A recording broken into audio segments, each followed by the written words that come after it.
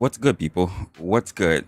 Um, what's good? I want to get this started because I was watching Clue Studios channel. I know Clue for a while, and he was talking about his stream of why doesn't the blue pill get any love? And no, I could not care less about the whole narrative about pills. We critically think over here. We don't critically submit. Now, listen, people. You might or you might not like Clue Studio.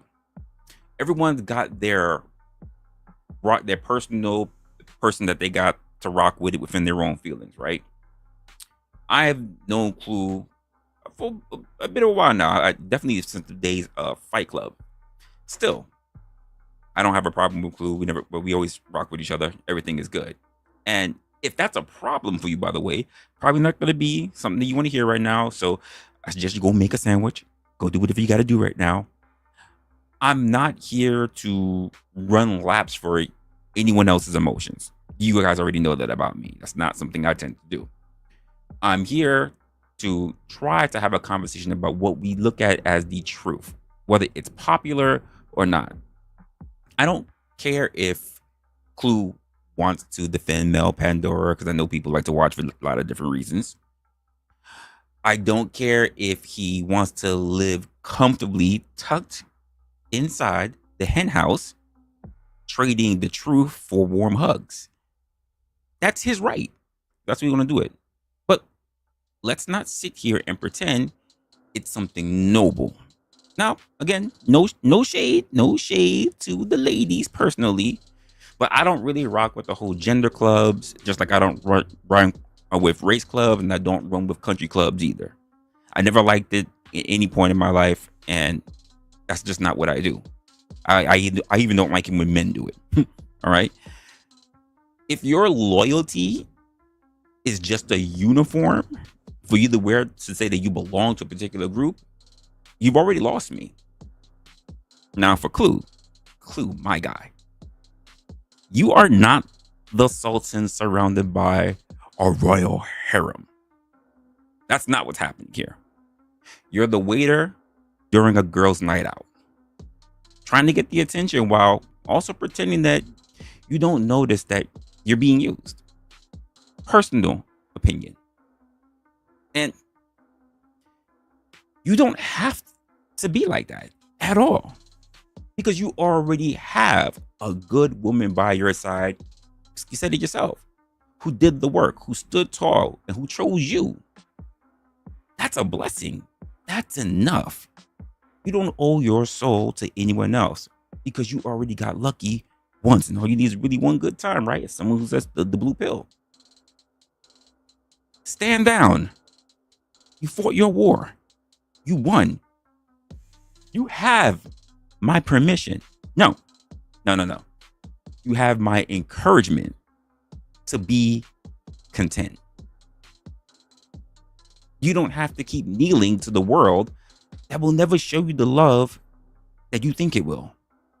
You are free, sir. You are free. Act like it. Sincerely. Your guy, Resla. With that being said, let's start the show, folks.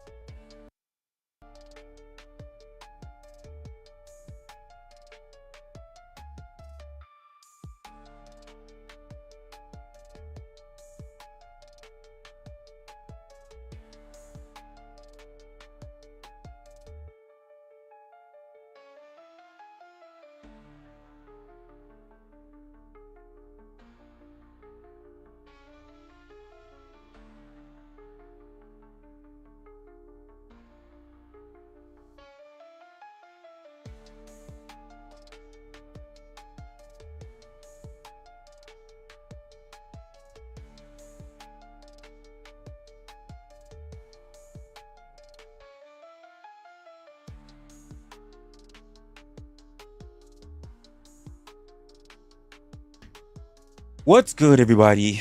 What is good? What is good? What is good? Welcome to, of course, another episode of Opinionated with your truly. I am your guy. I am your host, Resla. And let's be honest. They lied to you. They absolutely did. Who are they you talking about?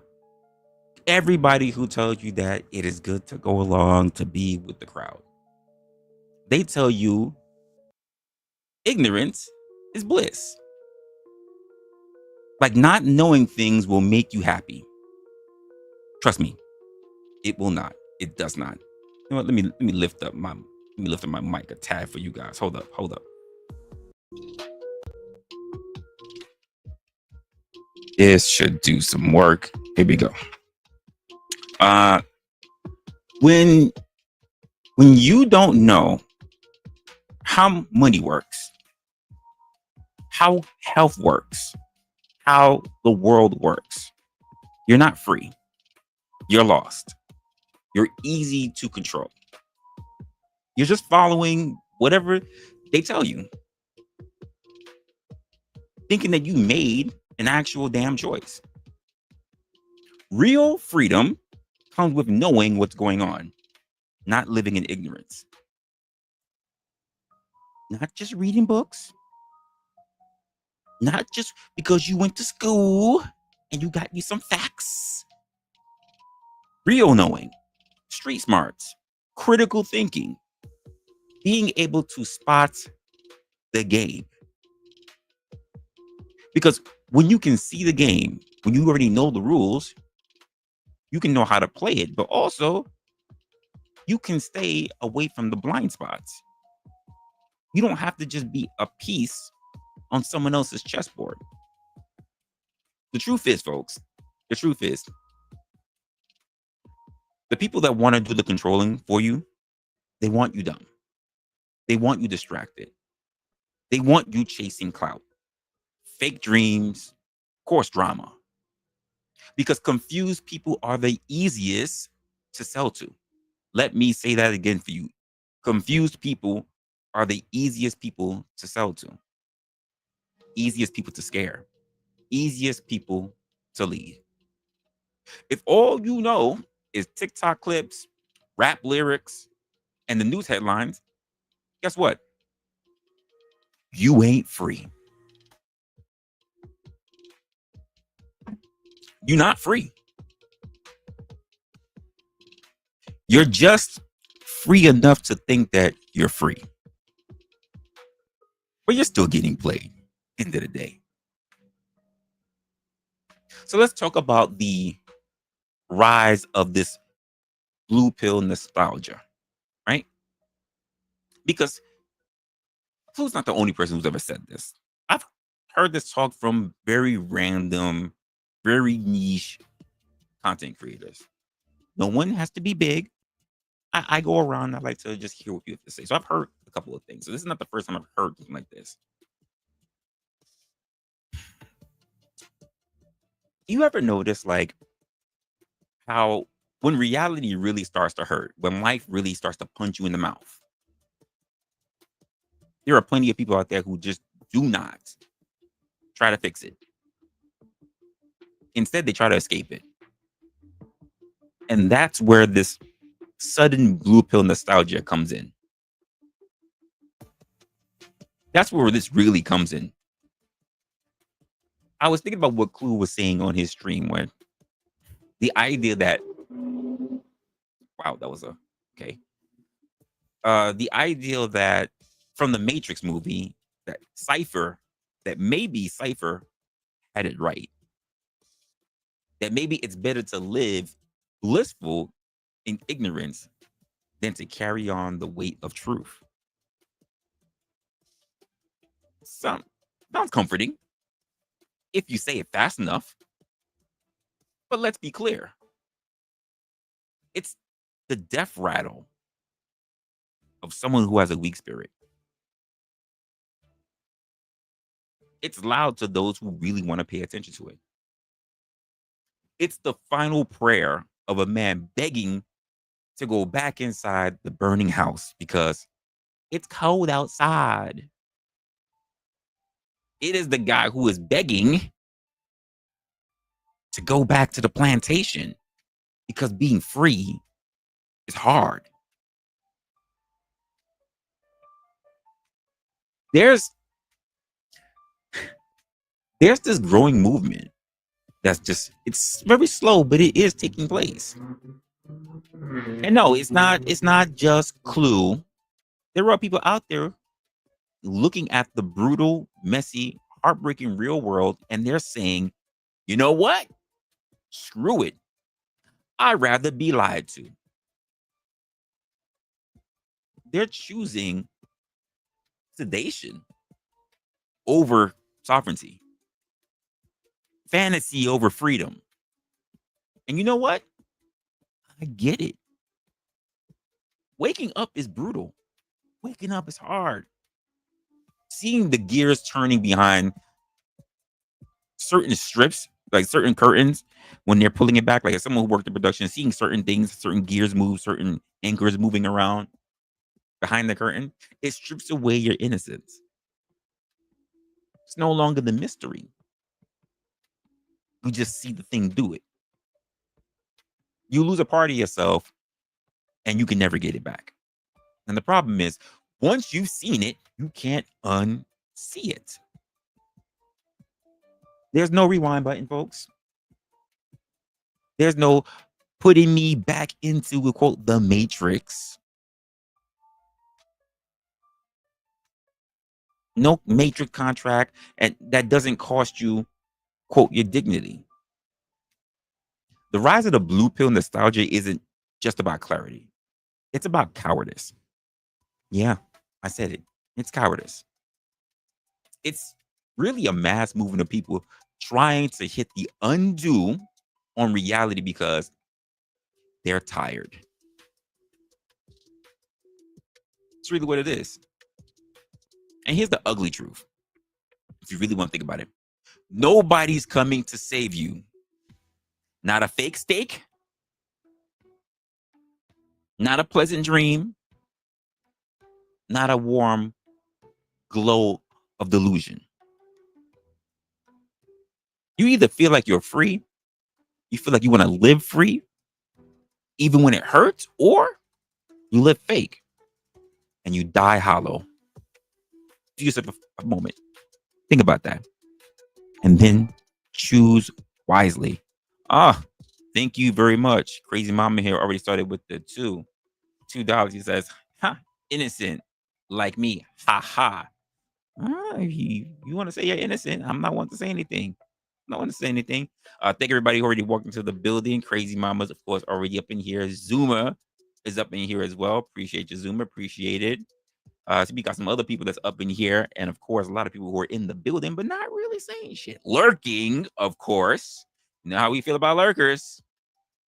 What's going on, Wheels? Up in here as being the key master. Appreciate you.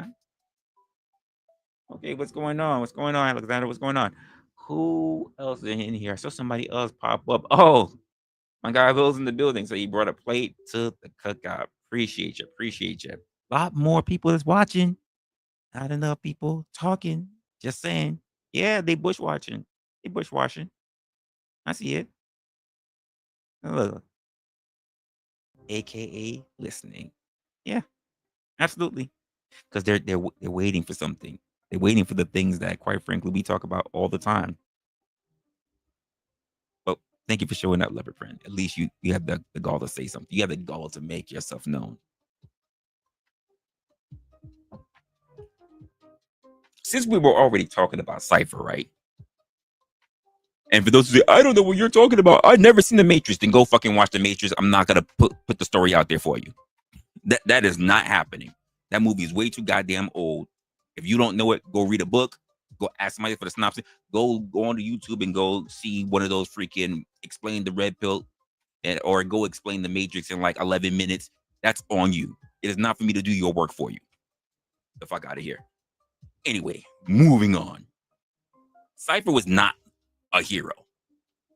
This was something that Clue was basically getting into, and then also kind of saying like Cypher was, you know what? I'm not one to. I really don't like streaming other people's stream. That's really not my thing at all. But he was saying something along the line that why is the blue pill not something that you should do? Why the blue pill is not something you should get into? Oh man, you know what? I might have to peel back as to what he said because I could paraphrase, but I think it's better if you just hear it from him. And again, we don't have to get too crazy about it. Just see what he said. Is this on? Is this on? Hold up. Is what we gotta do. We'll move this, and then we'll move this. Boom. All right. And then I'm gonna bring this up. And I'm just gonna hear this part. And then we'll see where he goes from there. Because I already see some clue highlighted someone that said Cypher. So he made a deal with Agent Smith and said, put me back in the Matrix so I can eat a fucking steak every now and then, right? These niggas are drinking their dinner. Resla, have you ever drunk your dinner? Question for you, Resla. By the way, I was in the chat, obviously, and I said yes. I have drank my dinner before. Have you ever drank your dinner? Not eating your dinner, but drank your dinner. It sucks being a red pillar in the Matrix. So, what's good, Sasquatch? What's good? Oh, Chris, what's going on, man? Listen, Marcus is up in here too. What's going on? What's going on? So here's my thing about this whole thing. There are people all over the place, especially if you talk about these PUAs or whatever. You know, they're like they've always been there. You know, they've always been around.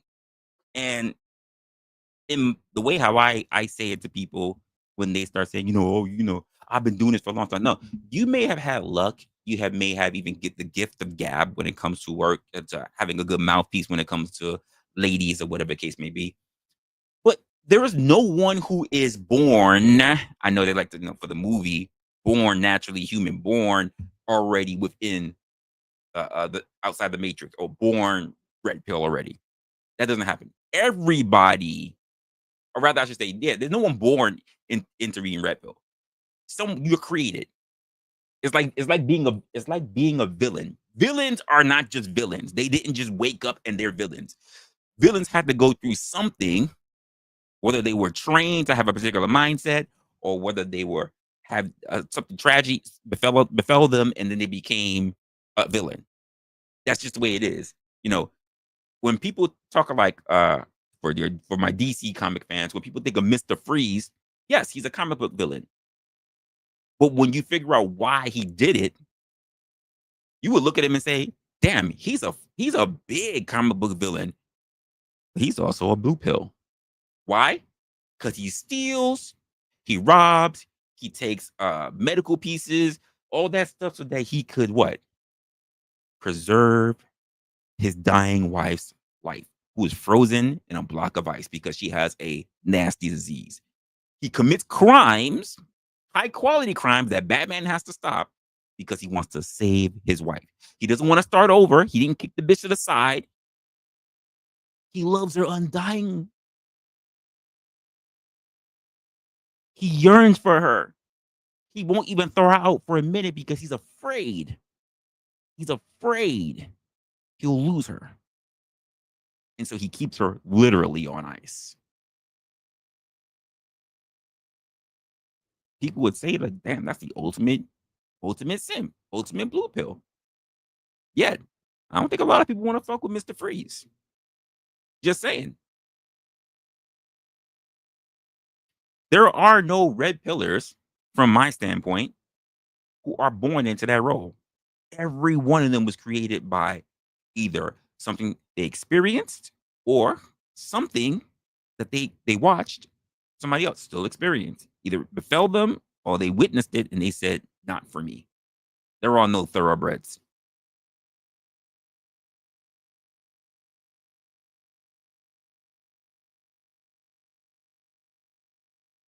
Like, this is not going to happen.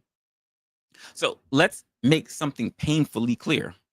Cypher, because we're talking about Cypher. Cypher was not a tragic figure. Cypher was not misunderstood. Cypher was not brave. Cypher was a coward. And most of all, a traitor. For those who don't know, in the movie Matrix, Cypher wasn't some deep philosophical,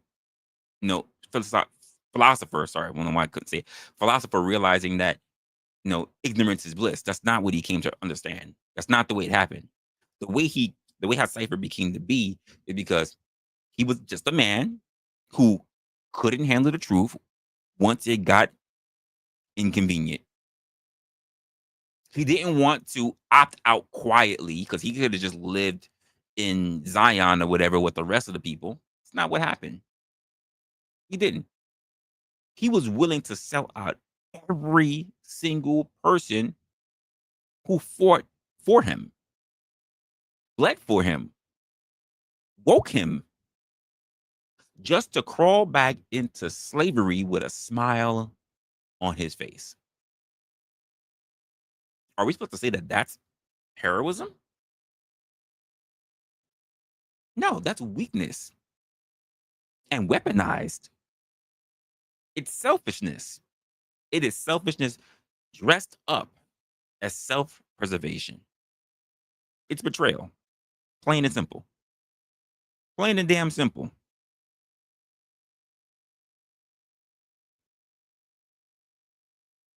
Appreciate you. Says support for a truly opinionated and independent thinker. I appreciate that, but I think we all are independent thinkers. Some more than others, but we're trying to get everybody on that level.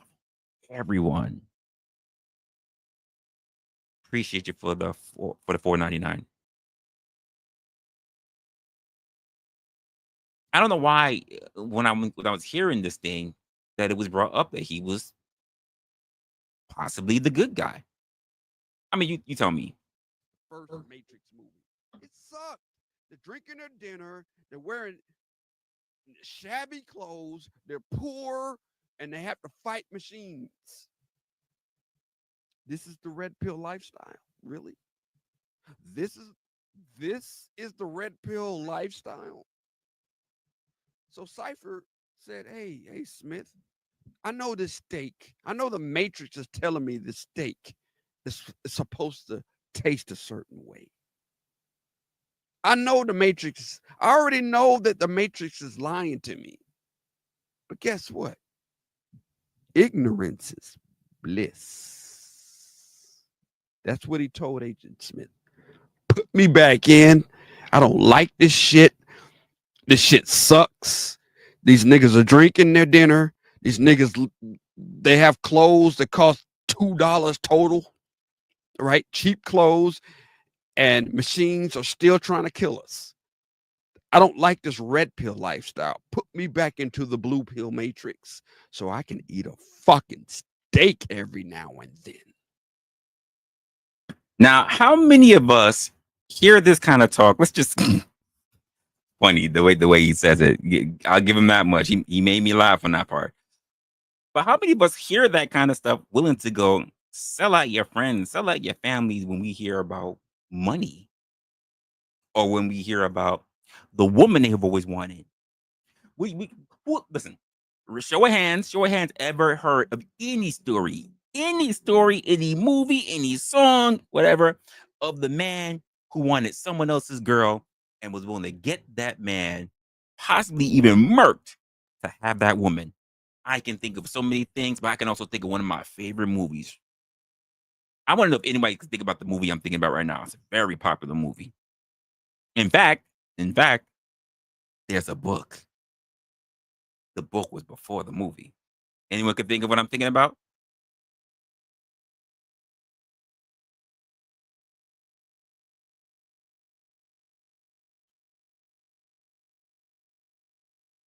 King David story. Nope. Not King David story. What's going on, dude? Crab, what's going on?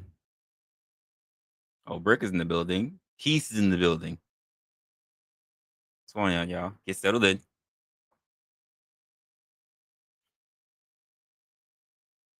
No one's ever heard of any stories of betrayal over perceived love and want?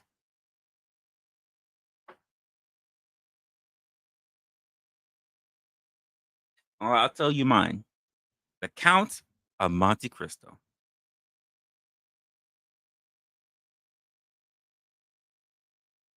Working and lurking.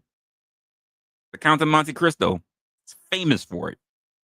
Wanted someone else who's willing to do anything just to have it. But keep in mind, even when he got the woman, was he really happy? Was he? He claimed he was happy because he got what he wanted. What? It didn't really work out the way he wanted. He even the very son that he had wasn't even his son.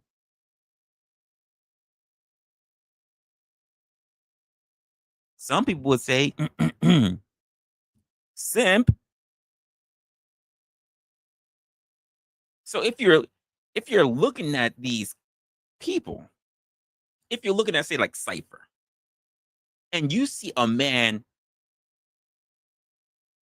making a difference, but he's making a brave decision. I don't think we're watching the same goddamn movie. I don't think so. Cypher didn't just kill himself, metaphorically. He tried to take everyone else down with him. So he wouldn't even have to live with the shame of being the only one who quit.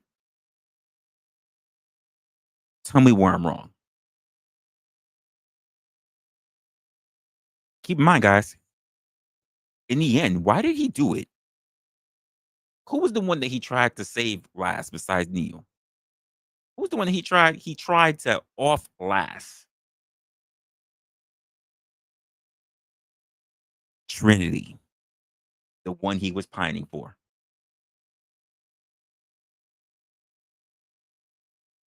It's craziness. See what else Clue said.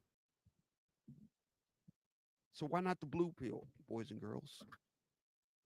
Why not the blue pill? Who's in the chat? Oh shit, Gabe A in the building. Tech Pookie, they call him. That's what they call him. That's what they call him. They call him Tech Pookie. Yeah. Yeah. Oh, so Resla, you got a $453,200 Rolex? Let us know. Yeah. Absolutely not. Put me back in the Matrix, because in the Matrix, at least I know I'm being played, but I get to eat a steak. A steak, a juicy steak. Put me in the Matrix. This is what I want to talk about. All of you gentlemen have taken the red pill. You know how things work in this country. You know who's running this country and who's not running this country. Now you know the truth. But your life is not better. My life is not better now that I know the truth. It's not. It's not better. So here's my suggestion. Take the blue pill. Go back into fantasy land. Go back into the land of lies and live your life. Because in the land of lies, you're comfortable. Let me say this. Let me say this. Who in the chat has ever been to an amusement park? Be it Six Flags, be it Disney World, Disneyland, Schlitterbahn. It's a lot of amusement parks here in the United States. Who has been to an amusement park?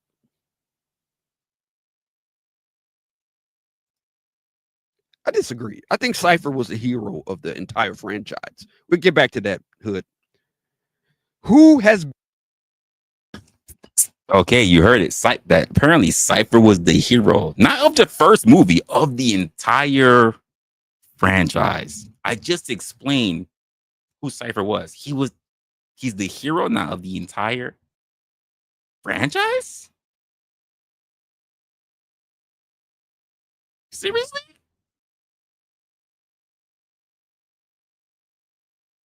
Seriously? What? There is video, and he's not on screen or anything. So there is video, Squatch.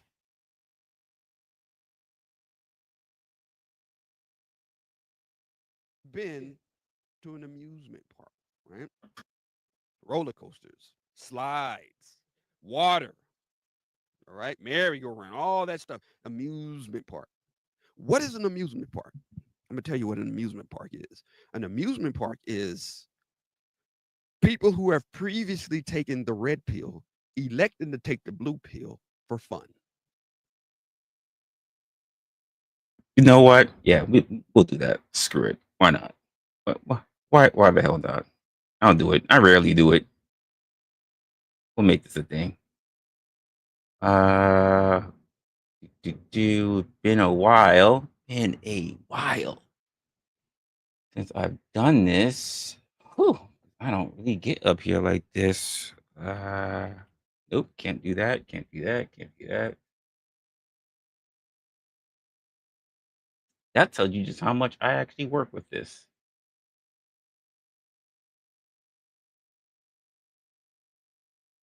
Here we go. Boom. There he is. Cypher. Y'all know who Cypher was in the first Matrix. He had taken the red pill and he saw people come and go who could possibly be the one, but it's simply a bunch of red pill people electing to take the blue pill for fun, for thrills. Let me explain. Let me explain. A roller coaster. What is a roller coaster? Okay, a roller coaster. There's a conflict in your brain about a roller coaster. The majority of your brain knows that this roller coaster will not kill you. This roller coaster is safe. It will not kill you. It may go up and down real fast, but it will not kill you. All of your friends have gotten on this roller. Not true. By the way, how many of us have seen freak accidents taking place when it comes to roller coasters? Hmm? Plenty. I have seen plenty of accidents taking place. In fact, they come out every year. It seems like there's a new accident. People falling to their death, people getting flung out of their seats, people dying from the spins, and no one pays attention to them because they like. Come on now, dude. You said only on TV. No, it's all over social media. In fact, all you need to have is an X account. You can for sure see it on X. For no blurriness. It is crazy. So yes, there are plenty of accidents that happen. The idea that there will be this concept in your mind of living in ignorance of that you say it doesn't happen. It doesn't happen. We've seen the ones what I remember this one where the Ferris wheel was going so crazy that it was all the patrons that had to push upside the Ferris wheel just so it wouldn't tip over. Hundreds of patrons ran up and held the framing below. That thing could have tipped over onto them, but they all collectively was able to hold that bitch still to get it to stop.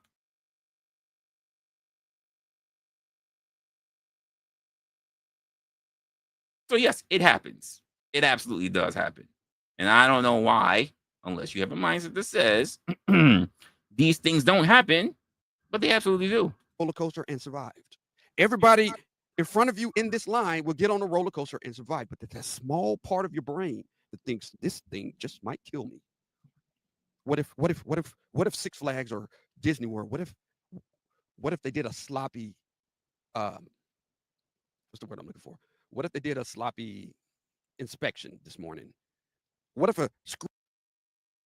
What if they did an inspection and everything looks great, but then when the shift takes off, that's when the problem happens. I'm pretty sure I'm gonna give them credence that they did an inspection. But that's the thing about accidents, right? That's the thing about life. You can pre-check all you like. When Murphy shows up, Murphy's Law, that's when all this shit happens. It's not beforehand. It's during. You can check your parachute. The only way you know it doesn't deploy is when you're in a free fall. Am I right or am I right?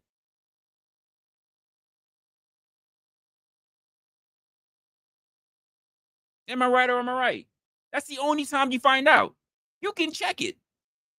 If your cord doesn't work, that's when you find out. You can prepare all you like. Just saying. Screw gets loose. And Rick, you're right. Sounds like a person who believes the parachute would never fail. But again, think about what he just said. It's part of the blues, part of blue pill society. He was Matrix. Came out, became red pill, became knowledgeable, knew all this stuff. He didn't say it's good to try to get back into to hack your way into the matrix, knowing everything and how to get around it. That's not what he said. He wants to be like Cypher to get his memories wiped. Cypher said, I don't want to remember shit. I don't want to remember a damn thing. Everything gone. Is that the trade-off that we're looking for, people? To willfully become sheep? To willfully become the cow in the line in the slaughterhouse? To say that, you know what? I was a cow that was free, but I learned being on my own. I have to fight off wolves. I have to run from a distance. I can only graze in certain areas. You know what? Put me back in the slaughterhouse. I don't want to know shit. When my time to get killed, it gets killed. You would opt to go back to the slaughterhouse? Raw's in the building. What's going on? Agent, what's going on? Agent, speaking of Agent Smith. What's going on? GT's in here as well. Like, is that what we're doing? You gonna opt to go back into the slaughterhouse? Oh, okay. All right. And this car on the roller coaster flies off and I die. It's a small part of your brain that thinks that. But the larger part of your brain knows ain't nobody gonna die on this thing. I don't know anybody that died on this. I don't know any news reports of people dying on this thing. It's gonna be fine. That small part that thinks you're gonna die is why you get on that roller coaster. The blue pill part. The red pill part of you knows that this roller coaster will not kill you or anybody else. But the blue pill part of you says, but this could be the day that it kills you. See how that works out? Amusement park is a bunch of red pillars electing to take the blue pill in this area for now, for a thrill. No. Maybe I heard that wrong. I'm gonna go back a couple. Did he not say the red pillars are the ones who take the risk, knowing that there's a chance they can still die? The blue pillars are the ones that wouldn't? I'm gonna make sure I heard that again. I'm gonna make sure I hear that again. See how that works out? Amusement park is a bunch of red pillars electing to take the blue pill in this area for now, for a thrill, for fun. No. Knows that this roller coaster will not kill you or anybody else. But the blue pill part of you says, but this could be the day that it kills you. See how that works out? Amusement park is a bunch of red pillars electing to take the blue pill in this area for now. No. For a thrill, for fun. No, not for a thrill. If you if the blue pill portion of what's being said is that the worry's gonna sit in that you could die, then you're not being the blue pillar by being in the amusement park. The ones who are willing to go take the risk for a fun, thrill chasers, thrill seekers are not quote blue pill in the mindset that we're talking about in terms of amusement park. That's the opposite. Damn, you beat me. You beat me to it. Yeah, that's the opposite. You'll be at the line. You won't even be on the line. You'll be looking at the line and looking at it and saying, "Wow, look at them. They're all lining up to die." That's what the blue pillar will be doing. They won't get up on the line. They'll count how many people. They'll say, I can give you 5 reasons why I don't think it's gonna work. Being the idiots, because all they need is 1 reason. They got 5. Why not the blue pill? So why not take the blue pill in life? Why not take the blue pill in life? All of you red pillars in the chat, you're red pill. You know how life works. You know that the president doesn't run the country. You already know these facts. Why don't you just slip a little blue pill and just live your life? Live the lie. What's wrong with living the lie? Why not? Am I crazy? Shout out to SKC. Am I taking crazy pills? Take the blue pill, live your life, enjoy your life. You got the red pill, you know how life works. You see. I believe around this time when he was saying it, the words in my mind were that I wrote in the chat were, "Oh, so you only live once, right? You only live once. You want to live the time of your life. You don't want to worry about it. Just do fentanyl. You have a great time. You'll have a great time. You'll feel awesome. Just take fentanyl." And the best part about it is that you'll want to stop, but you can't. So you'll just keep riding the high, riding till literally your flesh falls off. Isn't that the same thing? Just go ahead, girls. Change your name. Call yourself Methany. Take the hits ahead every morning. Don't worry. Don't worry about your job. Don't worry about your family. Don't worry about nothing. A little booty on the side to make sure that you get your hit. Seems like a fair trade, right? I mean, and again, if he's blue pilled enough, right?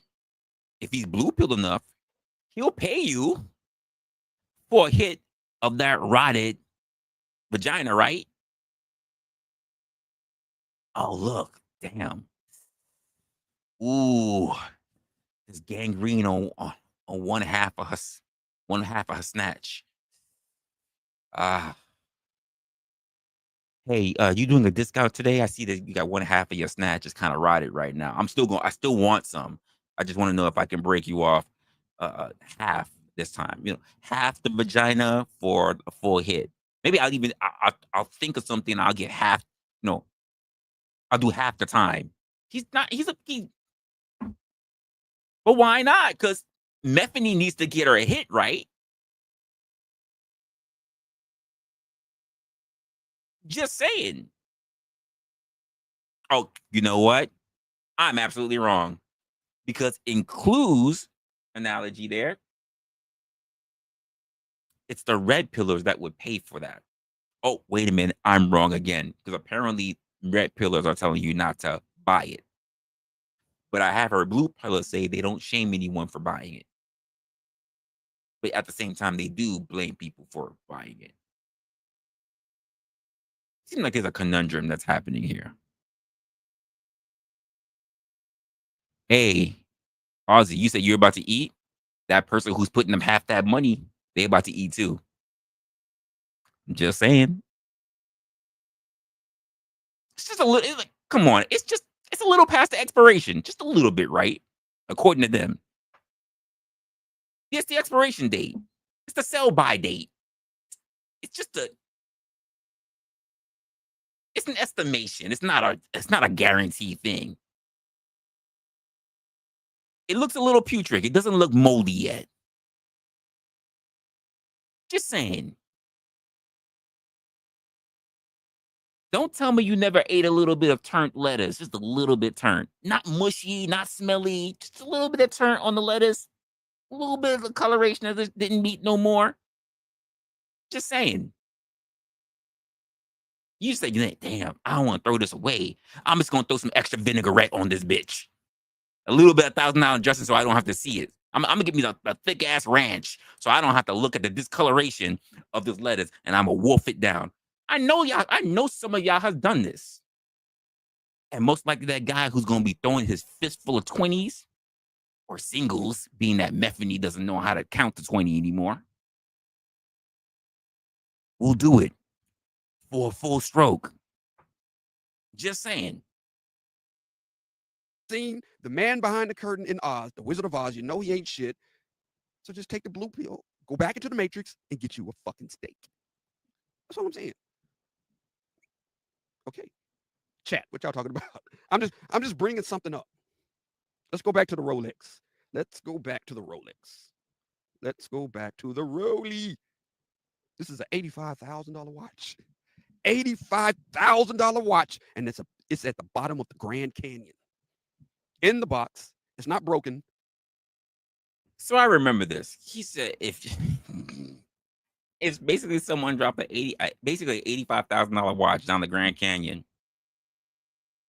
anybody can make a shit ton of money off because all they have to do is go down to the bottom of the Grand Canyon. I'm sitting there thinking to myself, do you know all the bullshit that's waiting for you getting down? Let's just say you did drop this. You want me to believe that it's still in the box and the collateral, everything that's inside of it didn't break out or everything, but now the damaged box and shit got rattled up or whatever, that nothing's going to be wrong with this watch. But even so, let's just say it is in pristine condition.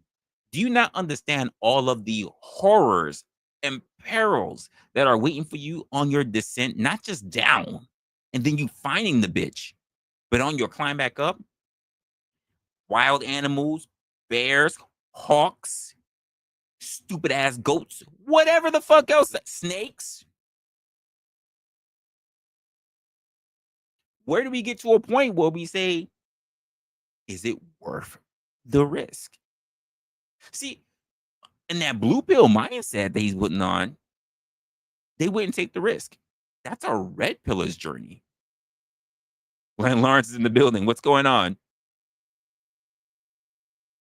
What's going on, Glenn?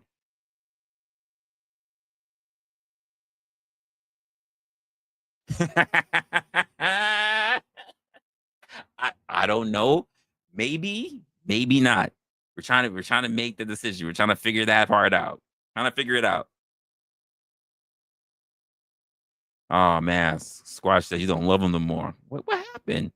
I thought everybody loved Squash. Damn. It's never been touched. It's still worth $85,000, and it's yours if you can get it. Would you do it? And the reason I bring this up is going down the rabbit hole. You heard the expression, we don't know how deep the rabbit hole is. Well, the rabbit hole in this case is the Grand Canyon. You got to go all the way down to the bottom to get this $85,000 watch. So what's going on in your brain? What's going on in your brain? So you're thinking, okay, I gotta get some climbing boots, right? I may have to buy a generator and a refrigerator because I'm gonna need water, right? And the water needs to be cold, so I need a generator, a refrigerator, and water. I also need food because just because I went down the Grand Canyon to get this watch, there's no guarantee that I'll be able to make it back up. So I need enough food to satiate me while I'm down there to figure out a way to get back up. Because even though I got the watch at the bottom of the Grand Canyon, I'm still at the fucking bottom of the Grand Canyon. I can't sell this thing to get my 85K or whatever. So, okay, we're going down there. Okay, shit. What do I have to do? Okay, I need food. I need water. I'm in the middle of I don't even know what a Grand Canyon is. Denver. I don't know. Colorado. I don't know. Arizona. I don't know. Y'all tell me what a Grand Canyon is. I've never been there. But I got to go all the way down to the deep part of the Grand Canyon, down the rabbit hole to get this watch that could possibly fund 1 to 2 to 3 years of my life. But there's no guarantee I'll make it back up. You see, when you go down the Grand Canyon, gravity is on your side, but gravity is a bitch when you try to go back up to the surface. So, is it worth it to go down and get this watch right here? Isn't this beautiful? It is beautiful. Go ahead, tell us. $85,000 watch down at the bottom of the Grand Canyon. Yeah. Is it worth it? Tell us. Is it worth it? Red pillars. Take the blue pill. Take the blue pill. You're red pill, so you know how shit works. Why not take the blue pill and have a little fun in life? Go on the roller coaster. You know the roller coaster. You're not having fun. That's the thing. If you're gonna take the blue pill, you're not gonna have fun because you're not gonna get on the roller coaster. You're not gonna do that. Listen.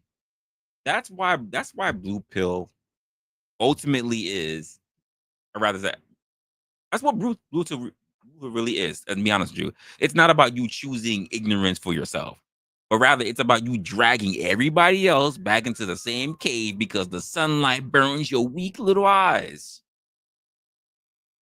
How can you turn around and I'm just saying, Clue, how can you turn around and say that you'll have a good time if you take the blue pill? Again, You could go down there. Keep in mind, I don't even want to talk about how much money you already just spent to try to get your ass down the Grand Canyon. Never mind your ways how to get back up. And that's just the mindset of you say, I'm gonna get down there, and then I gotta worry about gravity coming back up.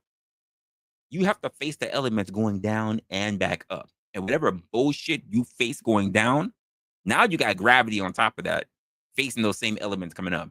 That bear that chased you, that snake that you left in one particular area, that hawk that pissed you off.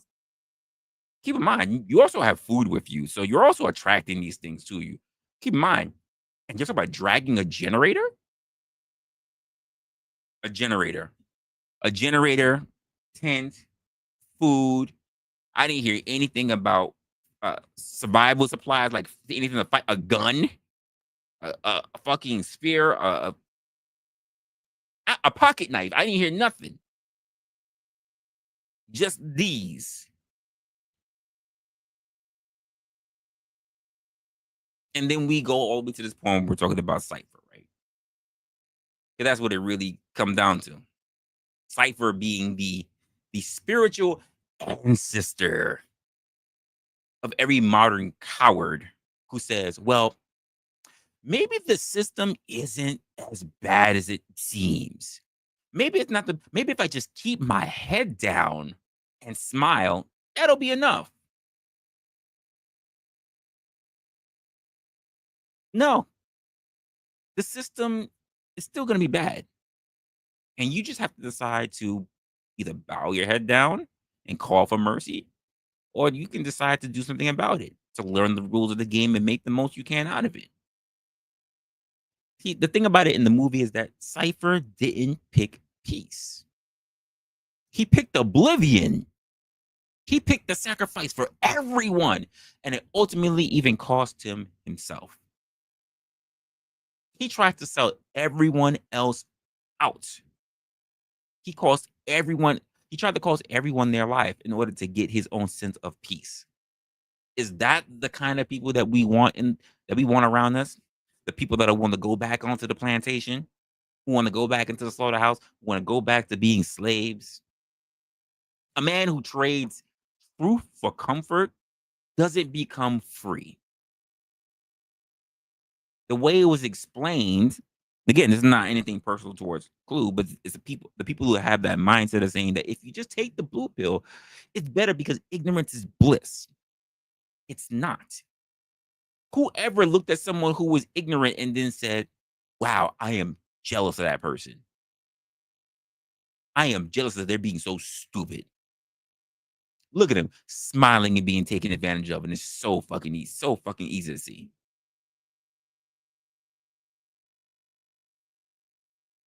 Ignorance is bliss, huh? No way. How are you free? How are you free to become livestock? That's exactly where you were in the Matrix, by the way. You were there to power Duracell batteries. You were the Duracell battery.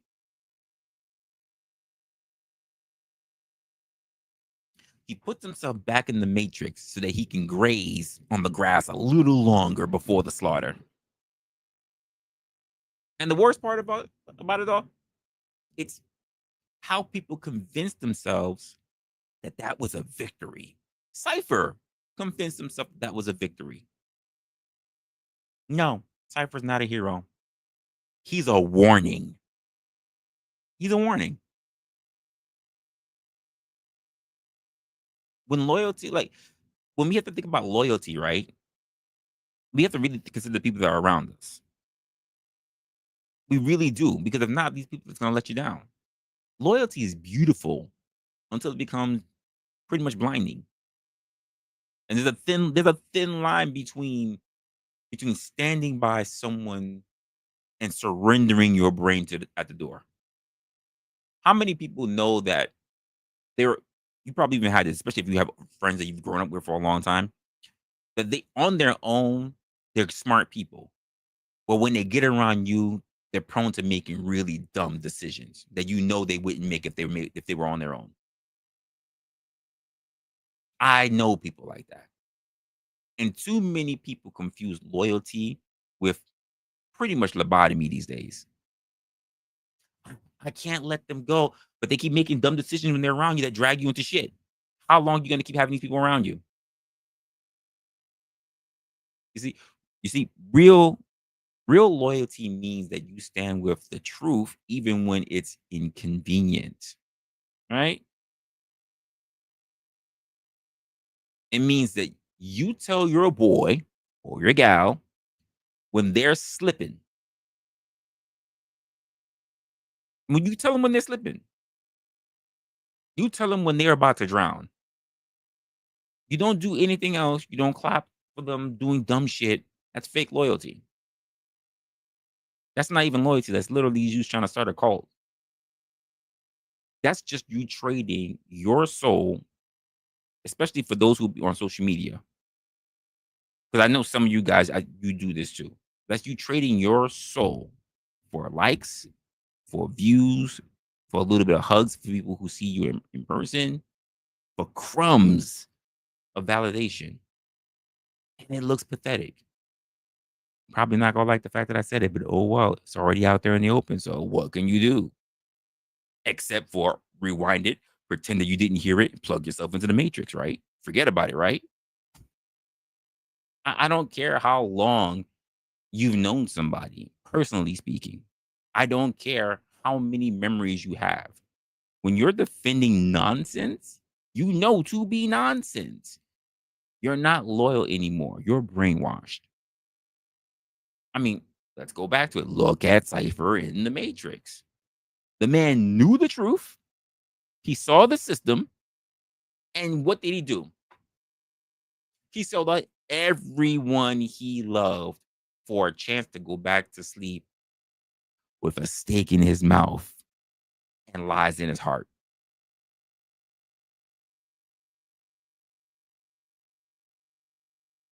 Clue. I know you're doing this for jokes and everything and whatever, but I say this with respect. Do not tell people to be like Cypher. And do not become the guy who trades his legacy for an imaginary comfort. I know you know better. You're made for better. The people who love you deserve better. I know you deserve better. And because when loyalty turns into, like I said, a lobotomy, it's no longer loyalty anymore. People like Cypher, it's cowardice dressed up as loyalty. I did it for you guys, killed everybody else off. No, you did it for you. I just couldn't do it anymore. Well, you could have just fucking rest in Zion or figure out a way to do it yourself. Plug your fucking self in. Nope, you had to sell everybody else down. It's fear pretending to be friendship. It's crazy. And when that happens, when it happens, you don't just lose yourself. You lose the right to lead, the right to speak, the right to be taken seriously. You choose the mind over the mob every damn time. And my message to people who follow the road to surrender. Yeah, I like the way that sounds. People who follow the road to surrender. Some people are proud to say that they're giving up. Some people are proud to say that they're giving up. They act like surrender is somehow wisdom. Like giving up your mind, your freedom, your soul is some kind of damn higher calling.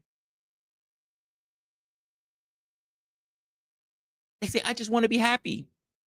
They say, I don't, I don't know what much to do anymore. I don't want to know so much. Understand this. There is no happiness at the end of surrender. It's just dependency. Dependency on a system that doesn't love you, a community that doesn't care for you, in a world that doesn't even know your name.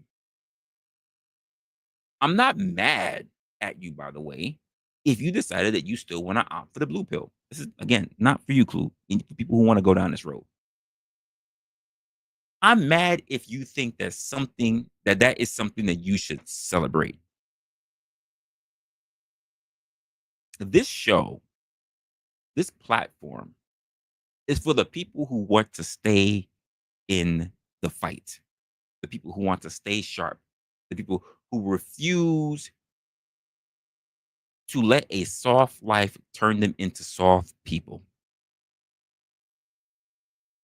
If you're tired, I get it. Rest for a bit. Rest. But don't you dare start calling surrender a fucking virtue. Don't you dare start selling your soul just because it was on discount compared to the cost of your fucking freedom. Do not do it.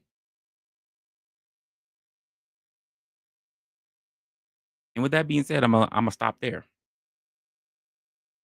I said what I said. Link is in the chat. Pin to the top of the chat. Sermon is over, folks. I just feel like I had to get something off my chest real quick. You can take a nap, Leopard. You can take a nap.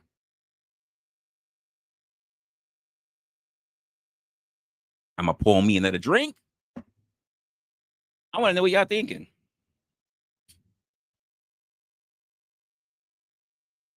Are you someone who believes that it's okay to rest? To rest. You remember the meme? You get to be in the warm embrace. Huh? You feel it's okay to, and this is for anyone who wraps themselves in any sort of belief they want. The people who wrap themselves in the coating of a red pill. The people who wrap themselves in the coating of a blue pill.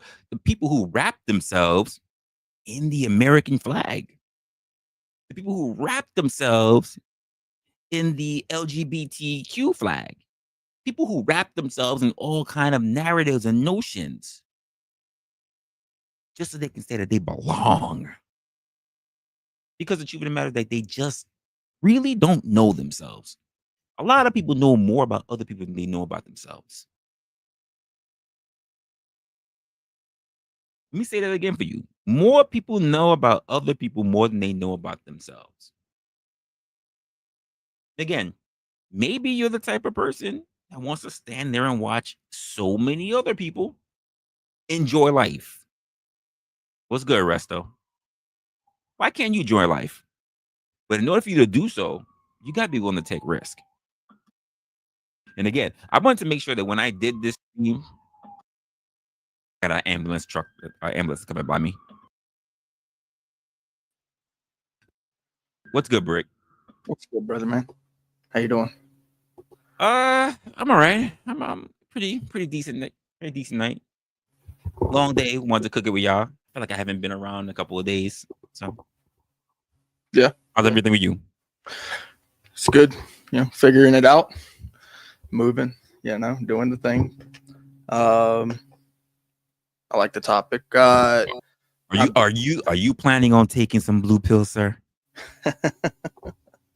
I don't know. To be honest with you, I don't know.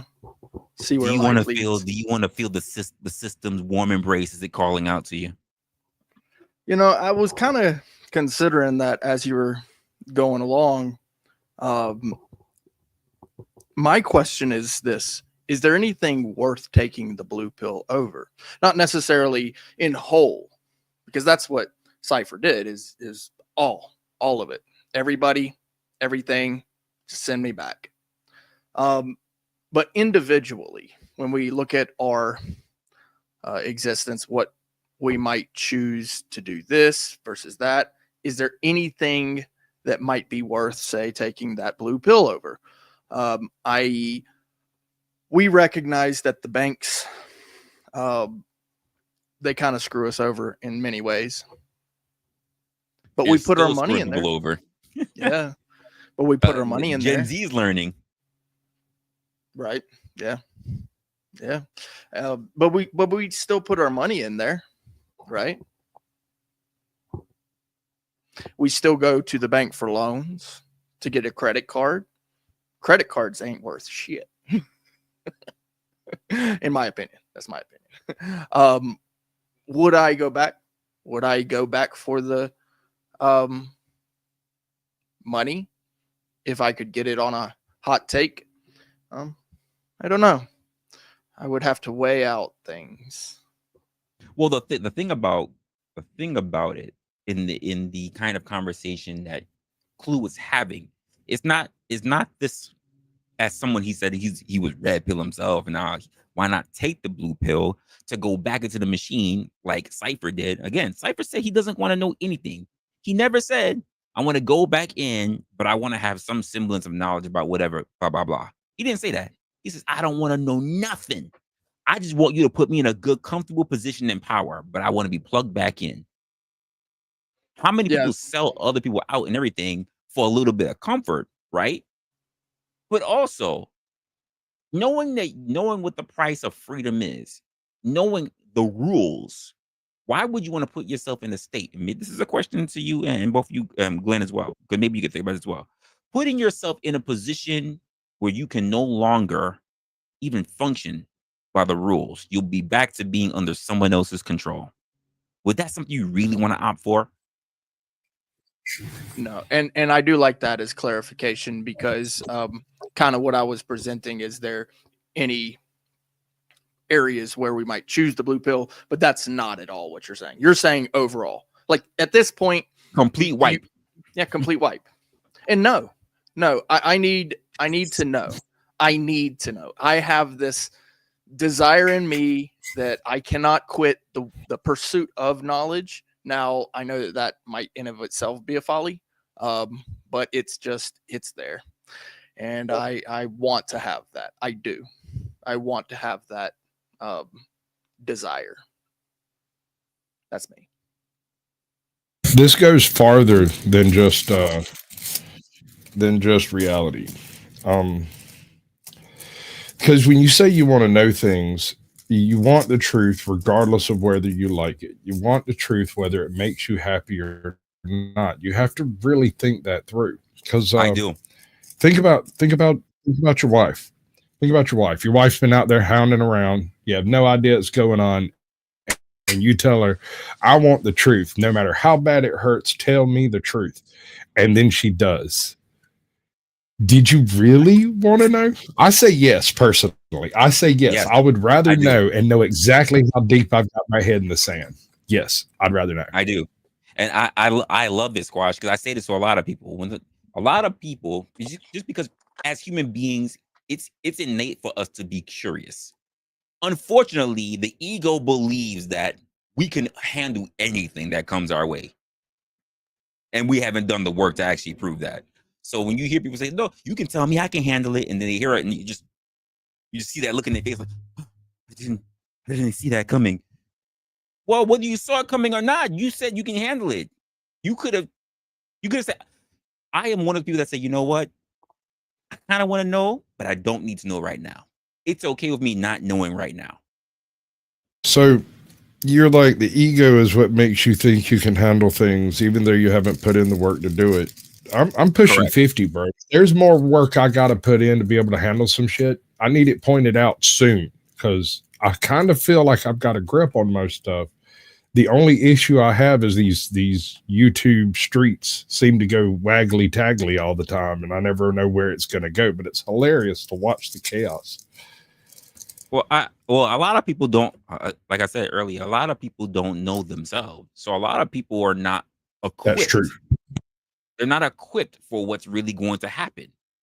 But they feel like they want to know because they want to believe that they are strong, that they can handle adversity. When the truth of the matter is that anyone who knows them well enough will say, you can't handle the small things. Why would I put something of real burdensome, really heavy labor on you when I know you cannot handle the small things? Well, most men have never even experienced adversity. Facts. What they consider adversity is that they were told no. Agreed. So yeah, no, they don't know themselves because they've never been tested. Most people Well, live that's the within their majority of comfort people. zone.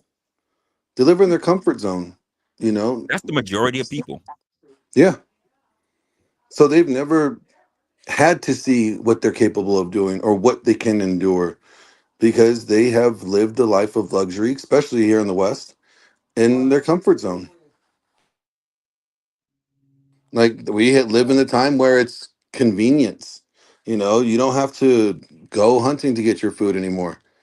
Uber Eats will bring it to your door.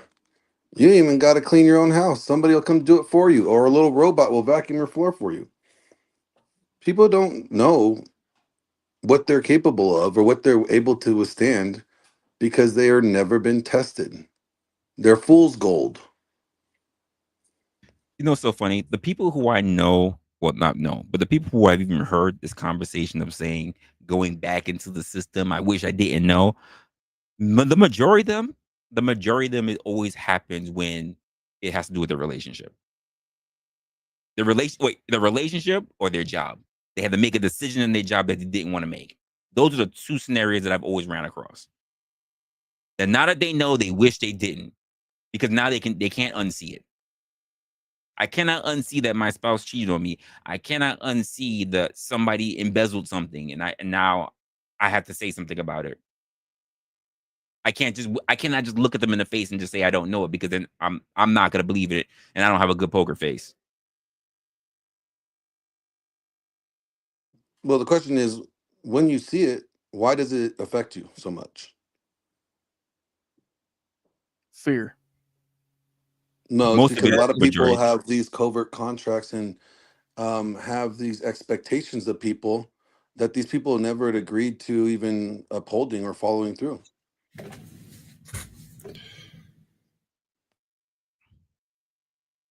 All right. No, So I can agree with that. fear fear is kind of too generic a term to utilize here, because yes, it is fear, but it's a little more specific than that, right? Like, it's not just fear of the unknown or anything. You know exactly what you're scared of. You're going to report this shit. Somebody upstairs is going to tell you that it doesn't matter, overlook it, don't bother with it, it's not a problem, then your ass is fired. Yeah. Have you ever wandered into some illicit dealings in a company that you worked for? Well, I here's have. the funny part about that, Squatch. Here's the funny part about that. A lot of people, they won't say anything because they're afraid of the unknown. Well, what if I tell them the truth and I'm fired? No, they're afraid of how things will affect them. That's the only Correct. reason why they don't want to by saying anything. They don't want to change what they got going on or how they benefit from you or how they benefit from this thing that's going on, um, because then now you're affecting their bottom line or you're affecting their comfort, right? So they just let things slide. They don't speak up because it's convenient. People live in a world of convenience, and that's the problem.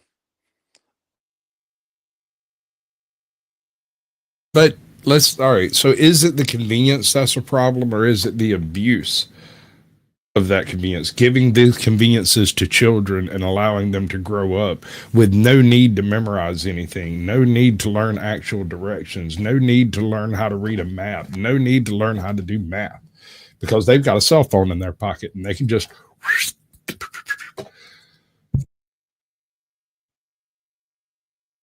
Yeah, he ain't got nothing for that. I won. Rage quit. Oh my God. Love you, Glenn, my Valentine. Big hearts and butterflies. Dude, what are your thoughts? Give me a sip. Yeah, he got to collate them things. They so deep and so diligent. He just got to lay them in stone and get them in the right order. I know how you think. What up? Well, while he's getting that together, so one of the other things that's mentioned or recognized with Cypher's decision is that he's dragging everybody else down as well. So it's not just that his decision is only affecting him, but that it is affecting everybody else. And so by relating that to our decision,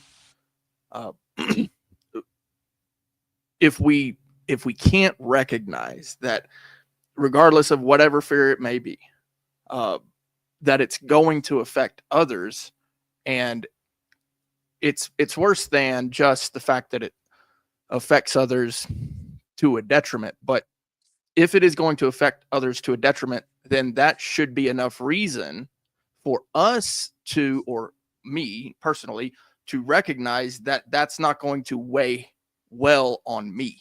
I'm not going to feel good about myself. But of course, with Cypher, everything was wiped. And that was one of the things that he brought up too, was that, yeah, I'm dragging everybody else down, but I'm not going to remember that. The problem with that is that's different than reality. Blue pilling in reality, you can't forget. I would go as far as to say that once red pilled, it is virtually impossible to be blue pilled. I believe the individual who goes back into the matrix goes back with some based fundamental concept of freedom. They have been freed. Even if you wipe all their memory of it, their muscle memory, their motor cortex, all of these things knows that it was not a fiction, that was real movement, real activity, real action. Same thing's true in a political sphere. Once you remove the veil of distraction that stays over your eyes, and you see the world as it really is, as the vicious and unaccommodating place it is, you cannot go back under the veil without fearing what may happen to you for doing so. And yet again, it's fear of the unknown. Yep, I agree. Yeah, blue pilling is practically impossible. Well, I mean, the same way how I said that no one is born into the red pill. Circumstances is what brings people to the red pill. This is the same way how the things that brought you into it are the same things that when you go back, if you choose to go back, you'll never be the same. But the idea of someone who says that I would rather have my memory erased just to say that I can enjoy what was not real. Woo. That's crazy to me. But with my statement, even if you erase homie's memory, his physical anatomy, his physical cortex, all of these things will know. There will be no fooling it. When he goes to take a bite of that steak and he tries to cut it, his hands in his pod will jerk around because he knows what it is. And inside, the fidelity of his soul will be ripped because he knows he is living a fiction. I just firmly believe it. I mean, I might be wrong. I guess it could be possible to completely brainwash people into believing some trash, which clearly it is to an extent. But have they ever known the truth in order to have it removed? Yeah, well, I think about the people. Damage. Brain damage. But I think about the people who try, like, who fail, by the way, but who try to believe that they can get over something that's really bad, like their spouse cheating. You know what? We're going to get through this. I love her too much. It's not, or I love him too much. We're just going to, I know that he was pregnant, but he wouldn't have done it if he wasn't lit on that one work party. And we're going to get over it because I've known him. We were high school sweethearts and everything else that she's telling herself. And it's still not going to be enough. If it really rocked you at the core principles, it's not going to be enough. If you have to, the way how it is in my mind, if you have to say too many things to yourself to justify the truth, to justify your honesty, no one should believe you because you don't even believe yourself. You have to explain it to yourself more than one way for you to get over it. You're probably not over it. And as far as women cheating on you, that's one of those things I think in the raising of a man that should be covered, that should be discussed, and a man should go into a relationship expecting to be cheated on and have some type of a fallback position for that. Whether it's, if you actually love a person, that type of shit won't be too much of an issue. If you're actually completely infatuated with that person and you can't imagine your life without them, then it looks like you just became a swinger, bro, whether you like it or not. You might just want to come to grips in it. If you cannot live without that woman, then you're going to have to live with those other men. You have to make a personal. You get what I'm saying? You hear what I'm saying? If you can't live without her, that's the answer. And if you start trying to explain it to yourself 10,000 ways to come around to that, you're just fooling yourself. I'm not saying that's a healthy situation or a way to go about saving a marriage or anything. I'm not sure it saves anything at all. That's really comes down to the individuals involved now, doesn't it? So absolutely much easier way to deal with the situation. You absolutely can live with her and without the men. There's a very easy way to deal with this. We call this a crime of passion. Maximum 5 years prison, right? Maximum.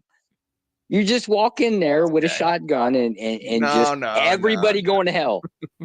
Honey, I'm dating a black woman. If I kill that woman, they're gonna lock me up for a hate crime. And then that means for 5 years you're gonna share your cell with Fleece Johnson. Well, I mean, you won't be lonely.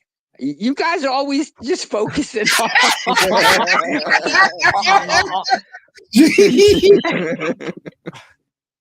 Why you guys always focusing on the bad stuff, right? Why not this silver lining in the cloud? The fact that you now have cuddles after dark, whether you want them or not.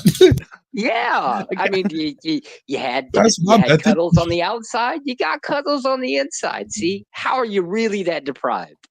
Well, Joshua, you actually bring me. You ain't lonely no more. I got double barrel too. Actually, this is kind of a point that I believe people who believe the blue pill is a good thing don't recognize. So the blue pillars recognize that if you just take the blue pill, you'll be comfortable. The funny thing about that is they don't realize that red pillars, if you're a red pillar, you also find comfort. That was actually kind of a question that I was rolling over in my head is, can a red pillar be comfortable? And actually, yes, the red pillar finds comfort in knowing that he has made a choice. Right now, I'll go to an extreme example, the parachute. You pull the cord, it doesn't work. So you begin to rationalize. Go back to the comfort part. Why are you calling it comfort? Wouldn't that be a deceptive thing? Well, that's exactly what it is. So Cypher is convincing himself, deceiving himself, right? He's convincing himself that he will now be comfortable because he will be put back into the system. This is the theory behind the blue pill. So the people who believe the blue pill is the way to go, ignorance is bliss is the old phrase, right? You're comfortable now. Well, red pillars find comfort in knowing that, okay, you pulled the cord and now you come to this realization, oh shit, I'm going to die, right? And you have to now consider your life. You go through the stages that of death is actually, it's like 7 of them. You know what? You know what's so funny about it? Josh, you might have to have this one day. Let's pull up a scenario for you. Your son comes to you one day. Dad, the kids at school are making fun of me because they said I'm stupid because I don't know where babies come from. Now you have a decision to make. You can say to your son, so the red and the blue pill. If you take the red, I'm going to tell you everything that's going to say that's going to mess up your feeble little freaking mind. You're going to understand just how much of a whore your mom is and all the dirty little things that I do to her. And it'll change the landscape of how you look at girls in your class ever again. Or I can tell you this and I can make you feel comfortable. And then you'll never have to worry about anything again until you figure out all on your own. Choose. I don't know. To me, I just explained to him how babies are made.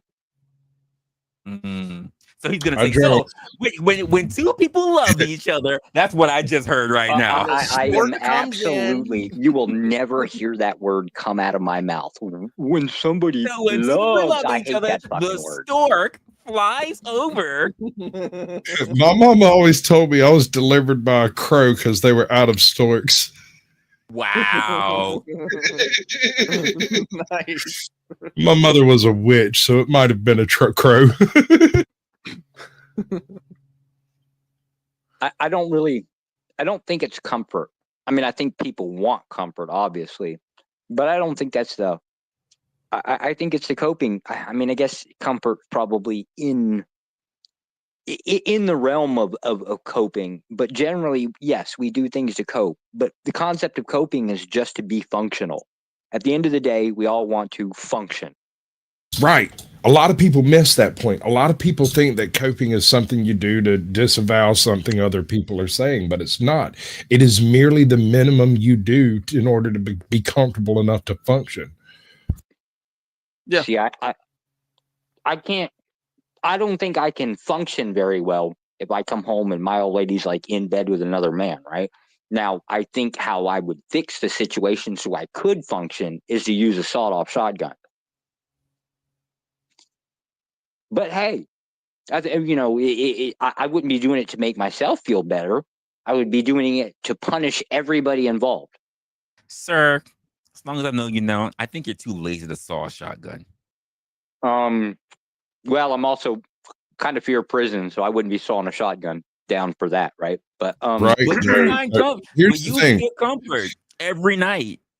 Here's the messed up thing about that. You could take that shotgun and blast somebody's life completely away. You might get 5 years, but if you saw that thing off, that's 25. Yeah. That seems a little unbalanced to me. My date with Fleece Johnson, I wanted to be as short as possible. So if that is the case, right? So if comfort, whatever, cope, whatever you want to call it, is absolutely necessary. I mean, in order to have a functioning reality for yourself, can you ever be truly fully red-pilled? No. Nobody's truly red pill. See, I'm like the king of red pill. Nobody's truly red pill. Nobody's truly blue pill. Nobody's truly any pill, to be honest with you, right?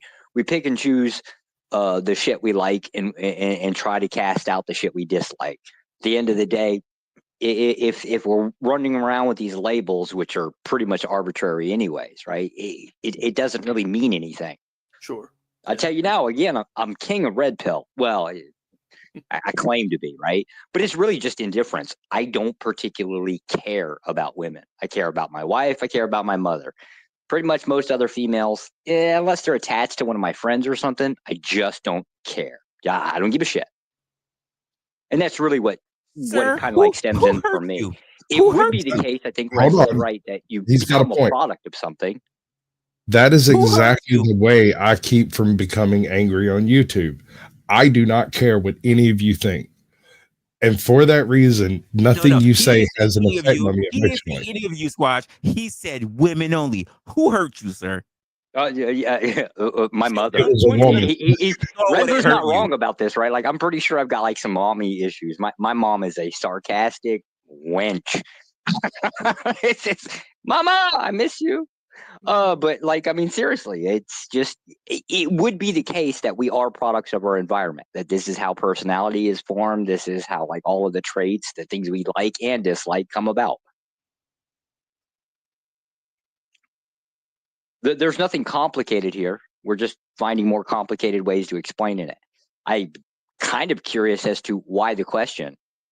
Like, somebody had said something about, I think it was Glenn, was talking about people were having difficulty because they weren't being tested in life. To me, this is shocking because I can't understand how the hell there are so many people that are untested in life.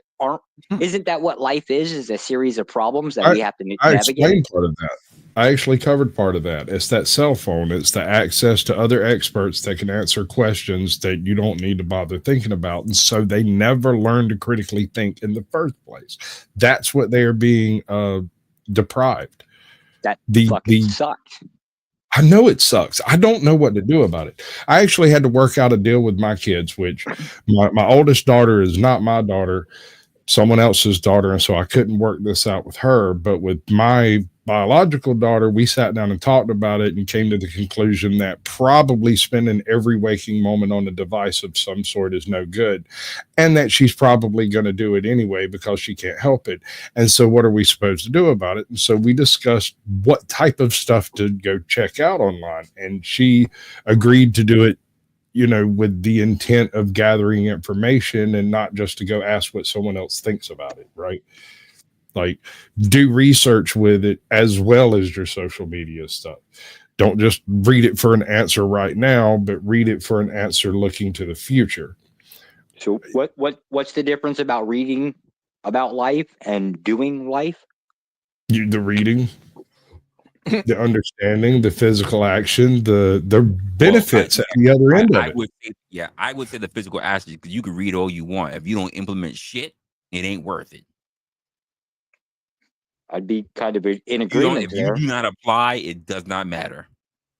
So is that what the people that are, I don't know, scrolling through TikTok all day, they think they're learning about life by basically, I don't know, reading no, whether they're it's not audio learning. or whatever? They're not learning a damn thing. They're being told what life is. They're not Well, I mean, learning. do they I don't think believe they they are? think they're learning. They're not doing that to learn. They're just trying to entertain themselves until this turd drops out my butt.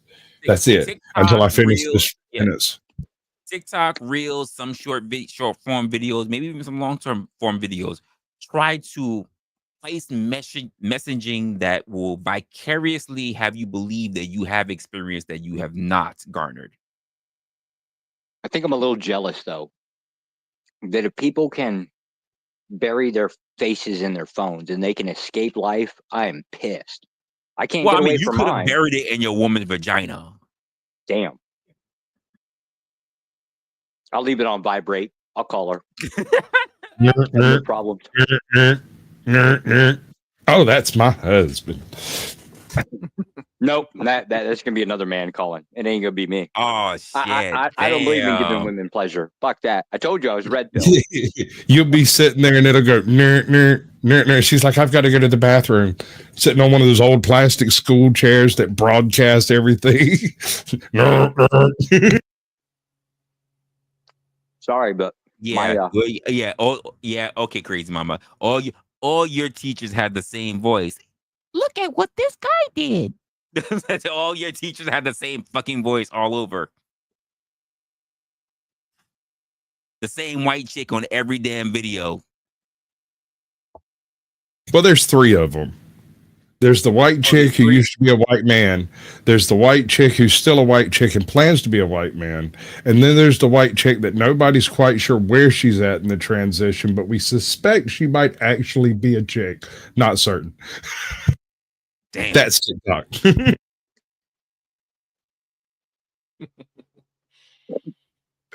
And go figure. They all have exactly the same agenda and talking points. Figure that one out.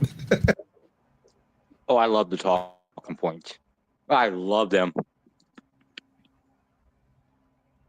Boy, I'm glad TikToks are only 10 seconds long, because if they thought about it any longer, they'd lose it. Josh does not like to talk. If he would have talked, he would have been doing it with his wife.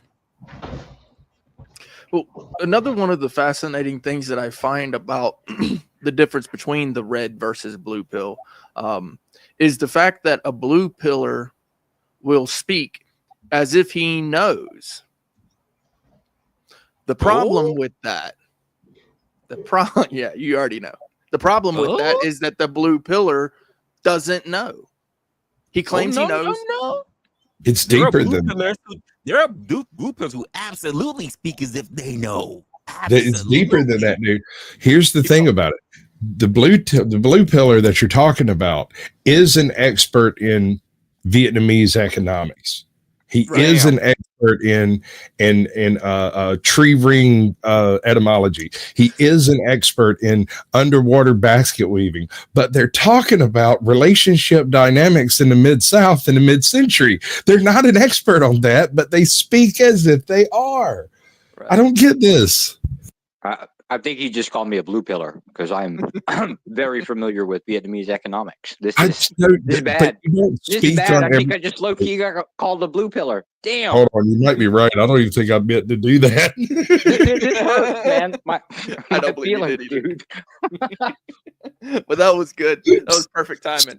Something about shoes and fitting. I mean, like, I'm not sure how that saying goes. Subconscious working. Oh man. But that's kind of what I was kind of getting to, is that the person who believes that they are such expertise on all of these subjects that quite frankly, nobody could possibly be expertise on so many different subjects is going to tell you that the best option is for nobody to know anything. Wait, are we talking like on social media? A blue pillar, period. It doesn't matter whether it's social media or in life. Oh, okay. I don't know. I guess I'm very confused why somebody would, if I want to, don't get me wrong. Every once in a while, somebody's got a good idea. It just gets tossed out there. You usually find it by sheer luck mostly. But generally speaking, like, why would you get up in the morning and say, okay, I've got a problem to deal with. I think I'll get on TikTok or YouTube and attend YouTube or TikTok University and get my answers. Yeah, it seems like a bad idea. There's a reason for that. That does work if you're, changing out the flush valve in your toilet, or you need to know which freaking lug nut, which lug wrench to use. Like an instruction manual, kind of sure. Stuff. But when you're talking about love advice, what is my purpose in life is not going to be found on YouTube or TikTok. I'm sorry. It's a very unlikely, very non-zero probability, right? What shape Shout is out the earth? chat. If any of you figure out where to get your purpose in life, please let me know, because I'm still looking. I'm middle-aged too. Damn. I'm tired of looking. I'm gonna start needing glasses here soon. Well, I'm gonna ask the question that basically that Clue put out there. So, Chad, I just want to know, how many of y'all want to sip your food? That means you know the truth. You can sip your food, and how many of you just want to live in the lie and eat that steak? I gotta have the truth, baby. I don't care how hard it hurts, how much I'll dislike it after the fact. I will sit quietly in my freaking corner, smoke my fucking weed, and sit around and think about the horrible things that I have done that brought me to this position. But what I will not do is regret living a lie. A1 sauce, no taste of chicken, no taste of A1 sauce. Just I want you to mix that gruel up into a nice, slimy, soylent green, drop a fucking straw in that thing, and I'll suck it out the bottom. And while I do it, I will sit there and think about the fact that I could be in there with all those other freaking pricks, those bastards who turn their freaking back on the entire world and refuse to face the honesty of life.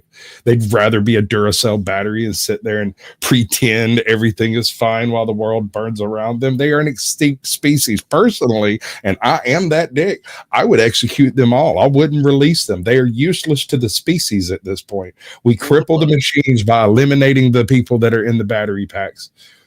Wait, are you saying Yes. you saying that the really crazy liberals that's even out here now, or the very staunch conservatives, would do a little bit better if they managed to actually get out the system? Well, see, that's the system is the very problem that we're talking about here. The existence of the blue pill is the problem. Not that the red pill is available, not that the blue pill is available, but the choice becomes a non-choice when you eliminate the system that supports the illusion of choice, because you really don't have a choice. If you're in the system as part of the system and you are a battery serving the system, you're a slave. And we do this. If you're not in the system, yes. If you're not in the system and you're watching other people be enslaved by it, you have only, in my mind, only one choice. These people are unaware of their slavery. If you can't wake them up, you should end their slavery. I was talking to somebody, right? And the way it was said, because it was young guys. It was a whole group of like high schoolers, right? And they said something, and I was just like, oh, I'm gonna keep my mouth shut. This was inside a Chipotle, and they said, "Does it matter if does it matter? I love Megatron or I like Optimus Prime. Well, whether you're..." And then the girl says, "Well, whether you're Autobots or whether you're Megabots or whatever," she's like, "Whether you're all from Cybertron, it doesn't matter. You're all Transformers." And I went, oh. Right, they're all after the Allspark. Exactly. That is the whole purpose of all of it. It's just that Optimus Prime has morals when he does it. Freaking what's his name? The jet, the Megatron. He has no morals. Megatron. He will absolutely exterminate the entire universe to get its hand on the Allspark. That's the difference. Optimus Prime has friends. Megatron is largely acting roguishly and more or less alone, unconnected to the government. I was shocked that the two boys were saying that, and then the girl was the one that said, "Well, they're all from Cybertron.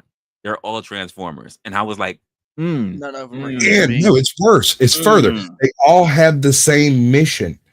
They Mhm. are doing exactly the same thing. The only difference is if Optimus Prime gets it, he will allow this sector of space to survive. Megatron doesn't care. Period. I don't think he'd go out of his way to kill people if they wasn't in the way of him getting the Allspark. That is something that's never been tried. Have you just tried giving the Allspark to Megatron? Maybe he's not nearly such a prick if you go along with some stuff. But that's the blue pill, ain't it? That is. Yes. Mm. That is. Mm. Yeah, that's Very the go along to interesting. get along. The Go steak along, is just as get steaky. along. Hey, dude, did you get your sound good? Oh, look, the I moment hope so, that man. up my mouth. There you go. And if it start messing up, I'll jump on my phone. Just let me know because it's been choppy on my end. You guys doing all right? Pretty good. And I'm good, brother. I like the where Sasquatch was going because I forget the dude's name in the Matrix. What are the guy we talking about that Cypher. took the blue pill? Cypher, right? We starting at Cypher, but it's hard to get out of the Matrix. And I think the thing is that most people don't know that they're in the Matrix and on the blue pill, and that's including us here on the panel. Like are we out of the Matrix if we are out of the Matrix? Can you guys hear me? Yes. Yeah, we got you. Little chop, but we can hear you. Like that. I'm like, damn, I was on the road. But yeah, here's the irony though, right? Is that most people, including us, don't know that we're in the Matrix already. We're talking about Cypher. He was able to get out, and then he had the choice to get back in. But what about the people that don't even know there's a choice, right? And then also the red Mm. pill is like, or the blue pill is like the King Circus. It used to be, gladiators and all that, you know what I mean? But now I feel like it's politics, and people believe, and this is my stance right here. People that engage in politics think that they're out of the Matrix and think they're not. They think they're going against it, but they still in the machine. That's part of the system. Like You engaging know what's in all so of that. funny though? You know what's funny though? Everyone who was early, not originally, everybody who was woken up early showed a level of aptitude while they were in the Matrix to be shown the truth. And they all collectively made the choice to take the red pill. I Cypher have is an the observation. one. Huh? I have an observation about something Dew said. The people Cypher in the was the one that Matrix- decided that he wanted to go back and still sacrifice everybody else. Again, he could have retired to Zion. He could have just found a way to plug himself back in. That would have been the end of it. He could have found one of them empty pods, jacked himself in. Probably would have been a fucked up job. Not gonna lie. He probably would have, but he could have tried whatever. That's not what he did, though. It's not what he did. So the issue with the analogy Dew was laying out is the people in the Matrix haven't taken the blue pill. They don't know there are any choices They about don't know the this. choices. Yeah. Right. So until you have the choice put in front of you, which if you think about it, Neo, the first time he was offered the blue and red pills, he didn't know what the choice would be. And he was told that if you choose this, you can never go back to sleep. But if you choose this, you will forever remain in a dream. Most people would choose to wake up, I believe. What? I would hope so. But let's take us for example, right? Because we're talking about the scenario. Are we out of the Matrix? Are we in the Matrix, blue pillars, and don't know it? Well, we would have to define the Matrix in a way that makes sense to us today. And are we talking about the internet in general, or are we talking about things in real life, or are we talking think about it way more than that? I like when I think about this concept of what people think with the Matrix, I'm also thinking about the movie Inception. People got dreams within dreams. That's really what it is. They don't know when they wake up that they're still in someone else's reality. They have no fucking clue. And until they actually have done the work on themselves, they will always be there. By the way, sir, because I see him in the building now, had a lovely little monologue in the early portion before I started the show. Just want to let you know. Girl. and then we Listen, started talking a that little bit. Matrix Revolution stuff, you know good and well that was an anthology of separate authors that never had a damn thing to do with the original That's a franchise. fact So as well. while you may accept it as headcanon for you, I don't think it actually applies in the timeline within the story itself, or the animatrix for that matter. Shout out to Are OG. we in the OG matrix? do dirty in the building. Matrix, though. You said what? However you want to define it. Everybody gets to define it for themselves. I don't care how you look at it. Are you a blue pillar that know about the matrix trying to get out? Are you out of the matrix trying to get back in? Or where are you in the matrix? That's what I would like to ask the panel. Well, for me, I am okay. I am okay with what I know right now. If there's more I need to know, I will go seek it out. But there's no way in hell I am erasing everything that I have to go back to being someone else's patsy, to be someone else's mule. I would rather find a way to be jacked in and understand the rules of what I know. It's the same way as when you build your skills, right? What would you rather have? What would you rather? You rather win the millions? You rather win a lottery to win the millions, or would you rather have the knowledge to become a millionaire? Because you can give away all the money, you can lose it all in gambling, but the knowledge that you have will give you the skills to be able to build it all over again. But winning by luck and you give that shit away, what is the chance you gonna hit lotto again? Just saying. That's a good I way would to put it. rather keep it. Well, y'all gonna hate my answer. I love the system. I have based my entire life, my career, my family, my assets, like everything I've done has been based off of playing the game that the system is. So I love the shit. Everybody that's basically trying to like, let's say that they want to get away from the system, right? It's the same thing as saying being stuck sitting at a table playing a checker, like checkers or chess or something, right? Getting pissed off at the game, saying, fuck it, I don't want to play no more. Let's go play Monopoly. It's all it is. It's people trying to get away and look for the easiest fucking way out. Sir. But from inside the system, I can see how you could say that yourself, especially when you are willfully supporting the system and oppressing others with your support. That's fine. But when you finally realize the system is standing on your rights and you decide to attempt to escape it, and you go, I don't know, have a homestead out in southern Kentucky somewhere in a holler that nobody can ever find on a map, I don't think there's anything wrong with that. They're not saying I quit and I'm going home with all my toys. They're just sitting around doing the same thing. They're still in the system. They're just in denial, brother. There's still easy pushback on this. It's real simple. You don't want to get beat up. You don't want to be pushed around. It's easy. Don't be a bitch. You don't want to get beat up. Learn to fight back. Here's the bigger, if you're a bitch, bro. Here's the bigger problem with your analogy there, Joshua. You are not guaranteed the same exact life then as you have now. They could put you back in the system. You could repeat it, but guess what? It might not be repeat because you don't know. You'll never. I love this. Why are we sitting here thinking that life has guarantees? Right? I see it. Right? All right.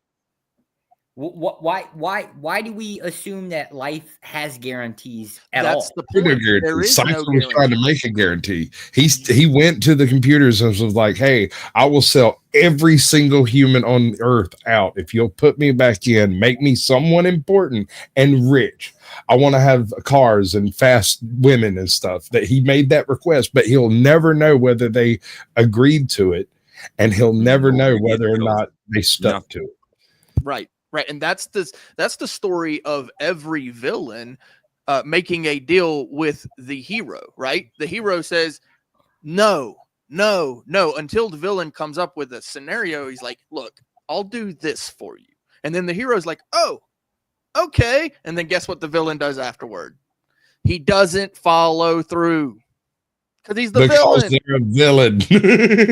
Even Brent gets it. Yeah. You know what's crazy? You're saying I can blue pill, but there's no guarantee you can blue pill. Wait, what were you saying? What were you saying, dude?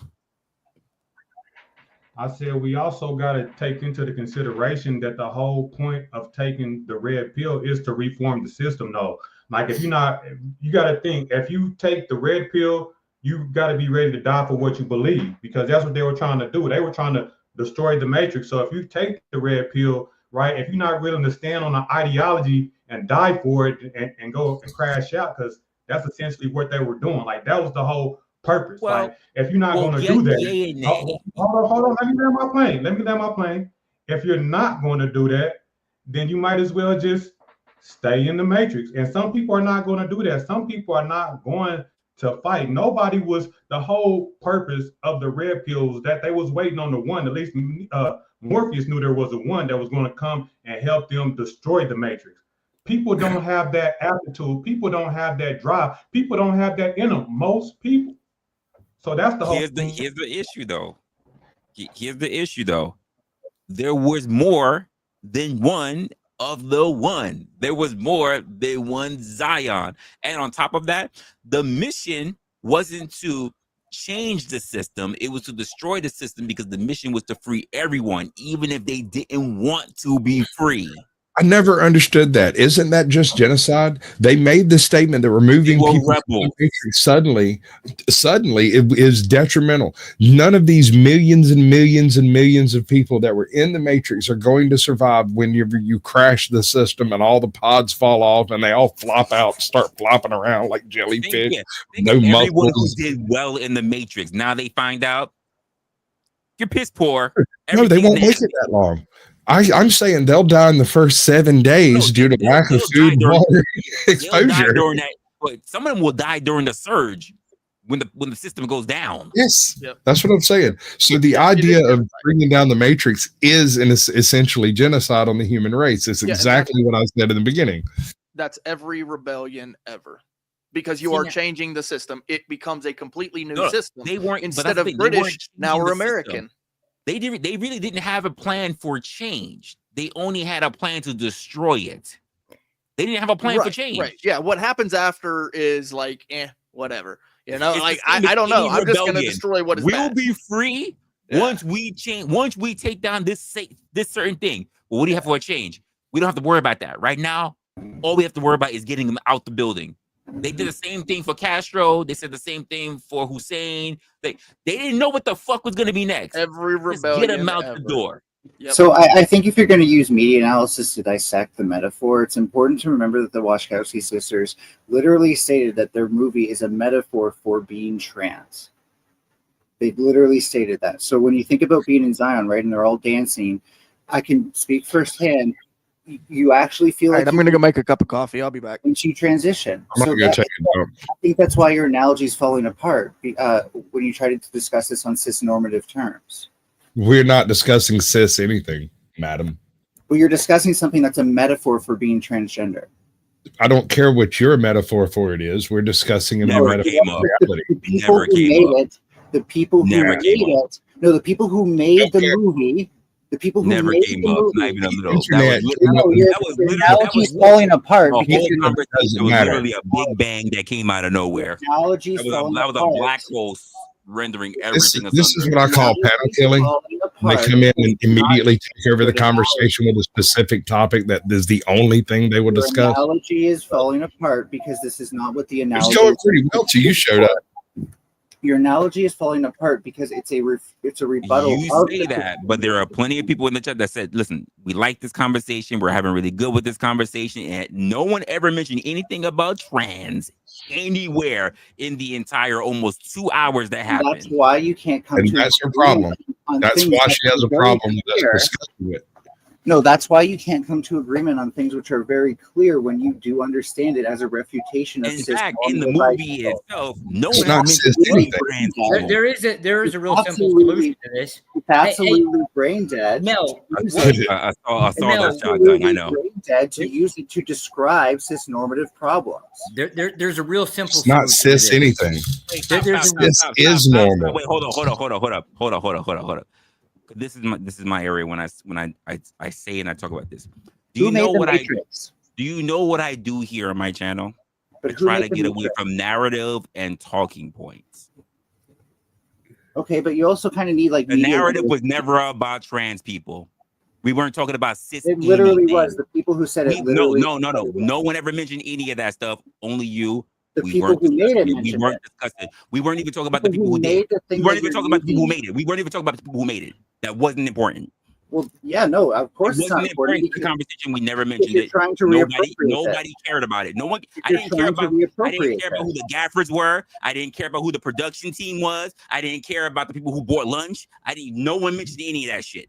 Well, yeah, because no one mentioned the producer. No one didn't know what the stunt effects. No one mentioned the freaking sci-fi effect. No one mentioned the 3D artists. No one mentioned the music renderer scores. No one mentioned any of that shit. You understand how clueless you sound when you're talking about this and you're trying to apply it to cisnormative standards, right? Wait. Here's the thing. Here's the thing what you're messing up on. No one cares about cisnormative standards because nobody was talking about it. So, one point there, Mel. If you wish for us to identify you the way you wish to be identified, then you have to identify us the way we wish to be identified, and we do not wish to be identified as. How about you come onto a panel? How about you come onto a panel and just identify what the actual conversation was about? Notice yourself taking parts of it to suit your own personal grievances. You're the one who's coming up with personal grievances.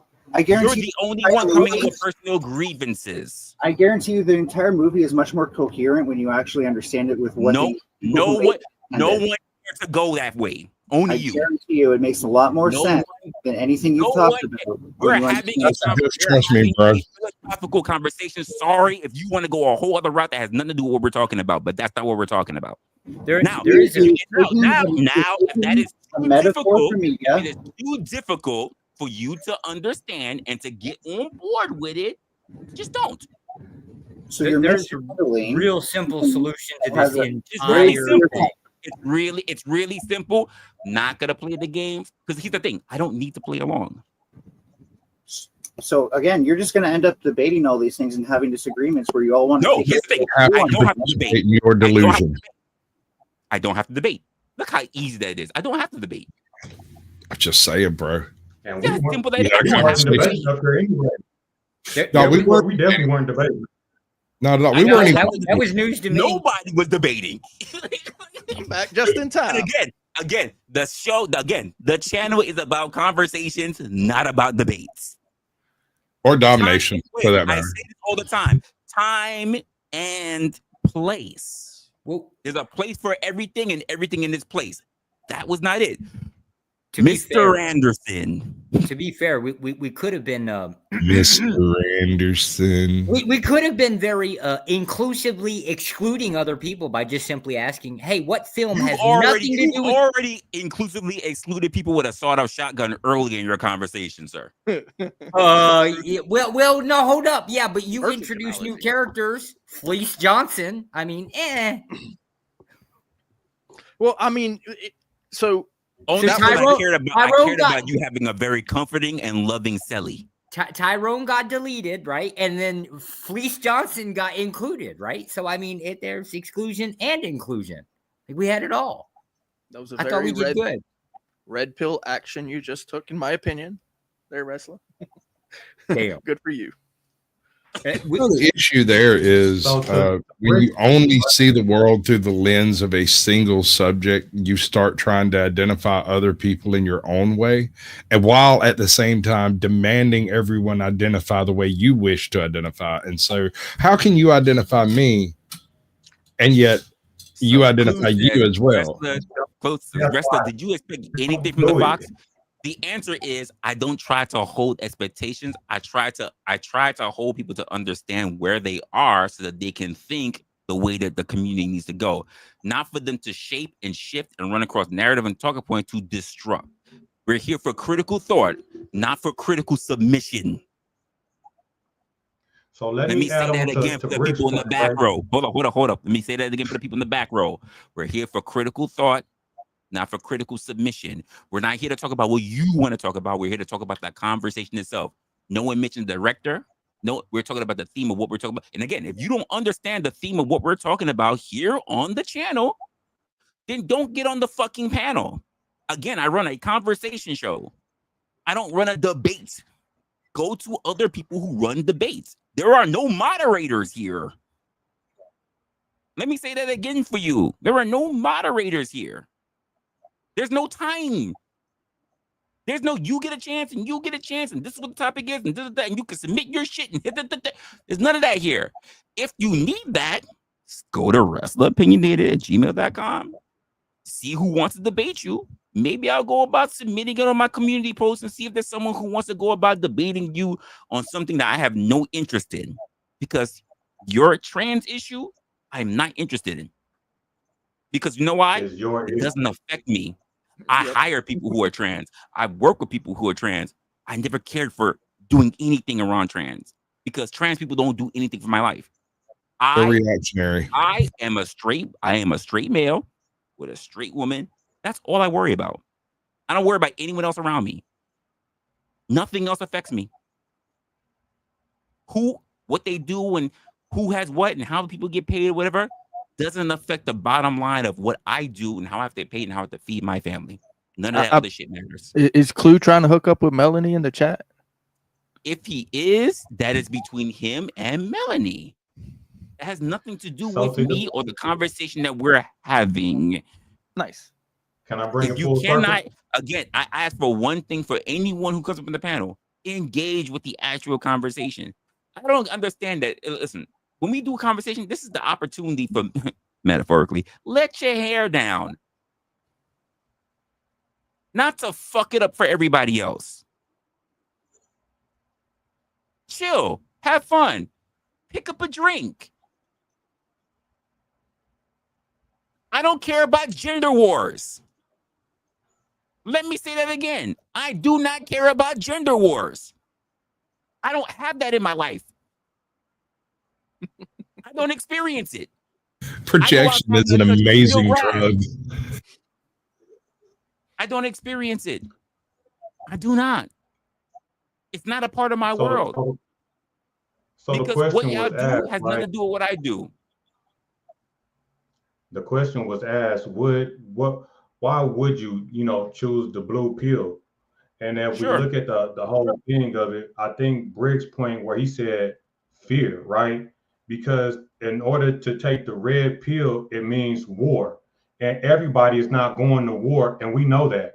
Sitting right here, right now, everybody is not going to war. So some people will be like, I'll rather take the blue pill and stay in my fantasy world and believe whatever it may be. And that is an analogy for it, because it doesn't have to be, it can be religion, it can be politics, it can be whatever floats your boat. I said it earlier, so, But one thing that we do know, if you take that red pill, life is going to be hard and eventually it's going to be war. And some people are just not built for that. You're absolutely saying what I said earlier. I said, you want to get up here. I said, not you, but I said, people want to get up and they get in the world and they wrap themselves in whatever flag they feel like. Some of them want to wrap themselves up in the American flag. Some of them want to rack up in the flag of LGBTQ. Someone want to rack up themselves in the Black Empowerment flag. Someone want to rack themselves in the Ku Klux Klan flag. So just so they can say that they're a part of something, rather than exercising the one thing that we should all be doing, exercising critical thought. That means regardless of who you are, where you are, when you're standing, where you're standing, you are able to exercise something that's very important. And it's called judgment, decisiveness. Not for nothing, exercising, pun intended, due diligence. Dun, dun, dun. Go work out, boy. Get on that treadmill. We're going to work our due diligence today. Woo! And a lot of people who get anywhere in life have a problem exercising these things because they rather go along than be themselves. Too many, I said it earlier in my monologue, too many people know way too much about other shit and about other people than they know about themselves. And too busy trying to convince other people about what they know about other people rather than knowing themselves. And I'm telling you, go back to the plantation then. But I'm not going to go with you. Have fun with massa. Mm-hmm. I will stay. I did it in the chat. Some people rather still eat steak. 60-40. It was 50-50. Now it's 60-40. Some people rather still be in the dreamland where someone else is telling them what to do Which, by the way, if the system decides to tell you that you're a cuck, you can't do shit about it. You're a cuck. Because you know why? Cucketry is the new way to go. It's the new trend. You didn't know that? It's the trend. You watching your girl get ran a train on is the new trend. You're welcome. I'm getting in line. You're welcome. Well, you know, and the thing about it is it can land you in some very dangerous places. So for one moment, right, you could be told, we're going to go on a little trip. We're going to go have an expedition, and we're all going to carry, you know, our packs, and we're going to take like a whatever means of travel to wherever we need to go. And then when we get there, there's already a path laid out and all of this. And yeah, we're going to be just fine. Then you get there, you find out there's no path. You're just in the wilderness. You get dropped off. You're in the wilderness, and now you're you're having to fight your way through the brambles and the bushes and all of that. There's wildlife here. There's wildlife there. You end up camping out, and the area where you just camped out happens to be a mating ground for polar bears, and then you get your head snapped. That's a true story, by the way. That's a true story of a guy who literally got his head snapped by a polar bear because he was told everything's just fine. It's all hunky-dory. And he ended up in a life-threatening situation. The guy's still alive, by the way. Life changed forever. And he's been back to that exact same spot, by the way. and you can bring that around to the point too, because like even Morpheus, whenever he brings, you know, Neo, it's like, yeah, you know, we have a different route. He don't really tell him what it is before he even bring him out. You know what I'm saying? He tell him like, hey, it's gonna be hard. That's all I can pretty much tell you. It's gonna be hard. You know what I'm saying? You ain't saying you ain't really got no clothes. You gonna have this metal on the back of your head. Before I roll right now, and people took the red, and he took it, and then now you just there in the wilderness, per se, like you said. And are you going to be built for that? And obviously, that guy, Cypher, he wasn't built for it. And a lot of people, the reality, we all talk the red pill, but who is really built for the red pill? You know what I'm saying? Because it does mean war, it does mean hardship, and it does mean dying. You know what I'm saying? Here's the funny part about Cypher. Here's the funny part about Cypher. He had been there long enough to see multiple. It wasn't like he just ran across Neo. He was there to see multiple people who were classified as the one fail. And that's when he said, I'm tired. End of this. We've seen 1, 2, 3, whatever fucking fail. I'm done. Again, he could have just retired to Zion, got himself a bitch, slurp up whatever food he wanted to slurp up, and made whatever other, like, he didn't have to sell other people who still wanted to make something out of the life, who still believed. He decided, it's like this. It's like the person who turns around and leaves the church, finds the religion that works for them, comes back to that same fellowship and tries to convert everybody else, saying it ain't real. Yo. It's the equipment. I'ma show you what the real God, who the true God is. Come in and fuck everybody else's life up. Think about it. And he did it not only he did it for 2 reasons. Number 1, because he just got tired of it, and number 2, he did it out of jealousy. Because he wanted a better life. He got tired of what he was living on, but also he did it because he couldn't have Trinity. Yeah. And what the Trinity was already told. When you meet him, he's gonna be the one because you're gonna fall in love with him. This guy, I've been here all this fucking time, and that guy just showed up out of fucking nowhere, and you all of a sudden, wet panties? Is that what? He got mad. It's true.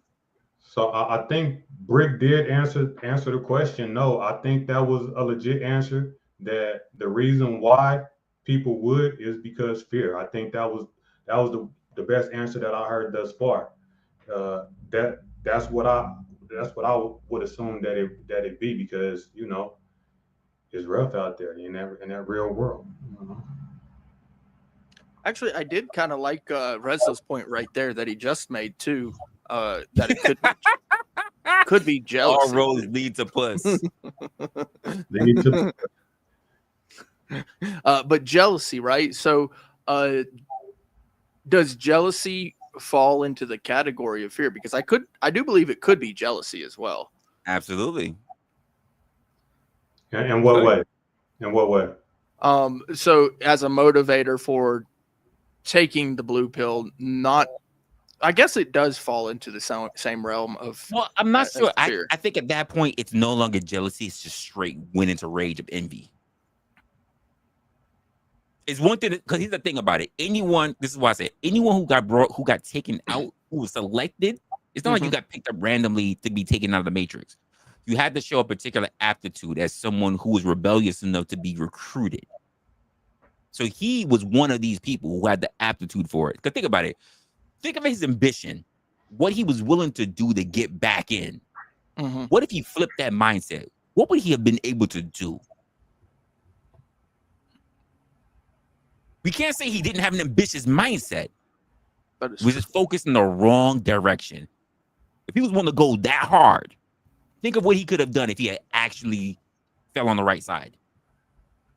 So could it be who's that going to do anything no matter what? The fear led to the rage? Correct. Yeah. So it became something else. Which is why I say, even when you take people. Is that me? No one at all thoroughbred red pillars. They're all coming to a point in their life where they're all created. Whether it happens to them directly or vicariously. But all discover, none are born into. But one thing we could say about blue pill, though, you're born into. Right. Yeah, because you definitely don't know anything at the point of birth except for maybe some instinctual things. Correct. Yeah. And I think a lot of it was intuitive for Neo too. You know, we all get this feeling that things are not right. You know what I'm saying? We living in some type of illusion. You know what I mean? So yeah, I think a lot of it is intuitive. You know.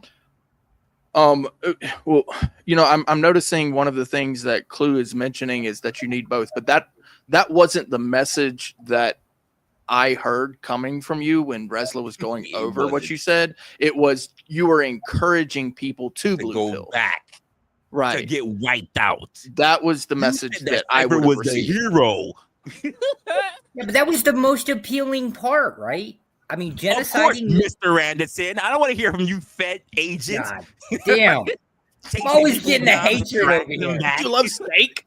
Don't you love steak? I do love steak. That's why I Like want the one fucking thought. steak. I don't want the gruel. Agent Joshua. Even if it's imaginary steak, I'd rather have that than a fucking imaginary gruel. You're not Ugh. going to have imaginary gruel. It's going to be real It'd be gruel. real gruel. Yeah. Oh, okay. So get the real gruel versus the imaginary. He I admits want it. the imaginary steak. He admits it. Did he I make know the it. case? I replayed it. Did he make the case? I didn't hear the case. What was your case that you made that the reason why you would take the blue pill? Make the case. Well, my case is just real simple. It's the idea that the system is what you're always going to be a part of a system, right? Whether you say the Matrix is we're all like basically just, I don't know, fumbling around through life or whatever, right? And the reality is you have some type of ability to control your own destiny of how it goes, being the outside of the Matrix, right? We're all going to be a slave to something. I'm a slave to supervisors. Resla's a slave to supervisors. We're all a slave to something. No, right? that's the free will argument that you're making, because what you're saying is that I'm really it not. always exists, right? But the fact of the matter is that there's reality. There's the difference between reality and non-reality. And so, yes, you have the freedom of choice at that point of reality, but without reality, you don't have a freedom of choice. You are programmed. Are they not functioning? I guess explain to me the concept of the Matrix. When they're inside of it and they're plugged into it, aren't they doing the grind, going through even if it's in their own mind, aren't they going through the grind? No, Not literally. Is it described as a utopia? Trinity and Neo walk to the rooftop. It says, "Holy shit, I don't know how to fly a helicopter like that.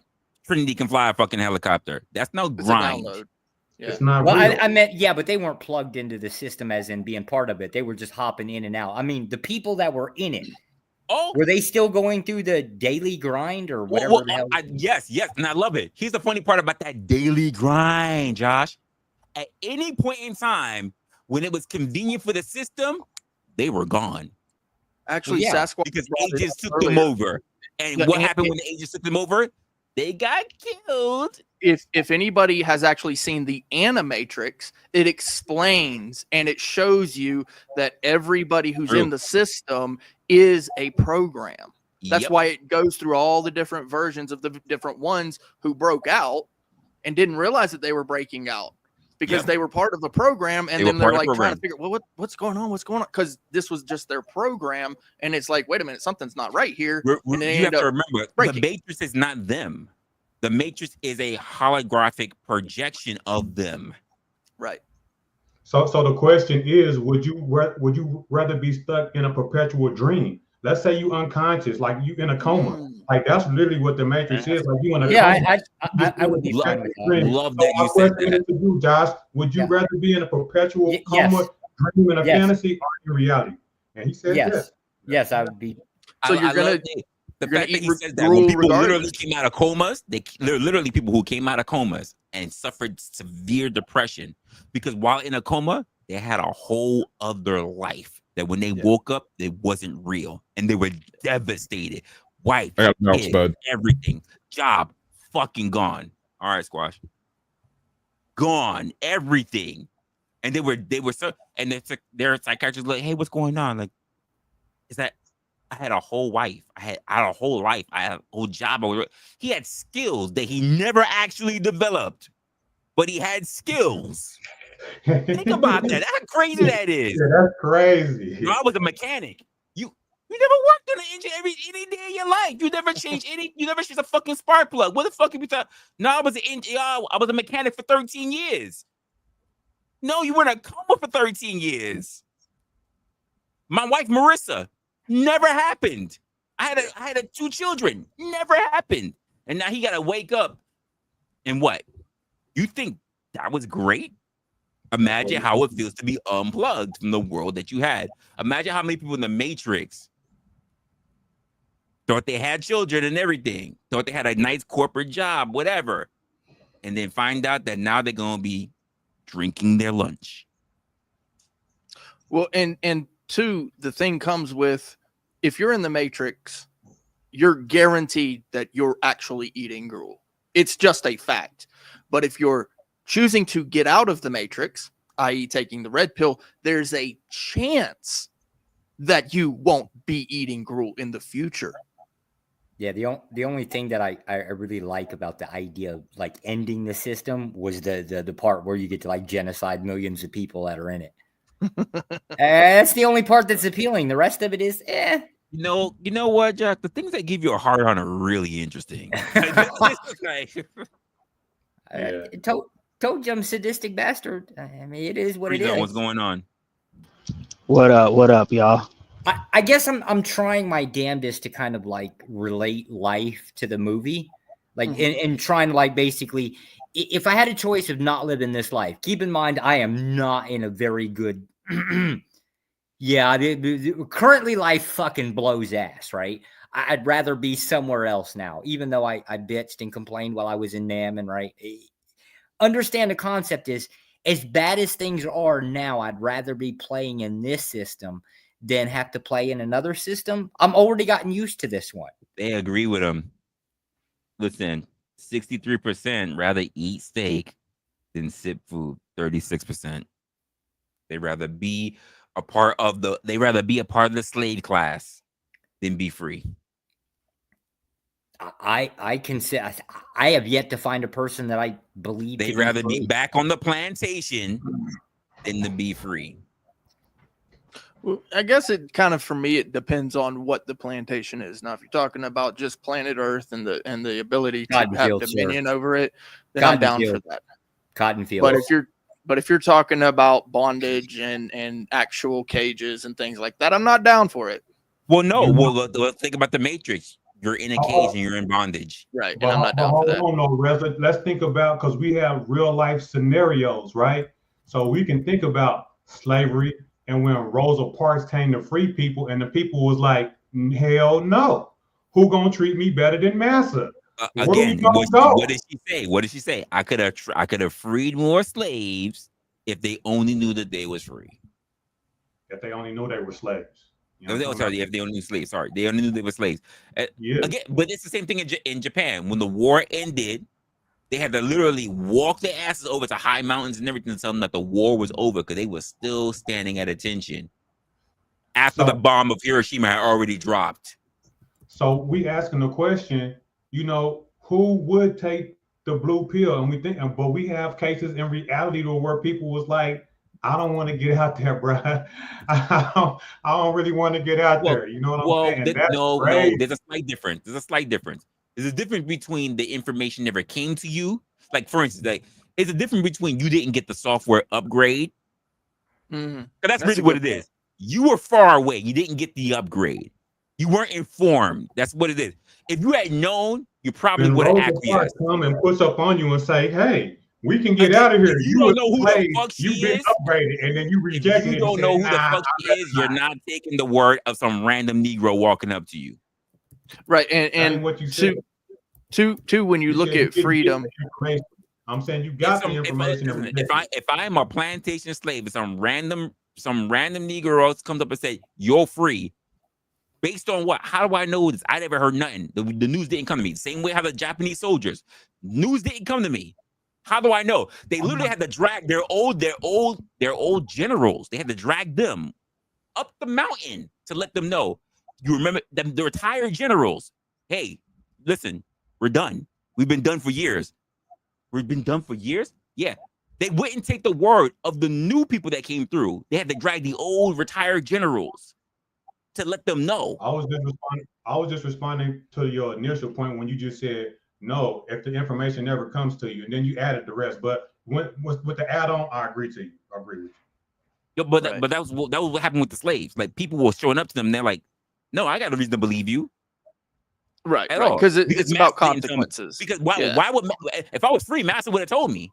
Well, there are some, generally speaking, because, you know, you had the Underground Railroad. Some people knew from they could read and write, you know what I'm saying? So some people knew they could travel with Master, go to the north, come back to the south. So there are some exceptions, but generally speaking, yes. No, I can agree with that. But here's the funny part about it. That also lets you know how much those people who went to the north with their master didn't ask any questions. Because if there was enough black people walking around, the word should have been out so that they should be able to go back. That means they didn't ask no goddamn questions. Yeah, but no questions. What's good, Rufus? Fuck you, Resla. Don't look at me like the roof one. Get on his ass, Rufus. Oh shit. So in regards to the Matrix movie, you know my favorite scene of the Matrix movie? It's the second one. And to me, it's probably the most impactful. It's a quote that I say all the time when people are having these discussions. Neo sees the architect. Architect gives him the whole rundown spiel. Y'all know how that goes, about how basically everything is planned. Even the revolts are planned. All that stuff, so they can perfect the Matrix. And he goes back and he tells Morpheus a certain degree of what was told, and he tells him, the war was never meant to end anything. It was just another system of control. Correct.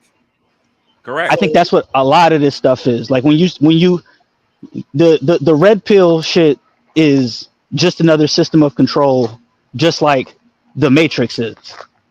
Well, so the way that you explain that is the way how I've said this to a lot of people about other things. Like when we are rebels, because let's be honest, the people who are doing their thing, they're rebels. They're rebels to try to free people from the Matrix. The issue that you have with rebels is that after they have fought their war, they don't just, it is very rare that you get enough of them to lay down their arms and now just acquiesce. No, they need to move on to the next thing. And they become now a problem for the current society that they fought to bring up. Right. And the other thing that happens is too is those people who have fought and won now have to go find something else to do, and they're not going to necessarily do that. So Thank you. That was the point. they'll do is that they'll prolong the so-called war and make it seem like the war that has already been fought and won hasn't really been fought and won. Today's But that was rebels, also- today's freedom fighters are tomorrow's rebels. Yes. Correct. So that was also Josh's point also, because he said you know you might free yourself from one system, but another system is going to come up. So the question is, you know, what kind of system do you want? And I think that's the question that we're really dealing with today. You know what I'm saying? Do we want, you know, the type of system? And we all, and that's the thing too. Let me let me No, I said right. So we always look at things on like on the aspect of like, you know, all the systems that we know currently, like written in history, are like hierarchical systems with, you know, people being ruled over in some type form or fashion, right?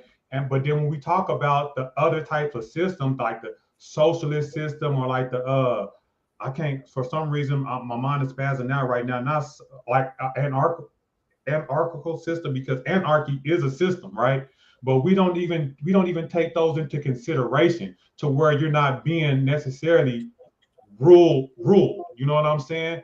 And we don't even take those into consideration. We only can think about placing our system with another type of rulership. We don't think of an egalitarian system. That's the word that I was looking for. Well, there's no such thing, because the problem with rebels is that there's no system.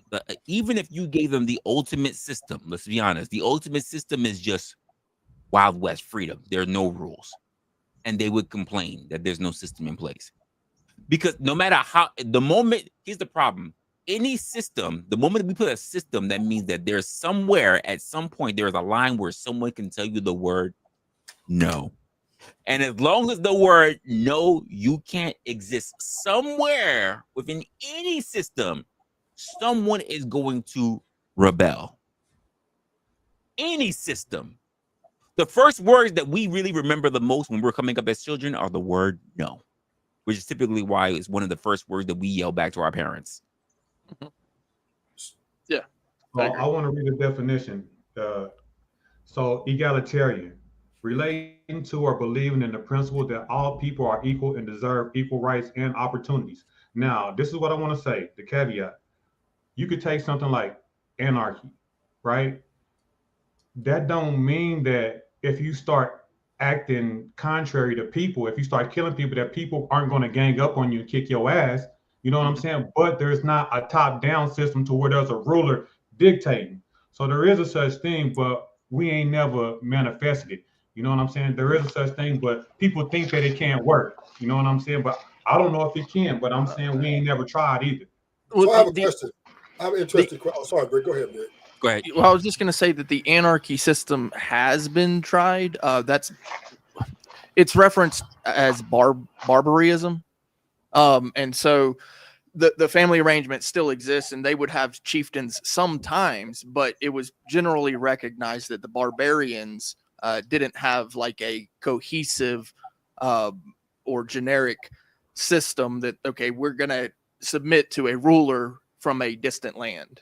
Which in this case, like if you're talking about the U.S., it wouldn't be barbarism, because we submit according to the U.S. to the county, which could be someone on the other side of the county, or the city, someone else on the other side of the city, state, whatever government. And so the barbarians didn't have that.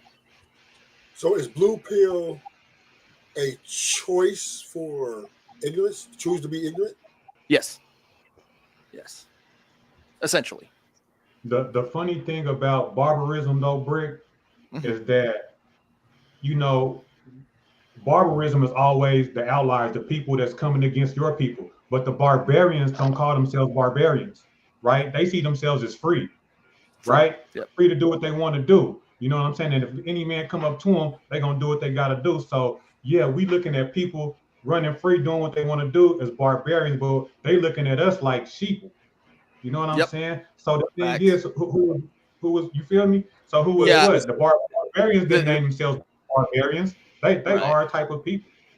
And the reason the barbaric style of living didn't really work out was because they didn't have a larger form of government. So it's like every ship needs its captain kind of thing. And so when you're out on the ocean, if you come across pirates, which is a barbarian style of shipping, then you're going to end up getting taken over because the barbarians, the pirates, are going to come and just pretty much, like, if you don't have a captain, you don't have order. There must be order. Y'all explaining game culture, right? Yes. Yeah, essentially it's Oh, it's gang God. culture. But the blue pill, the blue pill, it's not even just that you are choosing ignorance, but you're actually choosing ignorance for everyone. Is that possible? You're choosing that everyone is going to now fall under that system of ignorance. I need you guys to guide me here. I need y'all help. So you mean to tell me a person can choose to live in ignorance? So we just gave some examples, right, of like slaves where Rosa Parks came to free slaves and they didn't want to be free because they wasn't ready to deal with the real reality right there. Number one, there was a few different things that was brought up. Resla said, hell, you're not going to believe the person that comes up and tell you. And number two, and you do believe them and you know that it's out there, but you just scared. And that was the point that Brick brought up, fear that you're going to have to get out there and make it on your own. And three, there's war. So hold on, Ruthless. So you choosing to remain, not necessarily ignorant, but in your fantasy, like you living in a false truth. You wanting to be a slave, and if you want to accept that as your identity, you can. So you say ignorant, you say like a fantasy land. That's not really you accepting being a slave. Yeah, but that was not a good example of you choosing to live in ignorance, right? Because the slaves weren't ignorant that they could be free, right? They just probably felt that they had room and board, no rent, right? They were probably content. It's called Who had the complacent, concept of rent? Well, So house slave. they might have been, hold on, let me finish. Slave. That's why I changed the word, Rufus. I changed it from ignorance to slave. Okay, so they might have been guilty of complacency, right? I'll give you that. That's we can go ahead and knock off the board. But when we're talking about ignorance, right? Slave. I'm just saying. OJ, just ignorance. That definition alone means that you have no knowledge of something, right? You're living in ignorance. So how can one choose to do that if they don't know that they're right? Because ignorance is not knowing or not having knowledge of your position or situation that you're in. So you really don't know, right? This is why ignorance is not. I wouldn't call it ignorance. I mean, you got Cypher. Okay, a lot of the folks that are in the Matrix, right, walk through the Matrix in ignorance. They don't know what they don't know. Exactly. But you take someone like Cypher, who knows what he knows, has been on both sides of it, and is making. I don't think he's making an emotional decision. I think he's making what's very logical for him. Very calculated. Yeah, I agree. You see what I'm saying? So like, it's not a matter of because. The reality of it is when you talk about free in the terms of the Matrix, you talk about free. The only people who are free are the ones who created the Matrix. That's it. And even Zion was created by the machines. So there's another system of control right there. So unless you're making things move and making shit happen, you're blue pill. You're part of the Matrix. So, quick, hold up, Ruthless. Quick break. quick break. Since I see there's a lot of scandal that's happening between Mama and Josh and the freaking in the chat. This one is for Josh right now. Damn. On Halloween, there will be a nigga you will take his pain. Big D Randy, Jesus Christ. Big Dick Randy, he booty, not just candy. He dress up like he a granny, then he be waiting for niggas to walk off alone. He make sure they ain't near no home. He sneak up and he let out a moan. He rip off your booty and then he is gone. I remember one day, it was like 2012. It was Big Randy, I could just tell. He took my booty and I couldn't yell. I got to the house, Mama said, "Where is your ass and where is your candy?" And I said, "Mama."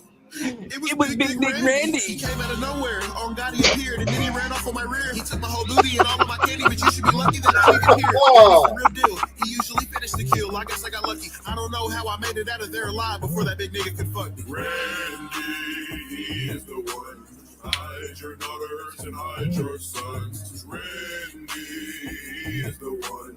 Hide your daughters and hide your sons. What the That's hell? just a fuck you to you, That's Josh. insane. Well, to be fair, Mama did ask for it, right? So, like, I can't complain none. Mama, That get shit up even had a here. hook. I'll play Big D, Randy. No problem. That's a Get fact. that booty. A whole hook. That shit had a hook. Ready. I wasn't ready for the hook, man.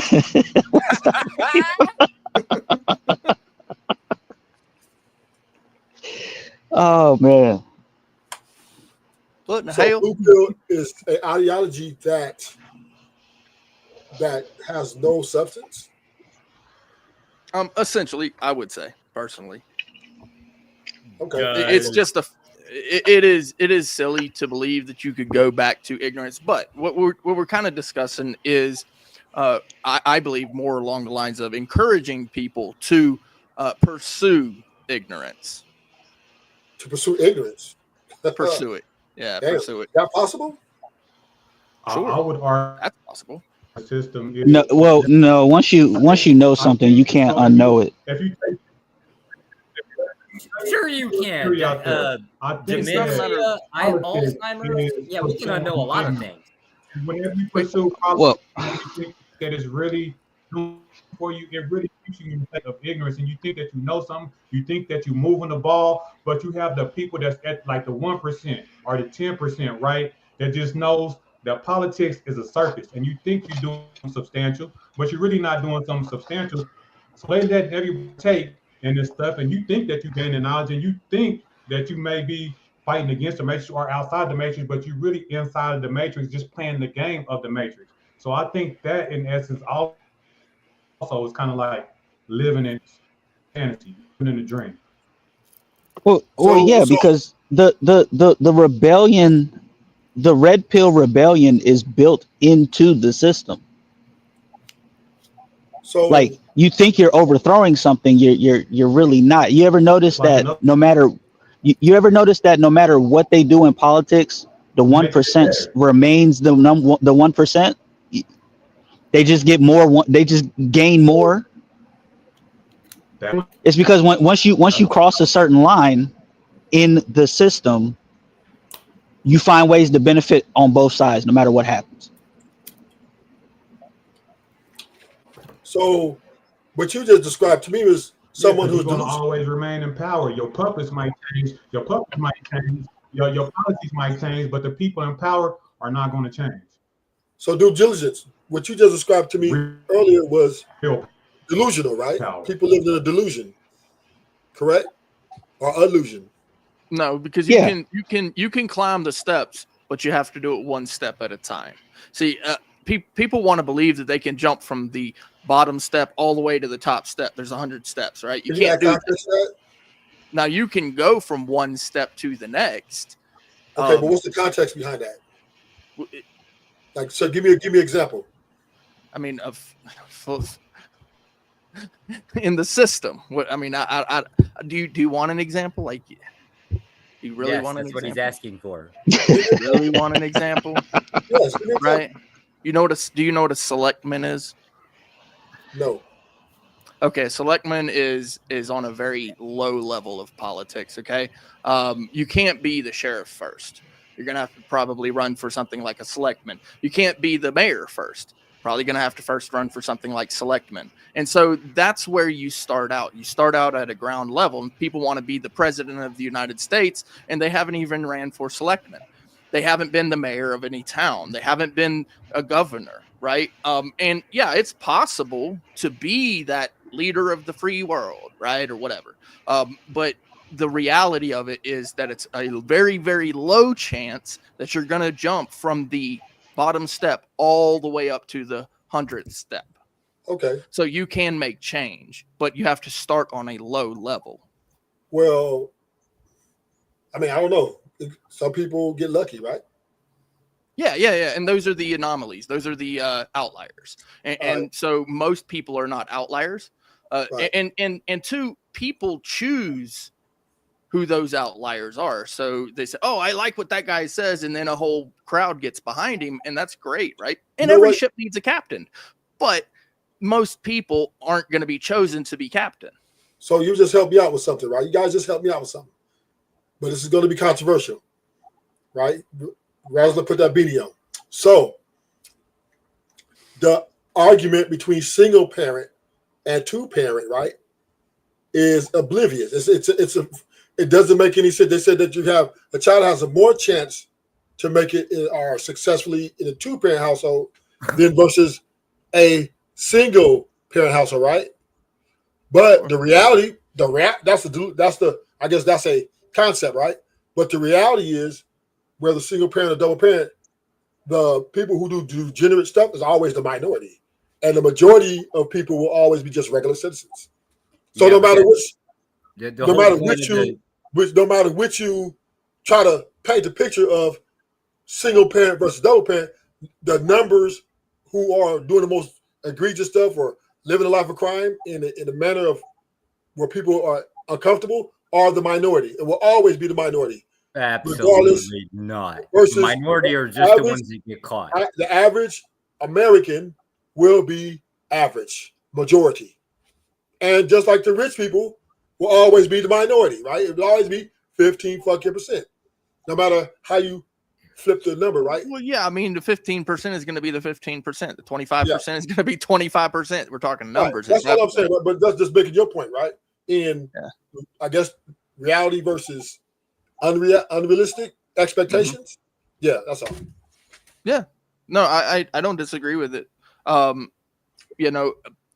With that said, we kind of, I believe most people are going to come to the conclusion that there's a balance between the two. And it's just a matter of how far blue pill versus how far red pill, and that you can never reach the very exactness of red pill or the very exactness of blue pill. Okay. I don't know if I agree with that one. There's a reason for this. So the idea of like basically dreaming, fantasizing about something better. This is, I guess, the birthplace of ambition. Like first you have to basically dream about something better before you can actually travel in a direction to do anything. The American dream. You could call it that. You could even call it like having a wife for longer than 10 years. Joshua was going for Miss New York. Fuck Miss New York. Snaggletooth bitch. Excuse me. Anyways, I take contention with the idea of removal of expectations, because at the end of the day, the expectation is the fantasy, the dream that we all chase after. Like we have an expectation, usually of something higher than we can achieve. So there doesn't seem to be anything negative toward it, right? So the concept of it being, I guess, portrayed in a way negatively kind of bothers me a little bit, because it should be the case that, like, here's an example. I'll give you one from the red pill side. Men ought not be comfortable for too long. Yeah, as a man, I'm going to say this to piss off Resla, right? But okay, you shouldn't be able to sit on a fucking couch for like 6 weeks out of the damn year. Fuck that, right? Because if you're doing so, you're not basically doing anything other than fulfilling self. But if life is all about just fulfilling self, what does it matter? What does any of it matter in any other way? What does it matter whether you're rich or poor, right? So like, you have to have some kind of ambition to go in some kind of direction. So I don't see why we can't have like unreasonable expectations. Well, I mean, some people have motivation, but the motivation is to go buy the next pack of smokes or the next bottle. What's wrong with that? I mean, yeah, okay. It's all in how we're describing it. Okay, that makes a little bit more sense. Do what? Who made the point, Josh? I don't understand where you was going. Who was so like that, the unreasonable. I'll give an example. The unreasonable expectation I would have, say at like age 18, is I want to own my own business. The vast majority of people, by definition, aren't going to do this, right? So it's kind of statistically, it's an unreasonable expectation. But it ought be taught that you should, basically think of something more than just your regular 9-to-5 job. or whatever we promote in society. Well, that's actually making my argument, which is that it's somewhere in the middle, right? That you're never going to be fully blue pill or fully red pill, right? That Yeah, you but have to kind of have both. I thought we You have- already agreed. I thought we already agreed on this. Nobody ever buys 100% of their own ideology. There's always exceptions, like shit that we disagree with. Like I'm like King Red Pillar, right? But I can pick apart red pill bullshit faster than fuck, right? Same concept. I'll say that some people actually do buy that their ideology is 100% accurate. Some people actually believe that. Can you name one? Because Mel, she was up here. He was up here earlier. Mel doesn't. How do you know that Mel buy? How do you know Mel? Every single panel that the dude comes on, it always goes back to the same topic. If that's the case, then he has to believe that he's 100% right every single time. So if I show there's people out here that believe that the red pill ideology is completely correct. The only problem is the people. They think that the doctrine, the red pill ideology is a gold standard. But the problem is that everybody else is messing it up. Correct. Every religion, as Christianity, think they are absolute. Islam thinks that they are absolutely correct. Religion does the ideology, not the people. They believe they believe that their ideology is 100% correct. They don't ask questions. They just go along to get along. Because if they do ask questions, guess what? They're gone. No, you can't come back here no more. You're not welcome here no more. Excommunication. Well, here's the thing. It's not the people. It's ideology. The people mess it up because they say that the ideology is the absolute truth, but then people come and interpret it a million different ways. So then you got different sects and you got arguing different sects. The word is the absolute truth, but you got 100 different ways to believe in it. Islam is the absolute truth, but you got 100 different ways to believe in Islam. So the ideology is absolute. People, according to the dogma of the people, they full red pill is full objective reality. So red pill is what? What's the red pill? So in the movie The Matrix, do you remember the movie Matrix, right, Ruthless? Yeah. Okay, so do you remember what the red pill would bring to Neo? Come on, he knows this. How old this movie is now? Been a long time, wrestler. 20 years. Sir, listen. You're older than I am. I'm not. You understand I was locked up, right? I've been locked up with Big Dick Randy. 25, 30. What you said? It was like 2012. He took my booty. I didn't tell. Red said I ain't playing today. Where's your ass and where's your candy?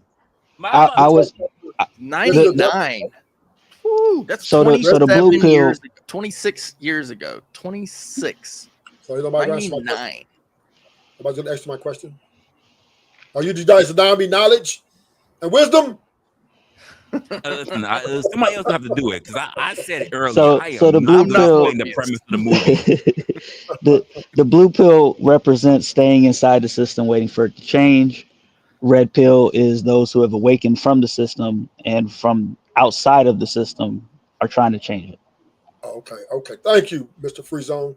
The host is just so trying to hide all his knowledge and wisdom from me because he's drinking on Hennessy. I don't know. But it's all good though. Anything is possible, man. Does he look like Morpheus? No. I would not. First of all, I would not drink that piss. I would not do it. I drink bourbon like a real man. I drink bourbon like I would not drink that bullshit. All right. Okay. Y'all almost had me spend almost $120 on the bourbon I really wanted. Shit. Why'd you spend it? Because it didn't have the collector's figureheads that I wanted. Oh, okay. There's a collector's edition from a horse and jockey that shows from the beginning of the race to the end of the race, and they didn't have the tops that I wanted. Oh, so you're a wine. You might have collected it then. If it had that. I am a collector of fine spirits, sir. Oh, okay. There we go. I thought you collect pussy. Sure, that too. Go ahead. Why not? Those can be fine spirits as well. Yeah, you take the spirits. But they could also be not so fine spirits. And B, ask Brick. Brick. I'd imagine some of those not so fine spirits is what led a lot of men over here. He said, "Ask Brick." He said, To the red pill. He's laying down in clay foundations. That's what you say right now. I was not in the know that he was sitting on the chair watching. I did not know. I'm not into the cuckold, but some people are. He said you 1A laying down clay foundations out here. That's crazy. Crazy work. Man, Like this red pill, blue pill, purple pill. I think there's a gray pill. All this. There's all kinds of pills. Everybody ODing on these pills at this point. Don't do drugs. So here's the question to you, Ruthless. The premise of the conversation, right, of Resla's show, is that you break out of the matrix, which and that you didn't know you was in, right, and then you're able to get out of it. But now that you're out of it and you're in reality is harsh, and it means you're about to go to war in order to destroy the matrix. So you have a choice. Do you have the red pill to stay in the to stay out of the in harsh reality, or you can go back to your fantasy land, and then you won't even know you in fantasy land and be in a fantasy, but you don't even know what your occupation is going to be. You could be a clog in the matrix, you know what I mean? A clog in the matrix, have a push. You could be a lawyer. It ain't no telling what you're going to be, right? So the question is, would you want to stay in fantasy land and not know you in fantasy land, or be in a harsh reality? Okay. So whether it be delusional or realistic, correct? All right. I mean, I don't think that's really a choice, right? Depends on what depends. Because reality is reality, right? You can sit here and think you're not gonna pay no bills while you're 16, 17, but when you turn 18, the reality is you're gonna pay the motherfucking bills. So life is gonna happen no matter who you are or where you at. Now, I do agree mental health is a figment or fragment of what you're speaking on, where the people are living in a fantasy world, talking to voices. A lot of this is still a lot to be researched, but I'm just saying this is the more subtle approach to this. But anybody outside of mental health issues, get a job, go to work, raise a family, or don't raise a family, or whatever. The reality is you go to work until you die. Well, actually, you're tapping into something that I consider all the time, which is that I believe everybody's crazy. Damn. Everybody? Especially Resla. Every single person on this planet has some dose of crazy. At a medium of 6. I don't see what the problem is. Level 6. I don't even see what the problem is with crazy, right? Like, I don't. It should be the case that it's okay to go crazy, just don't stay there too long. It's like a tourist vacation, right? Everybody's allowed to slip every once in a while. Let's crash out. Let's just go out in the street. Hey. I did the work. I seen a therapist. I seen 2 therapists. I've seen psychiatrists. I did the work. She said I'm good. I did the work. You laid on a couch? Absolutely. On a bed too. But that's besides the point.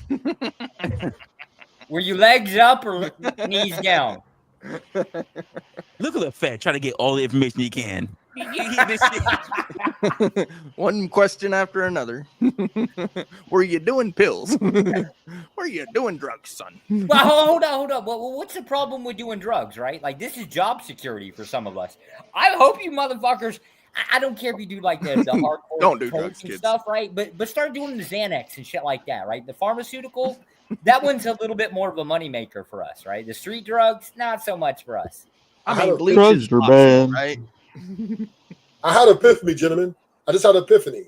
I get it now, right? All right. So what he was saying in the Matrix versus out of the Matrix, right? So that will fall under I'm in love versus I love you, Sure. right? So you're in a marriage for what, 15 years, and your wife don't want to give you none, right? You can jump into the reality and say, damn, I need to go find me some. Or you can go back into your right unrealistic expectation. Say she doesn't mean no harm. She still's in love with me, That's a good example. right? Because you like living in a delusion, kind of like, right? You see the red flags that okay, something's different, but you're jumping back in, but you'd rather stay in that state of delusion because you're afraid that the reality is she don't want your ass no more. So Clue You know, actually brought. Go ahead, Free. I'll take it even another step further, just to give another like a hot take. I think a lot of the guys that claim red pill, that are waiting for women to change, I think they're all blue pill. You might be right on that. You might be fucking right. That's Like if you think that everything will change once the women change, I don't see how I get more blue pill than that. I think you're absolutely right on that. I think my fact, I 100% agree with you on that. Right. Yeah, it's same vice versa, right? So Yeah. it's like a woman saying to a man, "You just won't change." You're right. I'm not gonna change. Yeah. So it's flip side. It's flip side. Yeah. Once again, I do. You get now the red pill. I do believe the red. I do not agree with the red pill ideology because I believe they're You like that steak, Ruthless? Nah, that steak hit. That longhorn steak hit, don't it? You like cutting into that ribeye, huh? So because red pill is based a lot on numbers, and like you said, solutions, right? To be, I guess, deal with the woman pretty much, right? Their ideology. So I don't agree with them at all. Like getting you leveling yourself up to be a best version of yourself, right? To produce a better outcome. I don't agree with that. Yeah. So there's a few things I don't. Now, Resla, you might agree in that part because you're looking weird, but the truth of the matter is, and Resla, let me add the context to that, right? Being level up to be the best version of yourself for that bitch. That's the part. That's the part I don't agree with them on. I do agree with that bitch. For that bitch. Yeah, That bitch. For the batch. I do agree with level yourself up to be the best version of yourself just in life general, right? Just in being a man, like shit, I'm finna get the best I can, right? But when you're doing it for a bitch, right? And you're making it about her, then that's blue pill, right? Yeah, a lot of folks' ideology has that blue pill shit baked in, especially when, like, I hear guys say that it's a biological imperative for men Me too. to get, like, when you want a car, right? Let's say, nice little, I don't know, Mercedes or something. You see it, you like it. They'll say that you don't like it because you like it. You like it because when you get it, the bitches is going, like, that's what it always goes to. You know what I'm saying? So it's like there's this idea that you can get something just because you like it. There's a lot of folks that don't agree with that, and I didn't realize that was the case until the internet.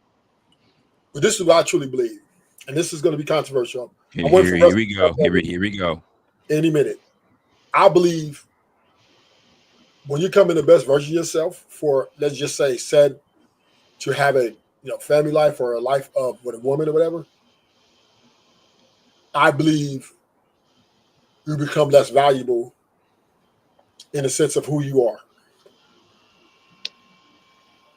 Wait, say that again.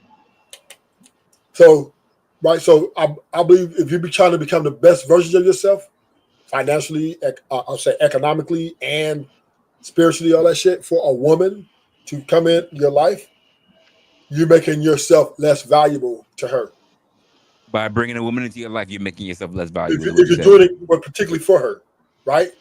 Because this is where red pill preaches be the best version of yourself so that you can get better outcome with the women, right? So Okay. And it's also implied also without the above the same with the women, right? And I'm saying if you do that, you lose. No, because red pill isn't just about entire selfishness, and so there's the selfishness that you can Technically. have. Well, no, because you're fighting for the greater good with red pill, right? That's the ideology. Through extreme selfishness, it's all about you first. Right, and actually, that's kind of what money, fitness, what a network. It's all you first.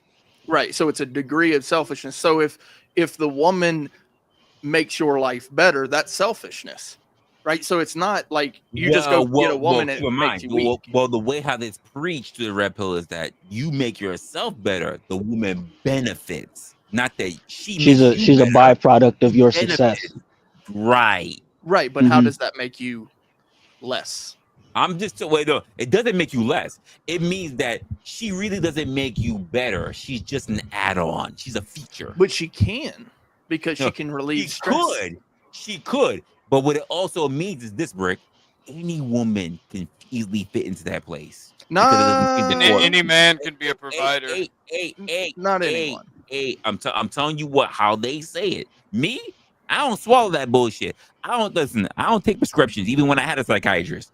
No, because let's take it right back to the movie, right? So in the movie, I might need a prescription because G has got me on some psychedelics or something. Something's going on there. Something the fuck is happening there. I just got here. Can I get a quick recap of the topic? I just want to finish this thought point, excuse me, because I don't believe in thoughts.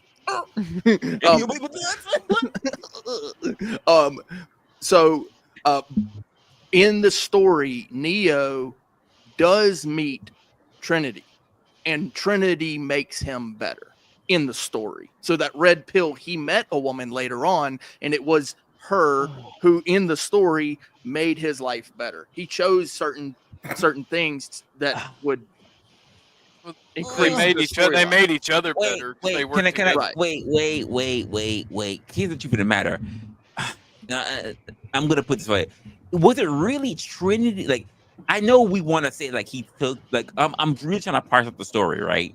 Mm-hmm. And I'm trying to figure out which part of the movie, because when I think about movies, especially in trilogies, like even Aliens, I can't remember which one in fucking order. I just remember a jumble up portions of it. It's the same thing with me in The Matrix. Neo didn't become red pill in my mind, again, my opinion, until he believed in himself. Everybody else had believed in him. Morpheus, Trinity. I mean, not Cypher. Fuck Cypher. I know what you're saying, Clue. Fuck Cypher. So no one else believed in Neo until he. But the most important part was that Neo believed in himself. The Oracle said it. Trinity said it. You want to say the original believer of it, Morpheus. But it wasn't until Neo got up and said, "No, I'm not running," where he believed in himself. Good. Well, isn't that the moral? That was the red pill moment. It wasn't the I know kung fu when he was getting his ass whooped by Morpheus. It was none of that. It was not the jumping and falling. It was when he finally stood up for himself. And this is why I say things to people like, if you have haters, good, because that means you stood up for yourself at some point in your life. When Neo decided to stand up for himself and actually fight back against Agent Smith, that was the time when he became red pill. Not when he took the red pill. Not when all the shit he was learning. There was still a warming up period. When he believed in himself and what he could do, that's when he really became red pill. In my opinion. 3 points there. I agree with you, Resla, but 3 points. The first point, that's when he became a man, right? That's when he became a man and started doing man shit. He looked within and he built and he had faith in himself. He had faith in his strength, and he started doing what he was destined to do, right? The second point, I guess there's only 2 points, because in order for you to fulfill your destiny and do what you want to do, you have to become self-aware. You have to know yourself. You have to push yourself. You have to learn. And the second point is those two people, they made each other better. They worked as a team, yin and yang type shit. I think that's the moral. I think that's the moral of those two story within, because nobody can do anything if they don't have faith in themselves. and they create the tools for success. Nobody's going to find a partner. No one's going to find a partner who makes them better if they themselves aren't willing to work hard and push themselves and do what they have to do on their end. So I think that's the moral of the story. Besides just the action and the actual narrative of the story, I think that's the moral of that tale. Jess, what the fuck you doing down there? What the fuck is you doing? You had to switch 3 different. I'm working. GS, man, he on some Matrix shit. I don't know, cause I'm drinking my bourbon. So, and here's the funny part: like GS knows this one. I was mad happy when he put that shit on screen. He knows this one. A nice old Forester. Old Yeah, Forester. yeah, he knows that. He knows that one. That's some good stuff. Yeah, it is some good stuff. Get yourself a chance. Buy a bottle of Blanton's. It'll be better. Yeah, Close you're to the it, second. better. Yeah, you're the second person that mentioned Blanton's. Yeah, get a bottle of Blanton's. What do you think that runs about? 45, 50? No, sir. A lot more. A lot. It's like more. 80, 90. If you're if they have a strong enough collection, around 80. If they only have like 1 or 2 bottles, expect 120 plus. Really? That's right. Yeah, that's about right. It's a collector's edition. And I just want to say for anyone that might be talking smack to me in the chat, the comment section, I can't see it. I'm in the private chat, so you're gonna have to come up on panel. You want to talk shit? That's a fact. Listen, if you're gonna talk to GS, he ain't looking at you. So that means you want to get up. Yeah, get your face up here. Get your voice up here. And come on, Cam, look at him in the eye and say it like, yeah. Here's the funny part about it. Get jiggy you want to with come it. up, I at least need to verify that you're a human being. I don't do bots. I don't do none of this shit. But if you want to run your mouth, you gotta Pull up. run that shit up. You got Pull up. Pull up. I pull up. That's what you gotta do. Uh-oh. You gotta pull up. Resla pulls out. He doesn't pull up. You know what?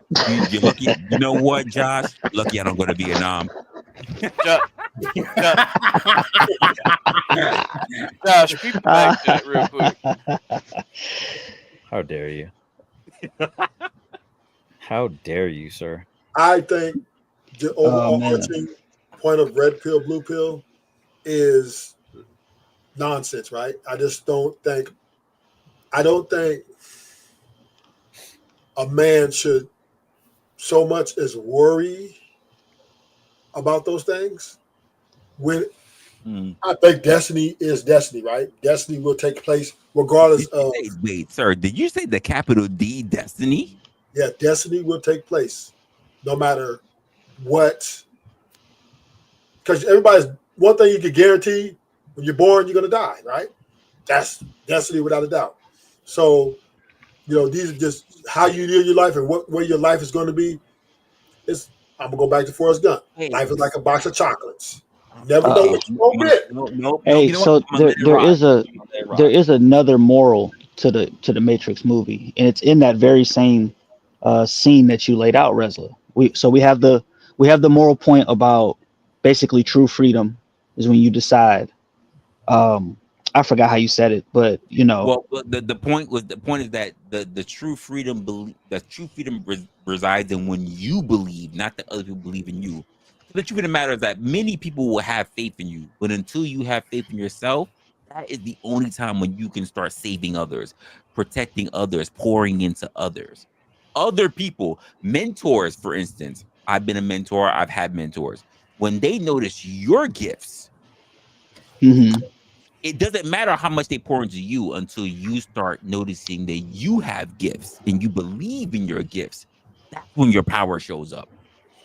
Then when you start paying it forward, I have noticed people who had gifts that they didn't realize it. But once I got them to believe in their gift, the awakening that happens.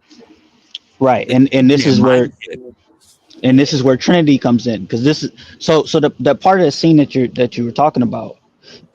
He's dead. He's laying there, and like Trinity says something to him. She says you can't die. I'm supposed to be with you. I love you, and she kisses him. Well, now one of the things she says, get up. You're not supposed to be dead. the oracle said I would fall in love with the one. That's why you Right, need to right, get up. right. And he got up. She gave him a kiss. He got up, and the first thing he does is when he looks up, he sees her, and he says, "I love you," and then he goes off and kills shit. Right. So I think Fact. another moral lesson in the movie is that love love is an anchor that helps you deal with the suffering of the world. It gives you a reason, another reason to fight in a Yeah, system. I've kind of alluded to this. That's a very good point. Encouragement, right? So there's two Uh-huh. sides to making it possible for people to do the right thing. One is the force doctrine. I've heard this so many times, but the other one that people don't really delve into is the encouragement, which you can get love from that. You can get all sorts of good things from that, just by encouragement.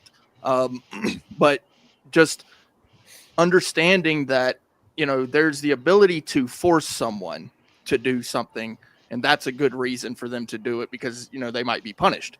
Yeah, okay, I'm down for that. But also, if they're doing it for the right reason, because they want to, because they're encouraged to, that is also a good thing. Mm-hmm. And it's actually, in my opinion, the better thing. That's the better option. Is it? Does it matter whether somebody's doing something for the right reasons or because they're forced to do it? They're still doing it, right? What does it change? You can either get the carrot or take the stick. Yeah. Either like way. Interesting. Yeah, but like either I way, think how something is done matters a lot. Yeah. It'll matter does it for matter how something. Ooh, never mind. The ends justify the means as long as the ends that you mean to justify are good. Right, because it's about balance. That's what justification is balance. So with the carrot, you're doing it because you get a reward. With the stick, you're doing it because you won't get a reward. You but also get a reward. You get to live and not be beaten. Punishment. For the people who it doesn't affect that somebody doesn't steal something, they won't have something stolen from them either way. So for them, it won't matter. But for the guy who didn't steal, it does matter because guess what? He didn't get the stick. And also for the guy who gave the reward, it will matter for him because it's a feel good for the guy who gave the carrot. It's a feel good. And who doesn't want to feel good about what they did? I would rather give you a carrot than to beat you personally. That's just me. I know some people are different. Some people are like masochist and enjoy the whole beating thing. I'm just not into it personally. Good thing you don't run the world, Brady. Never tried. Right? Hey, the folks that run the world ain't got no problem with it. Well, it's like spoil the rod, spare the child kind of thing where, if the child is acting up and it's bad enough, then yes, punishment is necessary. But it's a punishment. It's a discipline. It's not so that you can feel good about beating someone. It's not. That's not the goal. Not all discipline is physical either. True. Sometimes the punishment is the suffering and the anguish from knowing that you could have done better or the struggle that you went through, and sometimes that is how you learn. The stick is not always a stick. Sometimes the stick is letting stupid people and man children deal with the consequences of their actions. Facts. Well, I shouldn't say man children because it's typically women in the society that you have to let deal with their actions. So, well, I will say women are very good at allowing men to understand how very little they are.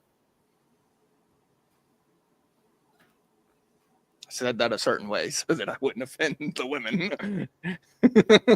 You should always speak freely. Offenses always stolen, never given.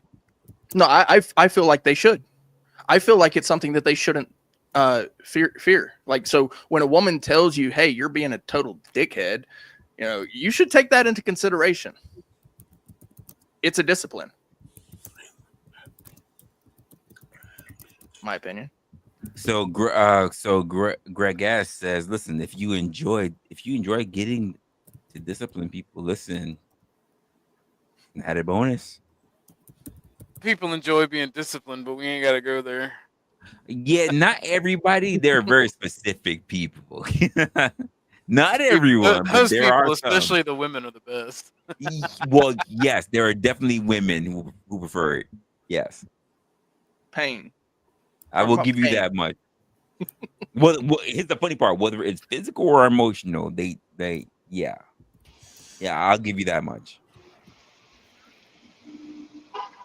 So I got a query. We talked about boundaries and stuff with children and women, and that they need to be held account. But I think I'm I happy you agree. said that because I swore I'm still traumatized from somebody be trying to bring in some trans shit. So thank you for No, not doing. I'm not interested in bringing Thank up you anything for like that. that. Jesus Christ. But when we talk about boundaries Don't for say it, women, you'll summon the fox. that women Oh. will kind of, they need to be held responsible. But I think society bails them out of their poor decisions constantly. And I've said this tongue in cheek, but like a cat can fall from great heights and land gingerly on all four paws. Never underestimate a woman's ability to land safely on her back out of any terrible situation into a good one. And Well, I don't see- mean that to be rude. I mean that to be like legit. It's a And fact. we keep bailing So- women out of their mistakes, and we should really stop here's doing the that. issue that I come across, right? So for instance, when I talk to men, I don't really talk to men online. Funny enough, I talk to men in the real life. Because I just don't run that kind of channel, so I don't really talk to men in the real world. But I talk to younger men because mostly, damn, I can't believe like I'm probably one of the oldest people in my career.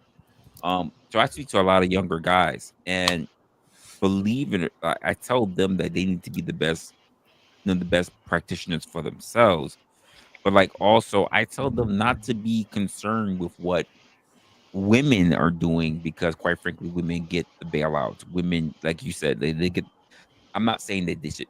I gotta be professional, so I can't say they fall on their fucking back. But but what I say is that like you are expected to uphold more. You are held to a different standard than comes to women.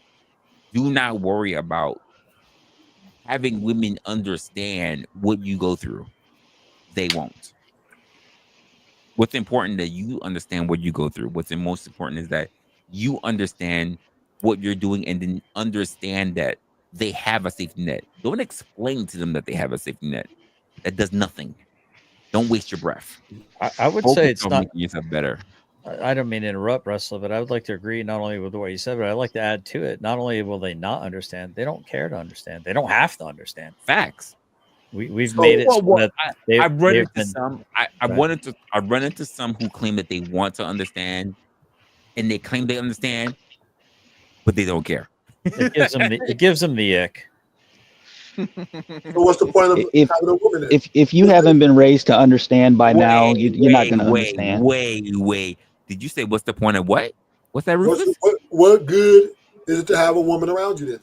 Let me tell you, there's a good point of having a woman unless you're Josh and you just want Fleece Johnson. I'm not picky. This is why I promote Thailand tours. And the only reason why looks like he's a not, woman. wait. The only reason why he's not picky is because he has a child in his earth already. For some other people, though, they want actual children, and they don't want to go through try to male booty of people who So want the to new say that they are.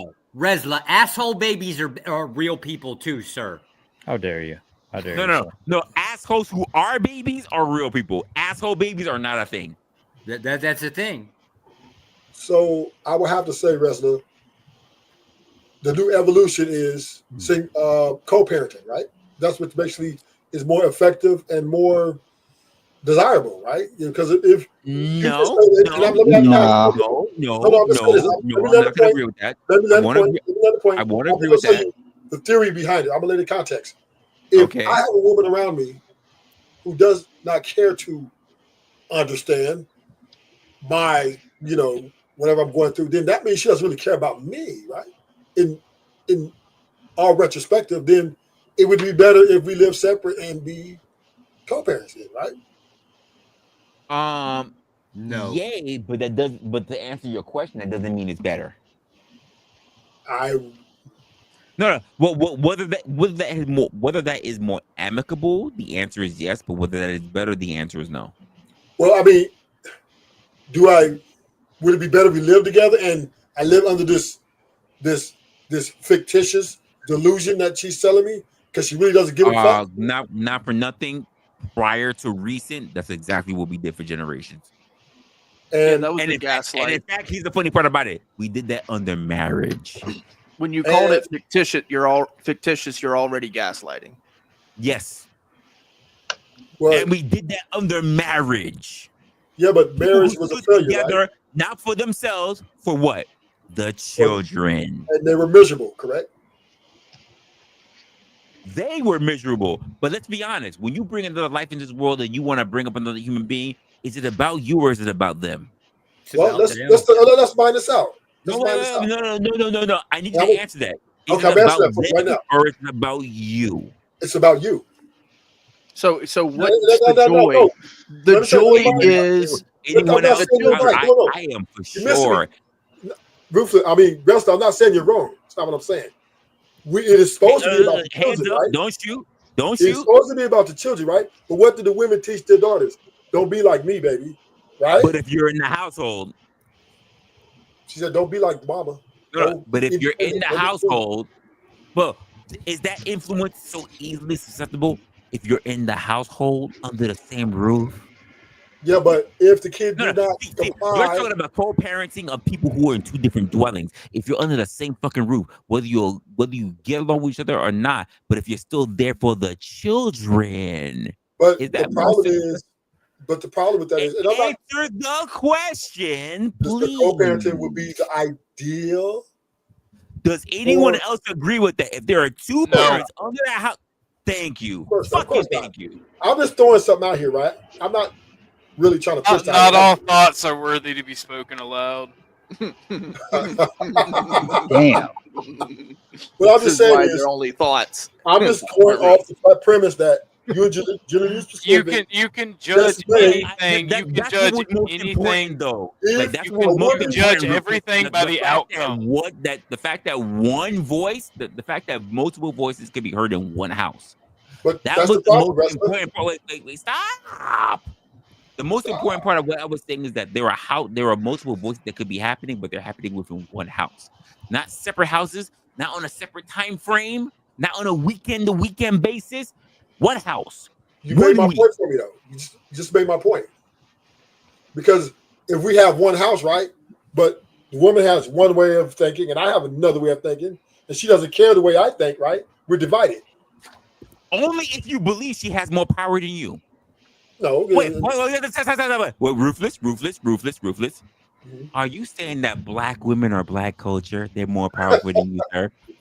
No, I'm not saying that. Oh, so who has more power, sir? So I got a question. Don't interrupt. I need to hear the answer. Who has more power, sir? It's down the middle. Down the middle. Really? Yes. Oh, wait. Stop. Do you split your cock and balls down the middle too? Do I? Oh man, he split them booty cheeks. I need to hear it. Wait a minute. Do I? Okay, you actually do I split my cock and balls down the middle? You don't understand English all of a sudden. Let me just say it again. Let me say it again for the people in the back row. Did you split your cock and balls down the middle, sir? No. So half of it is yours and half of it is hers. No. But no. So who has more say in the household that you both dwell in together? Right. The woman. So it should be an when you say that, you know what you say? You're not a father, you're a sperm donor. Yeah. So, yep. The guy with the hammer or the gal with the hole to drill in. So which one? Once again, right?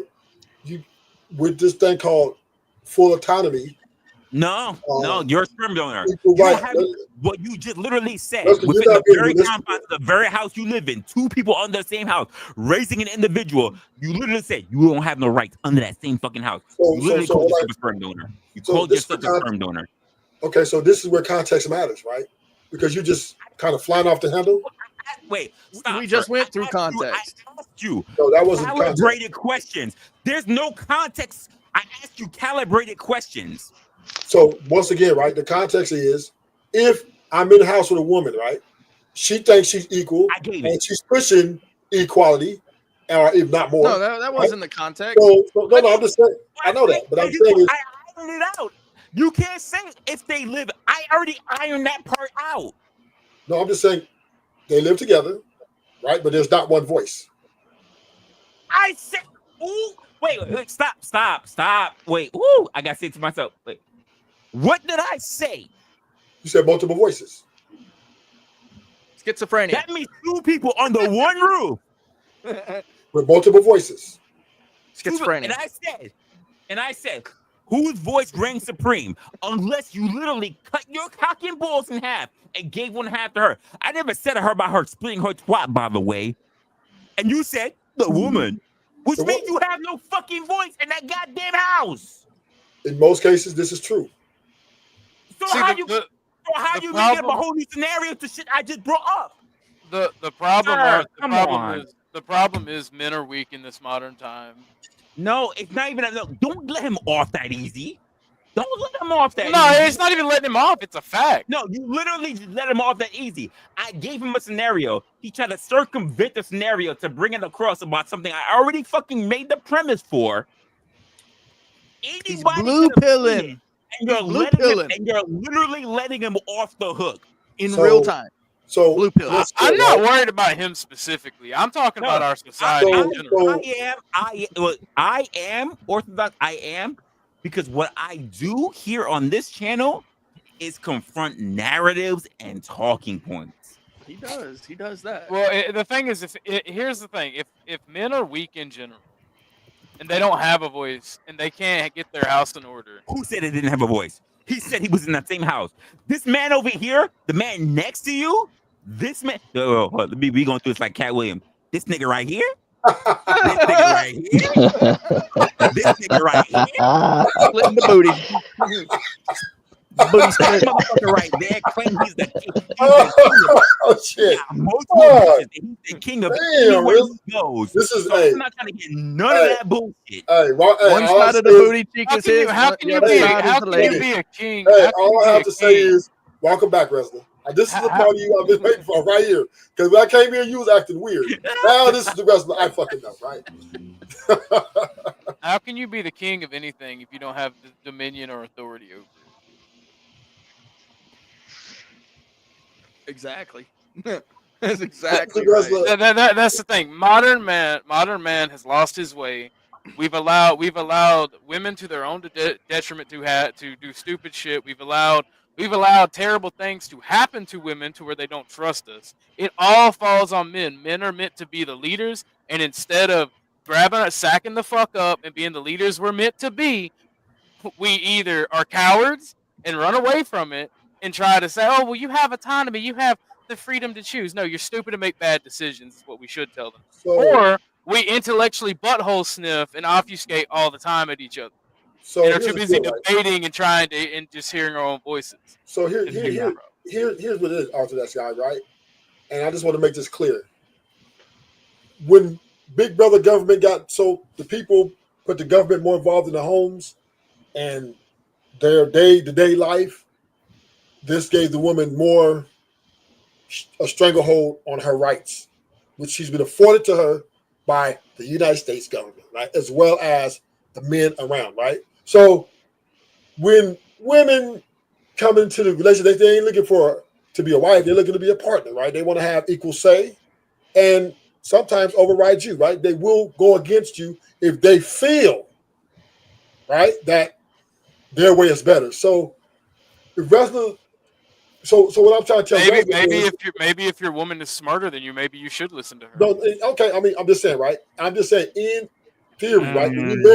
When you marry, the woman automatically gains leverage over the whole house because she knows if you leave, she's going to get what you got. And she knows if she leaves, she's going to get what you got. So you're pretty much either going to take the loss and say, you know what, I'm going to stand up for myself. And who allowed this? Who allowed this Weak situation men. to unfold? Men, weak Weak men. I agree, man. Orthodox. I Not agree. just men, weak men. So there is no getting out of it without looking inward Yeah, I as agree a with you on man that. and rectifying that issue. I agree with you on that. Women will follow you if you show yourself to be capable. They will Used to. rebel against Yes. you if you are not. Yeah, they'll follow you if you're making a proper income and providing them a Brother, benefit. I've seen which broke more so- motherfuckers that take care of their family. I'm not saying that. No, you that said don't- lead, right? When we talk about Yeah. leadership, right? Women will be what let you me in finish. regardless of income. They lead their families while being broke as fuck, but still taking care of. No. That's where you're wrong. The needs are met. The needs. That's where you're are wrong met. at, Mr. Orthodox guy. Men typically in 2025 are not leading their families, okay? Because women are exercising their options and their rights afforded to them. So if they don't like Bro, I don't buy into this. I don't buy into pseudo homo. Let me just lay this out, right? Let me lay this out so then you can rebut. All I'm saying is at the divorce rate that the women leaving, right? They're walking away and they're saying, fuck you, I'm taking the kids and deal with it, right? That means they're understanding that the rights that they have afforded to them, they can use these things to gain the winning hand, right? So they understand this right. And this is what is a conflict of interest. Do you do Kegels? Yo, straight up. Because this right here, this line of argumentation is coming from feminine men. No offense. No, well, okay. Nah, it is. It is a feminine way of thinking. Why are these men making the choices of these shitty ass hoes? Long as 911 is existent, right?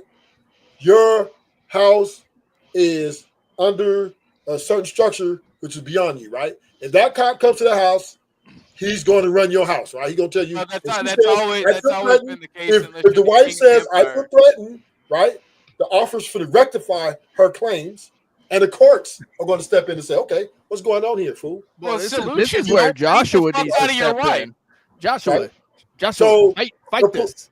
So the police is actually the government. We need your fight. The government is daddy for real, right? You're just men are just placeholders in their homes until she feels she needs to move on from you, or she feels to check you. And if you try to overreach that, she then brings in her daddy, which is 911. Or hold on. Joshua, is this how a relationship supposed to work? He is only making an argument for authoritarianism. The flaw with it, though, is he's basically saying that men ought to be authoritarian. We're not by majority. We're not even close. And we should be. We should be. Right. So, That's we're not.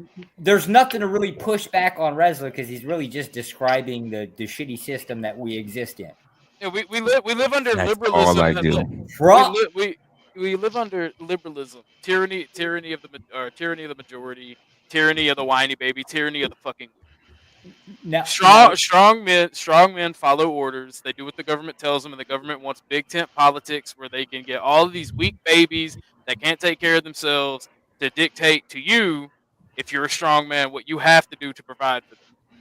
And because we're not authoritarian, we aren't willing to place the certain packages where they need to be to have detonating effect. This is why I have a problem with the term "as a man." As a man, you're all pussies. I'm sorry. Lesbian.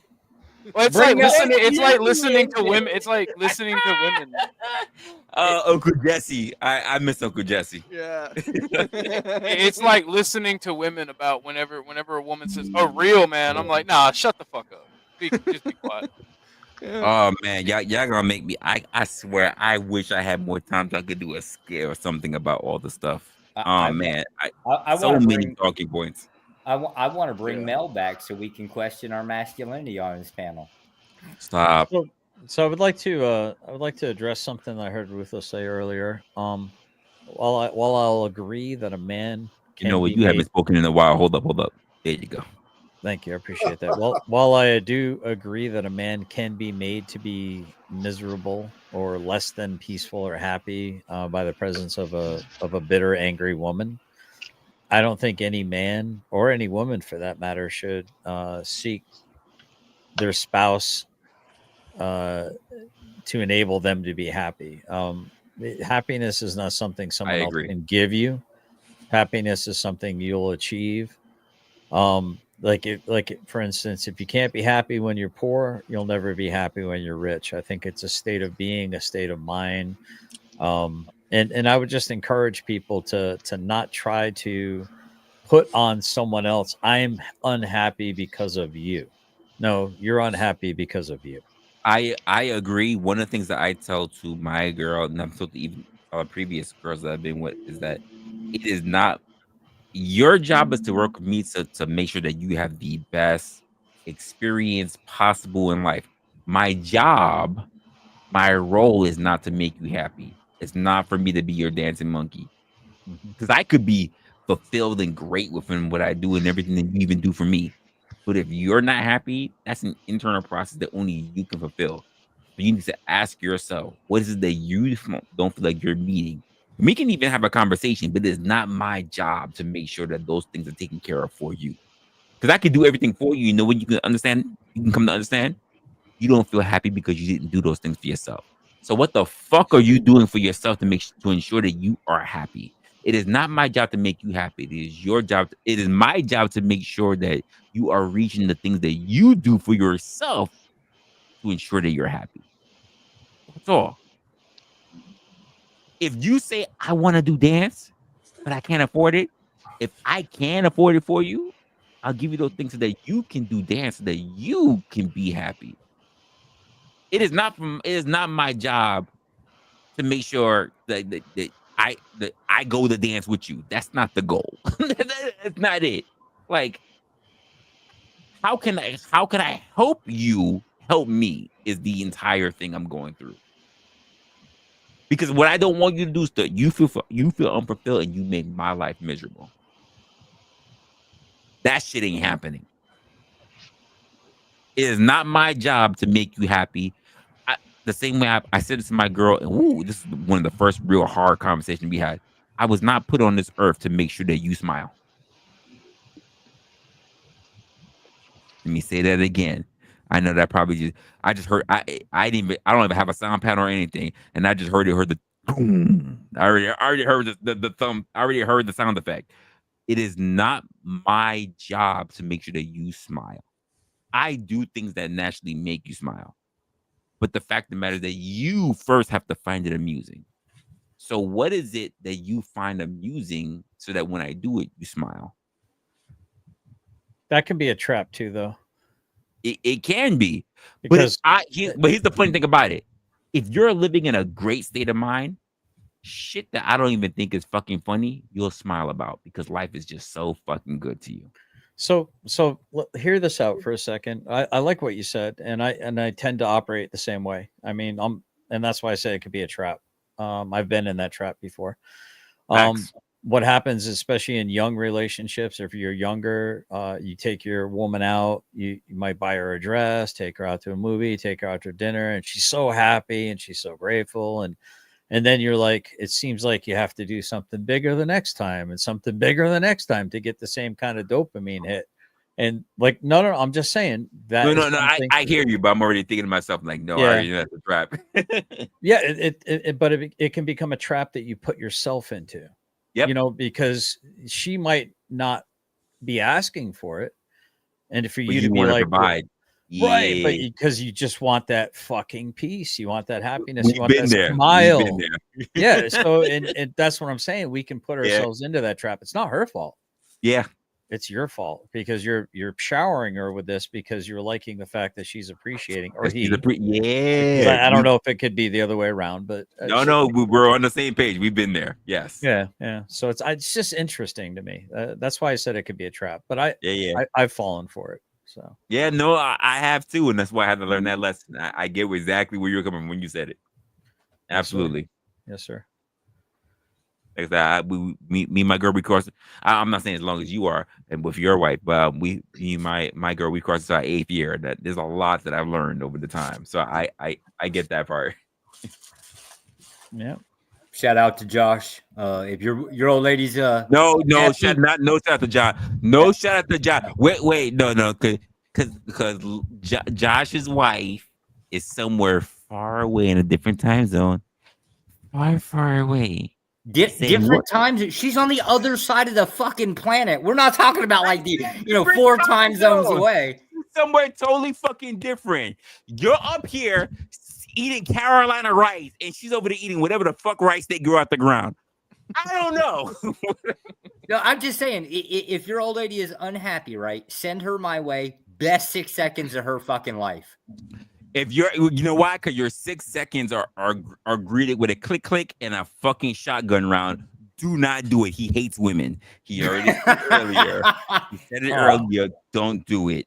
That part's true, but I'm serving the public. It's my job to serve the community. Don't do it unless you have allocated a reasonable amount of sources to know that this was going to be your end date.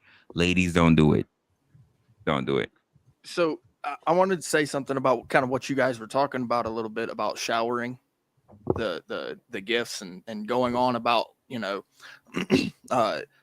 got to do the next biggest thing. One of the things that I believe you kind of covered was I wrote it down as being detrimental in a selfish way, right? So you're doing the thing that is selfish, which makes sense to you because, well, you want the best thing for yourself. But then what happens is it's so counterintuitive to what you really want in the end, right? So it might seem a little unusual that doing something like showering your lady with gifts or taking her out all of the time is going to be detrimental. It might seem like, oh, in the moment it's great, but what happens in the moment where you're not able to do that or you just don't have enough time, right? And so it kind of goes to the same thing about I believe the term is enabling, right? So you want to do things for others, sure, because you want to feel good. But if it's something that you can't do all the time, or if it's something that they look at it and they're expecting it all of the time, later on, you might not be able to. I 100% finally agree with Brick. Well, with Cypher, that's kind of what he was doing by choosing the stake and screwing everybody. He was also screwing himself because he really doesn't know. He doesn't know what that blue pill is going to do. He doesn't know whether they're going to put him back in the Matrix and he's going to be, a slave, a literal slave for his entire existence, or if he's actually going to be that, Fortune 500 CEO. He doesn't know. He is taking a big risk. And I would say that going down that blue pill, as it were, is just not even close to what you want to do. Does that make sense? I hope it does. I do agree with you that when you're spoiling someone, it could be detrimental. But this is why it is just, I guess when you get married, right, that's the first thing most men do is spoil their wives, right? It's innate within their gene, but it also creates a strain on the household, right? Because now you try to keep that up when you have other goals that need to be made, such as retirement money, kids, college, et cetera, right? It then becomes, well, maybe she's not used to you tighten up the budget on her or telling her no, right? So it can set yourself up for failure. I see a lot of y'all have no experience with brat breaking. That's tragic. Well, you said what, back breaking? I know, brat breaking. Like Oh, Brad. Oh no, Putting feminists in check. I that's what he's definitely talking have about. a lot of experience with brat breaking. All right, so you can understand where I'm coming from, there, Resla. Tell I him mean, no. I've literally the youngest girl I've dealt with was 11 years younger than I was. It's not even about the actual age. It's how they act. No, It's how they but get up and I've definitely taken care of a lot of nasty habits, a lot of nasty mentalities. Yeah, just trust me, they'll be appreciative and reward you Yeah, accordingly. and I'm like, I'm so gonna be better for you. I've just in the never heard future. that term. I feel like I feel look up. Oh, you said never heard of brat breaking? Look Yeah, it I've up. never heard that term. Look it up. So a brat is an entitled little princess. You know, they expect a traditional male, but they act like fucking. Like they act cunts. like Yeah, that they act like young. traditional, but have no idea what the fuck it is. Yeah, and they that young So person's attitude. but I'm entitled. Wait. Hold up. James, tell us more about this brat breaking you've been doing. Don't do James.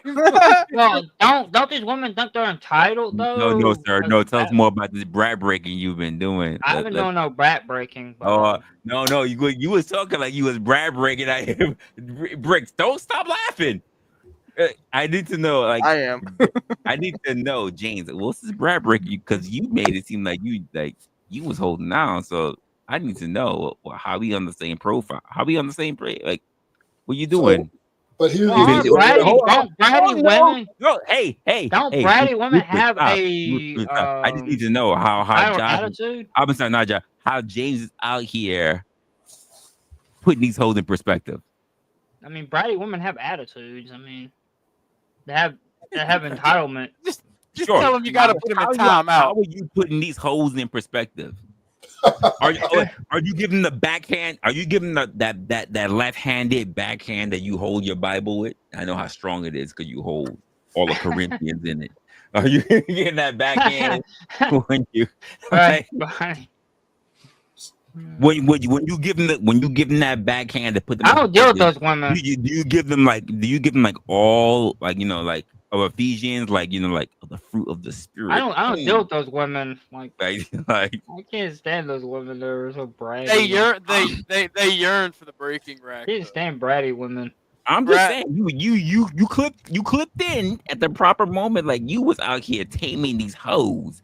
So I just need to make sure because you came at the perfect moment, like not for nothing. and I honestly, James, this is a compliment to you. I was hearing Orthodox, I was hearing Brick, I was even hearing Rufus go off. And I know they're not holier than you. So I was like, when I heard you speak, I was like, wait, hold up. James? He said backbreaking. Said that he had to put a hole in a place? I need to hear. Yeah, check that hole. No, I did not say that. You interpolated it. That's what I was saying. Check that hole. He was interpreting that as well. James, don't back down, James. James, do not back down. Stand on some shit. I heard it. I was like, wait, James. He was interpolating. You made an interpretation that was wrong. You know what? I might have. I was just like, hold up, wait, James talking? I have a inverse of brat breaking, though, right? The inverse part of brat breaking is like telling men not to be providers anymore. There's too many. Wait. There's too many. Well, who's doing that though? Who's doing that? It's 2 or 3 different groups, right? Saying, hey, don't leave with your money. We don't just leave call with them your lip money. Wait. There are women out there saying men don't get your money up. No. I'm talking about other men, right? Other men tell other men. Yeah. I don't care about the gig. I don't care about. So that's the inverse of brat breaking. Is because how can you tell me how to be a provider? Let that slip down. You did. You let it slip out loud, and you just said it. No man can tell me how to let that slip down. For my family, right? Or my woman, right? Now, I do agree with Brick that it can go bad for you, but to be a provider, it's just no way to quantify that, right? Well, how much are you provided one time, right? Or should you give her $10 dates at Starbucks and Yeah, then that's the move part you on guys up are to gonna have to Chris? work out. That's not All I'm saying is, if you take your hand, you make it flat, and you look at it, you just have a beautiful young lady that you can just not even slap her, just put the back of the hand, the top finger. You'll feel that their jawline is Yeah. perfectly symmetrical for that And part of you the back hand. If you really want to know how to get down to business. and then you be having your Fifi at home. So yeah, that's a whole other ball game, right? Wait, what do you do with Rosie Palm He's gonna have a and the 5 fingers? Wait, what are you doing with the back of your? You do it with the back of your hand? All right, I got to try that fapping technique. be like man. stranger In this stranger in country, the tub.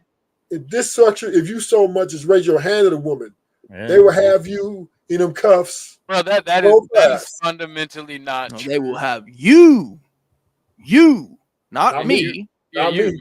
I'm not raising my hand to no bitch. Well, see that's the problem. See, the thing is, everybody's so scared. If that was true, how Not come? scared, How sir. come? If that is true, if we really and I think and I wish it were true. You want to know the truth? I do wish it were true, because then we wouldn't have the amount of grapes that we have. We wouldn't have the amount of women that have been abused the way we have. We wouldn't have these issues in our society. And if you want to know the truth, the reason that women are so damn crazy is because they've been mind broken by the society we have, because the vast majority of them have been abused. Get the They fuck don't out know of what here. to expect exactly reason because why it's women- and one they- extreme or the other. And It's they don't either even know what a real man is anymore. or because of nothing at all. No discipline. No, just So- wild out.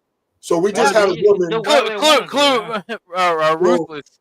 It sounds like it sounds like you're one of those dudes who just want to beat their wife but can't. No. We just had a woman just take a guy for $100 million, $50 million lawsuit, right? Who she was role playing with. She recorded, then chopped it, and then screamed "grape," right? So she can get paid.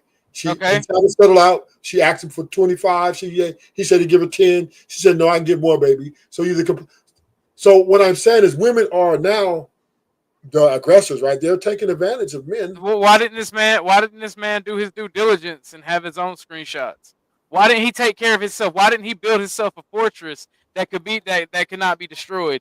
That's the problem. Men want to do the bare fucking minimum, and they don't want to be men, and they want to go, some dumb gold digger whore took me for what I had. Well, maybe you shouldn't have been a degenerate dumb fuck. Hey, Ortho, can you do me a favor, bro? I don't know if I can personally turn you down a little bit, but bro, you understand how a microphone works, right? You don't have to. No, I have no consideration. Okay, I mean, you're blasting my ears out. Yeah, there's a bunch of you're the only one who's like you sound like a shrilly ex-girlfriend that I broke up with 2 weeks ago. But I know that's not you. I know that's not you, bro.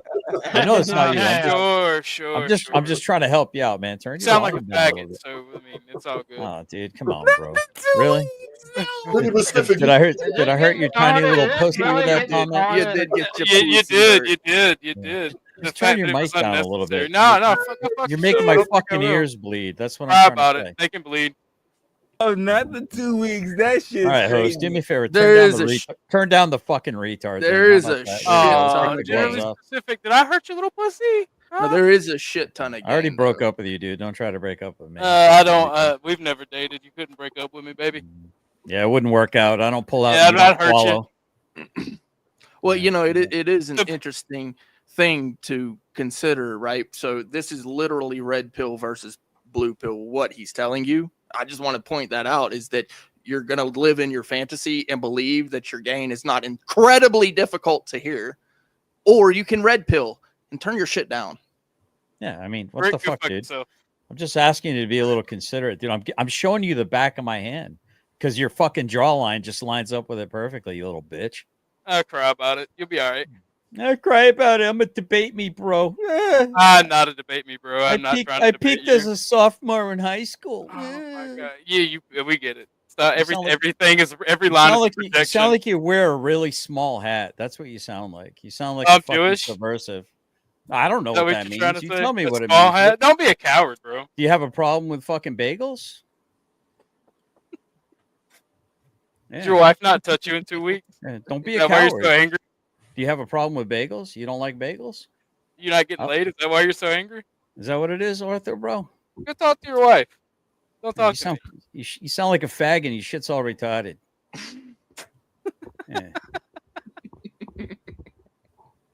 God almighty, dude. Are you one of those guys that just fucking you flex in the mirror, don't you? Fuck, I can cry.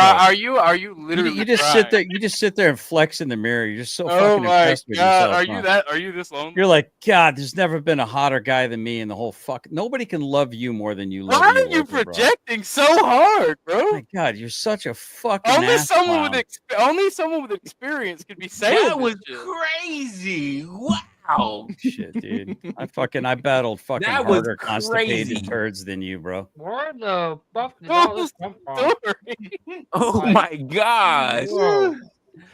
That was crazy. I just asked you to turn your fucking mic down and you spurred out like a fucking ragging bitch, dude. What the fuck? Did you wait, hold, you're talking about fucking masculinity? You cried about it. You cried about it so You're fucking talking about, hard. yeah, you're making my fucking And you're ears bleed still with your crying- you're shrilly still crying screaming, you about it. fucking retard.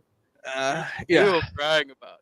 This is actually why I It makes keep my, me a fag that you fucking scream over a microphone. exactly Turn your why. game down, you The fact fucking that you muppet. suck dick is what makes you a faggot. Yeah, watch a fucking YouTube video on how to ke- improve your mic quality. I keep my volume at like 20 Hey, fucking regularly idiot. because of people like that. Hey, what does it who- say in the who won't Bible? turn What their does it say? volume What does down. it say in the Bible about iron sharpening 20. iron? Well, no, not on Turn StreamYard, but on my computer. Oh.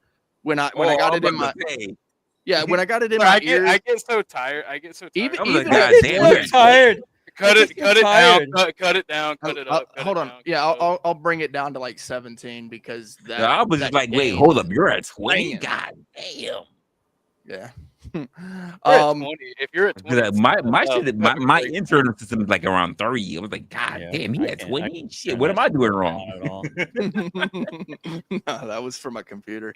Yeah. Yeah. But actually, I wanted to bring up something that Clue Yeah, had Chad. brought up in his talk about the blue Sure. pill, and he mentioned the watch. Remember the watch? Said going down The 85K watch, yes. right, the $80,000 watch In the that you canyon. Yep. right. But then you brought up the point of reality, which is that you don't know what you're going to go through going down the canyon, right? Despite the fact that he said getting food, getting a freaking generator. He didn't mention the camping gear that you may have to take you a day or so. He didn't mention any of the other animals and wildlife that you got to go against. Like, I thought about that shit. Right, because you're just gonna go down the canyon to go get that $80,000 watch. I mean, hey, it's a one-day trip. It's a one-day trip. Right? You didn't bring no snacks along, no nothing, right? Yeah, No water. you're good. Middle of the desert, down into the canyon you go. Yeah, you know, from afternoon to evening, you're done. I don't know why I wanted to bring that up. Mostly, I just wanted to steer the conversation a little bit. Well, it was a. What the fuck was that? Was that glass? Oh, by the way, I broke my drinking glass, so that's what I'm drinking. cigarette out of after this. that. I'll be right back. Yeah, I broke glass. Shit. Yeah, that's not Oh good well, for you. whatever. That's not good for your intestines. I think that was the only piece that I actually tasted. But yeah, I broke one of my drinking glasses, which is sad because that's one of my glasses that has my name, like my actual name and birth date on it. Damn. Yeah, that sucks. Whatever. I got like 5 others. Whatever. But yeah, and the whole thing with Clue being saying they go down into into the ravine, the mountain. I'm like, there's goats. There's possible mountain lions. Probably not, but bears for sure. Snakes, like hawks, snakes. Like got the little holes where the snakes. Because if you're what's the descending, declining, or whatever the term is, where you're going down the ropes. Descent. Yeah, descending. Right. So you're going down the ropes, right? On You rappel. pass by There's on rappel, on belay. On belay is who's okay. Go ahead. I'm sorry. Yeah. Well, Perfect. that's up to me if you're going one road down. If you don't have to shimmy and move across the path. Oh, and right. Goats also jump. Like if you have goats in that area. I don't know if you have goats in the Grand Canyon, but right, goats are a pain in the ass. But you're talking a mountain. About whether it's forward or backwards. Walk down. Yeah, mountain goats are a pain in the ass. Yeah, kind of the similar situation if you're going with the mountain, right? You know that there's there could be like a little canyon on the mountain, where the only way to get there is to repel. Is that the right word, Jess? Getting the repel. Repel's right. Yep. And so yeah, the goats, yeah, they're going to be there. There's all kinds of scenarios that you're just not even going to be prepared for, right? The weather, right? What if you're on that mountain or in that canyon and all of a sudden a storm comes through? Oh. Yeah. Right. So yeah, like there's a place in South America where like the storms move in like that. When the people go up to climb that mountain, like they're on it and it's just like boom, there it is. Right. So the helicopters will come, they'll quickly drop you off, and then you're on your own. And then whenever it's time, you're gonna have to, I don't know even how they call in. There's like no radio traffic there or something. You're supposed to be like a certain time. You're supposed to be there. They have a different time from when to pick you up. Yep. Right. They've already set it up. So if you're not there, you're just not there. So you're gonna have to survive till the next chopper ride comes through. Right. Now a blue pillar, right, would say, yeah, might as well, just along for the ride. Unlike the roller coaster scenario where Clue brought up, it's like, no, actually, it's quite the opposite. The blue pillar says, I'm going to choose to be ignorant. I'm just going to go into the cavern. I'm going in there with no knowledge. It's okay. I'll figure it out. Well, no. It's actually the opposite, because this is the point that he was saying, even with the roller coaster. He's saying what he was saying is that it's the blue pillars that will sign up without having any knowledge of the roller coaster and jump into it. And I'm saying, no. It's the opposite. The blue pillars will be the people who will turn around and look at all of the other people and turn around and say, no, I've actually seen how many people actually die from a roller coaster instance. I'm not going to jump on it. And they will look at all the people lining up and say, wow, look at all the people who are potentially lining up to die. They would not be the person who would go down into the canyon for this 85K watch. It would be the red pillars who do so. Because blue pillars don't take no risk. Don't understand risk reward. Right. The experience isn't even worth it. Correct. Like I could gain so much experience. They will hold the risk more important than the reward. Yeah, thank you for correcting me. No, that's exactly right. It's literally even if you run it down to close numbers, 51-49, they will take the 51. They won't take the 49. Well, it's a herd thing, right? Blue pillows are part of the herd, part of the beehive, part of the colony, part of the collective. Correct. I mean, it even demonstrated that in the movie. And it's interesting that you talked about the Matrix. I had a buddy who was talking to me for about an hour and a half today. He's an over-the-road truck driver. And, he often has these deep thoughts and just wanted to call me and have these conversations with me. And he was talking about, man, what if none of this shit's real at all, dude? What if like we're in the Matrix? What if none of this really matters? And I engaged his worldview. I said, well, I mean, it sounds kind of nihilistic. And he says, dude, I'm from Louisiana, bro. What's with the big word? And I said, well, I mean, and I said, fair enough. I said, it's like, well, nothing really matters. And if nothing really matters, and he interrupted the conversation to answer what I later found out was Border Patrol, who was asking him what he was hauling. He said sailboat fuel, air. There's nothing in his load. He had nothing in the back of the truck. And she asked where he was going. And, he basically, he answered her. And I said, okay, well, if nothing really matters, why don't you tell her to fuck off?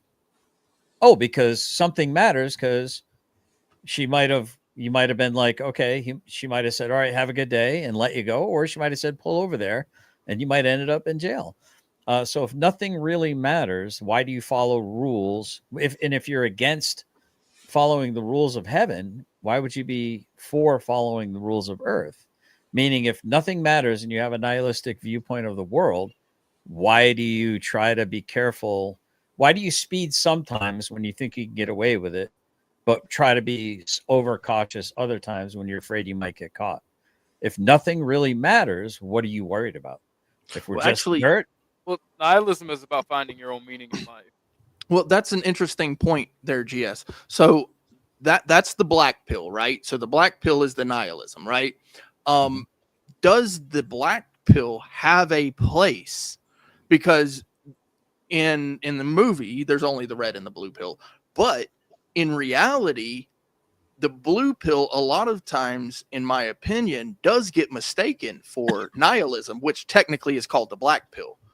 So is the blue pill just simply another version of the, is the black pill just simply another version of the blue pill? The blue pill is surrender, right? The black pill is nihilism. The red pill is being a man and standing up and being a leader. That's Now But you're there too is low. no black pill. Now you're too low orthodox guy. Now, Do now you I see can't what I even- mean? Do you see what I mean? Well, when you scream into your microphone, I can hear you normal. Just talk normal and turn up your microphone a little bit. That's all, bro. He said, Like, stop listen, screaming. I'm not shitting on you. I do want to hear. Nobody's I do screaming. want to hear what you have to say. It hurts my fucking dude. I got tinnitus like you wouldn't believe. I got fucking 50 cal ears. You're a vet. You're a vet. You're a He's vet. got I too got many 50 cal ears, so it's Yeah. dude. When it's My pure- Too many my penises apologies. in his ears. Yeah. No, if and you're if a I vet, turn my down my apologies. overall volume, I can't hear anyone else, bro. That's all I'm saying. I appreciate it. Fair enough. But the black pill is not a choice, is my point, right? So it's either the blue pill or the red pill. If you're gonna say black pill, that's nihilism. Oh But no! They're done. Sometimes They're if done already. They're already done. Yeah, If black you're- if pills you- are a step yeah, away from black pills. pills are already done. But that's what I'm saying. Black pill doesn't If you exist. take no, it does. If you take too many blue pills, they wind up turning black in your stomach. If you surrender and you lay down too much, you'll get in the cycle where you're like, why isn't my life improving? I've tried to stay with the flow. I've tried to do what I'm supposed to do. You know, I never got out of the herd. And then you're like, why am I still failing? Why am I still failing? And eventually you become nihilistic. And communists really did a number on nihilism, because nihilism, the way they used it was shitty. And the way Nietzsche, when he invented the term, he believed that God was dead and traditional society had failed, that nothing matters. You, as an individual, have to find meaning in your life and pursue it with the strength and vigor and will and force the will. That makes you an Ubermensch. That's hilarious, wrestling. An Just Ubermensch. ignore them. An overman. I'm happy you see that.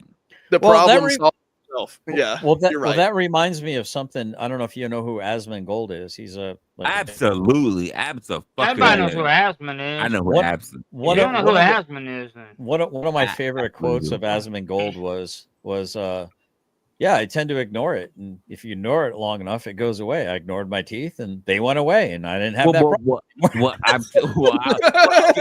Okay. That's No, like, no different. shit. That's That's a different. quote That from is Asmongold. way different. Yeah, that's Yeah, an that is way Asmongold different. actual direct But- quote. Yeah, no, that is way different. But I have said this for a while. If you ignore people who try to come at you with whatever kind of shit, the worst thing that you can do to any enemy is ignore them. Oh yeah. Well, the opposite of love isn't hate. It's actually It's indifference. indifference. Yeah, a lot of people. won't know that. Yes. So I know that. So even when I sat here for about a half an hour, I heard nothing but not heard or read nothing about negative shit about what I was doing and what I did, how I look at things and how I'm not smart to look at things about all from the box. I was like, Well, I don't know if you're going to be recovered in time, Resla, but I'm having a lampshade party on Friday. You have to bring your own lampshade, though. Oh no, I definitely don't have that On my stream. Yeah, I got apparently my buddy who's a paratrooper, a fellow paratrooper, said he's like, dude, I don't know. The other day you were on that stream, and he's like, man, you went. Well, from... I saw you looking like fucking Raiden from he's fucking like- Mortal Kombat. He said you went from buzz to freaking wasted. I said, Yeah, but I had a great out time. there. I had a Yeah, I great saw time. it. I That was a saw good when stream. you. Well, actually, I saw not yours. I actually saw when you were on Flow stream, and I was like, "What the fuck is happening here?"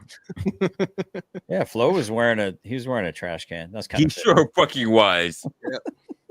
He didn't have And a I was like, lampshade, "What but he was the a good fuck sport. is happening here?" Some of the folks from my channel were like, "Why'd you let that asshole up on your panel?" I'm like, "Cause I want to like the guy. Wait, I you want to guys- like him. You He guys just all makes it really decided. hard." You I'm guys the all opposite. decided to I get don't on- want to like you. You said you don't want to like him? Damn. What was that, You guys- Joshua? You guys all decided to get on a panel and wear lampshades. Flo No, is he came Flo by. is the goat.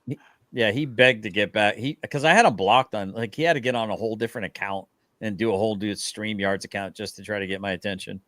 That's how that is true because you blocked him on your on his other account. It's like if you ignore people, they go away, just like Just- you said.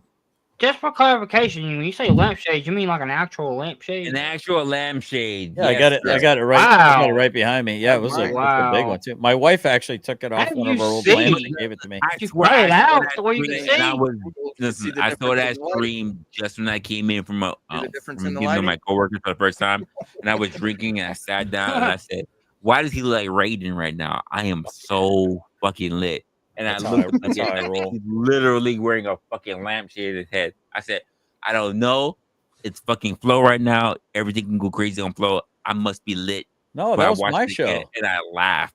That was absolutely GS's show. It absolutely was, yes. And I laughed my ass off. Yeah, it was good times. It was good times. I did have fun. I'm not. I'd be a liar if I said I didn't enjoy that. That was a good night. Oh no, you let loose for sure.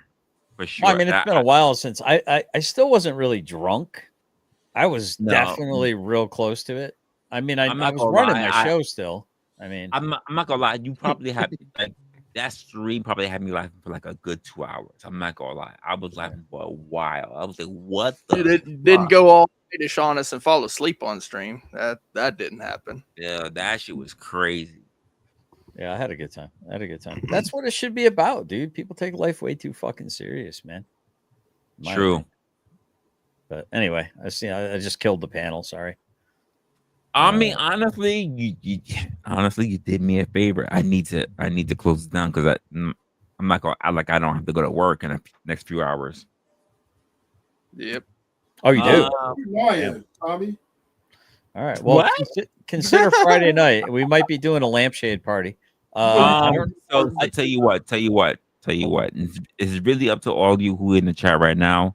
Chat as well as the panel. If you want me to do a stream tomorrow, you're gonna fucking say yes. Whatever. But I'm surprised you didn't say no.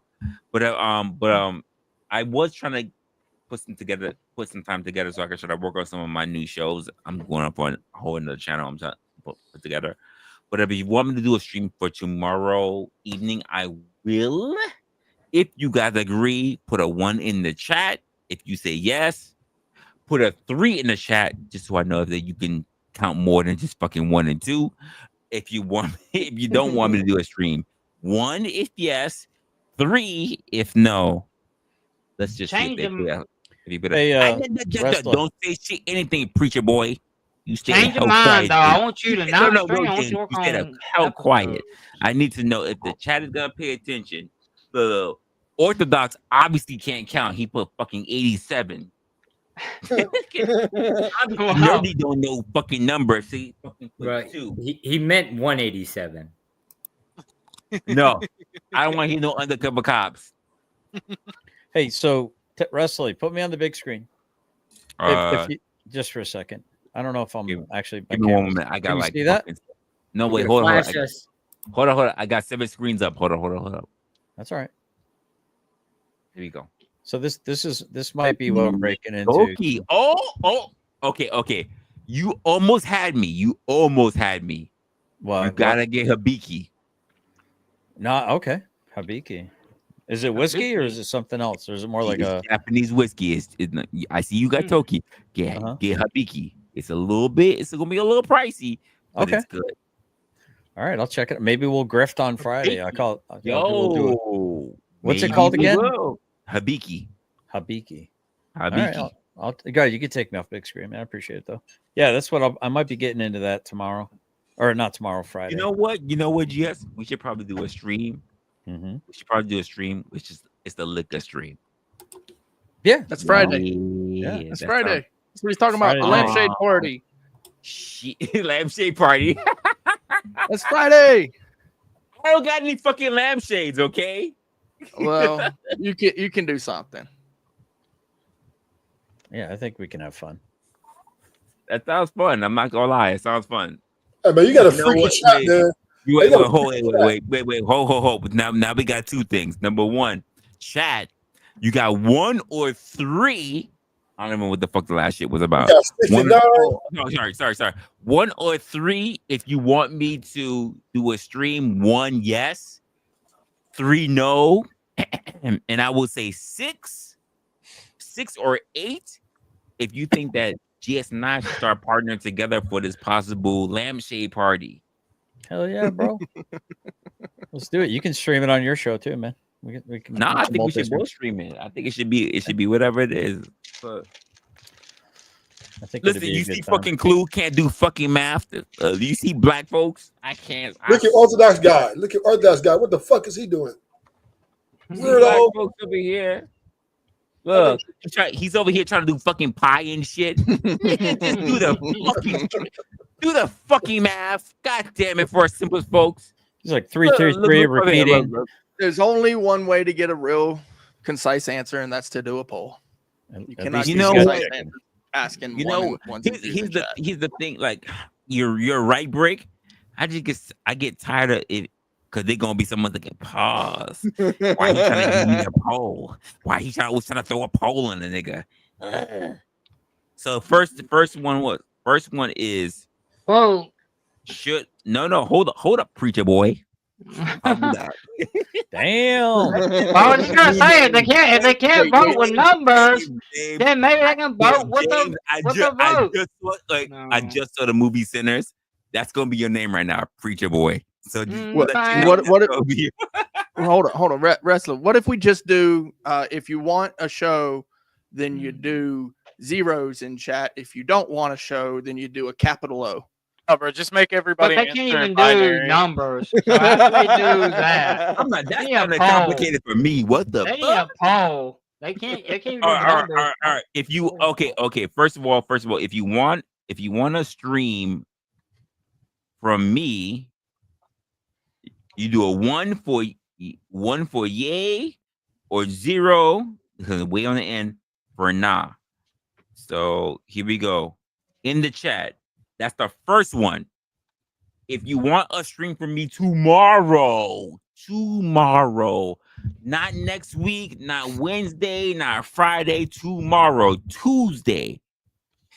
1 for yay, 0 for nah. Well, what's the stream going to be about? I don't even know yet. I'll have to figure out when I'm at work. Resla, see, you got to be like me. You got to put it in another language, all right? Oh shit! Yeah, I'll put it in binary for you. There you go. Could we do a nigga? I know binary. I'm still not doing it. Can we do a stream about lampshade etiquette? About bringing your own lampshade? Who was it? Somebody early. I think it was Stephen Hall. He's about, can you do vacation camping? I said, what the fuck I'm from the city. What the fuck do I know about vacation camping? What the Lampshades is Friday. Friday. You live in the brick jungle, so what do you know about it there? But no, look, Stephen Hall. But hold on. Stephen Hall. I watch people do vacation. I watch people do camping. Not even vacation camping. I watch people do camping out of their fucking vans. I know nothing about it. I am a city boy. Yeah. I know nothing about it at all. You could do the stealth camping. You ever see that guy where he'll sneak into like little places? Sure. I'm too busy watching nice little Asian bitches do. But camping. it's content. It's content, bro. You could. I watch them because they look nice. Exactly. All right. Touche. All right. I watch these little Asian chicks be doing camp. Like, ooh, they look nice. Yeah. Dig that hole, baby girl. Yeah, right. Like that fire. Yeah, you getting drunk too? Yeah. Give me that liquor. There's one girl I drink. She drink liquor all the time. He's getting dick napped. You got dick napped. Oh God. Oh jeez. You gotta listen, man. You know what? You know what? Milk. No. You say that, right? I might have to share the stream with you one time. I ain't see a post from her in a while. I might have to share a stream with you. She do it though. She do it though. She be So Resla, after tonight's conversation, I've really honestly never really been interested in the whole red pill, blue pill shit. But it's kind of interesting now. At this point, now I have to ask how many pills there are. And then which there's one a lot of the pills. best? Okay. I'm gonna tell you the pills that I know. They're probably way more after that. So I know there's the blue pill, black pill, pink pill, purple pill, Morning after black pill. Mm-hmm. You said Blue, black pill. Yeah. Blue, red, black, pink, purple, white. So White maybe it's pill, something green that pill. Wait, and I've only heard of green, and I'm gonna say I've only had green pill only one time, not one time. But I've only had green Okay. pill from one content creator, Anton Daniel from AntonDaniel.com, and the Right. green pill is only supposed to correspond to money. That's it. I No, have the- not heard any I other pill. thought the green pill was the Ted Kaczynski pill. Well, Never maybe heard it's it. maybe it's something that you could cover like tomorrow, considering that people are obviously saying That's yes. funny. That's funny you do that because literally tomorrow I have to do a whole bunch of money reconciliation. Okay. I literally I have to count money for an entire day. Like Nerd. you fucking gonna let me go Nerd. do that? Right. Nerd. Yeah, Well, it would nerd. be- Yeah, exactly. No I literally job. count money for the entire day, and you want me to now do a stream on it too? Jesus. Well, no, it would be very interesting to hear people's take on what they believe is the best course of action. Like, because I mean, I didn't expect you to do this, right? This one, right? The whole blue pill. Like, I'm just you like, want- what? Hey. I don't think I any of didn't the expect. I did not expect him to do this. I literally wrote in the chat in my community post, "What do you want me to talk about?" And Stephen Hall said, "Hey, you want to do fucking outdoor camping?" I said, "What the fuck is outdoor camping? What the fuck?" Wait, somebody else wrote something else. Hold on. Somebody else wrote something else in my chat. Well, I don't think none Can you of the indoor pills camp? are Is that a worth thing? No. He said, actually, he said vacation camping. I said, I'm from Camping. the fucking city. What the fuck do I know about vacation camping? Because the pills just don't. None of the pills make sense. Listening to it, just one. I think Somebody else wrote something else. I Hold on, think hold on. maybe taking some points from some of the pills. So I Maybe. wrote. I don't even know about that. So he was my thing. I said, because I was thinking for some reason I have Netflix on for a while and I haven't been doing anything with it. Somebody said something about ads. That was Crazy Mama in the chat. Here we go. I said, if anybody had any particular thing they want to talk about, I had Alexander who turned around and said, thoughts on what's happening between Spain and Portugal. I have no fucking clue. Hell. Wait. They're probably talking about the blackouts. Oh, I didn't even know there was a blackout. So, Oh yeah, they're having superpower issues. Okay, so I didn't know there was a blackout. So that's why I didn't. So that was literally 4 hours before I did the stream, or 4 hours ago, I should say. We're past the 4-hour mark. So it was just before I did the stream. I have no idea. Oh no, Chase already said it. The blackouts. I mean, I guess that's why Fatty's not live, right? You should cover the India. Damn, did I just say that? I didn't even mean to say that. You did just say that. Fatty, that was no shot. I didn't even know. You look pretty happy to say it though, Resla. I mean, no, don't do. There's the smile again. You're so wrong. There's a smile again. Maybe you're just uncomfortable. Sometimes when You're people so are uncomfortable, wrong. they Yes, smile. What's so wrong about? You're so Maybe wrong. that's why I Fatty's rock with not live. Fatty. What's so wrong about that? It's You're just, so wrong for that. I rock with Fatty. Don't do that. hey, Fatty's got some. Wait. I didn't know there was a. I didn't know what it was. I didn't know they had a blackout. Whatever. Either way, though, that doesn't mean it's horrible to say that. Maybe that's why Fatty's not alive. I mean, it's just a fact that. Well, somebody said in chat that Team Well, Fatty that got shut escalated. down by the government. Team Fatty got shut down by the who? By the Government. government. Oh, the go. Oh, okay, the government. Okay. Oh wow. Wait, no, there's no way. Not Fatty. Not Fatty. No, Fatty just went corporate. Yeah, Fatty doesn't do enough to get. I watch Fatty. Like he doesn't do enough to get hit by the government. Yeah, Fatty's very careful about how he runs things. Very careful. He doesn't get hit by the government. Yeah. No, I'm sure that whatever it will be business wise, as someone who watches Fatty to see what he can and cannot talk about. And again, I don't know how it is in Portugal, but as someone who watches him here in the U.S., I don't think he's done anything to get that kind of heat. You should talk about. I was gonna say, like, what? Don't do that. You should talk about the India-Pakistan stuff. That might be interesting. No, I know. Here's the thing. I don't give a fuck about Pakistan. Well, here's an interesting thing that I'm pretty sure you're going to run away from, which I understand. but I think I might have a discussion about it. Actually, the same guy that drives truck had a conversation with me. He's not a very religious person.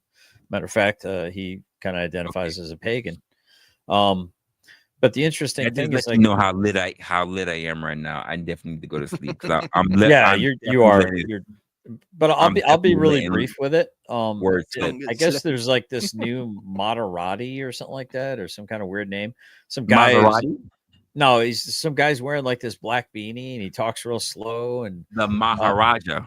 Maharaja, I guess. I don't even know if that's the right word or not, but I guess he's like, he claims that he comes from the bloodline of Christ and that Christianity has been duped and Muslims have been duped, and he's trying to unite Christians and Muslims together. It's very interesting, and apparently it's getting a lot of attention. He sounded like a false prophet. Oh, do you have a link or anything to that?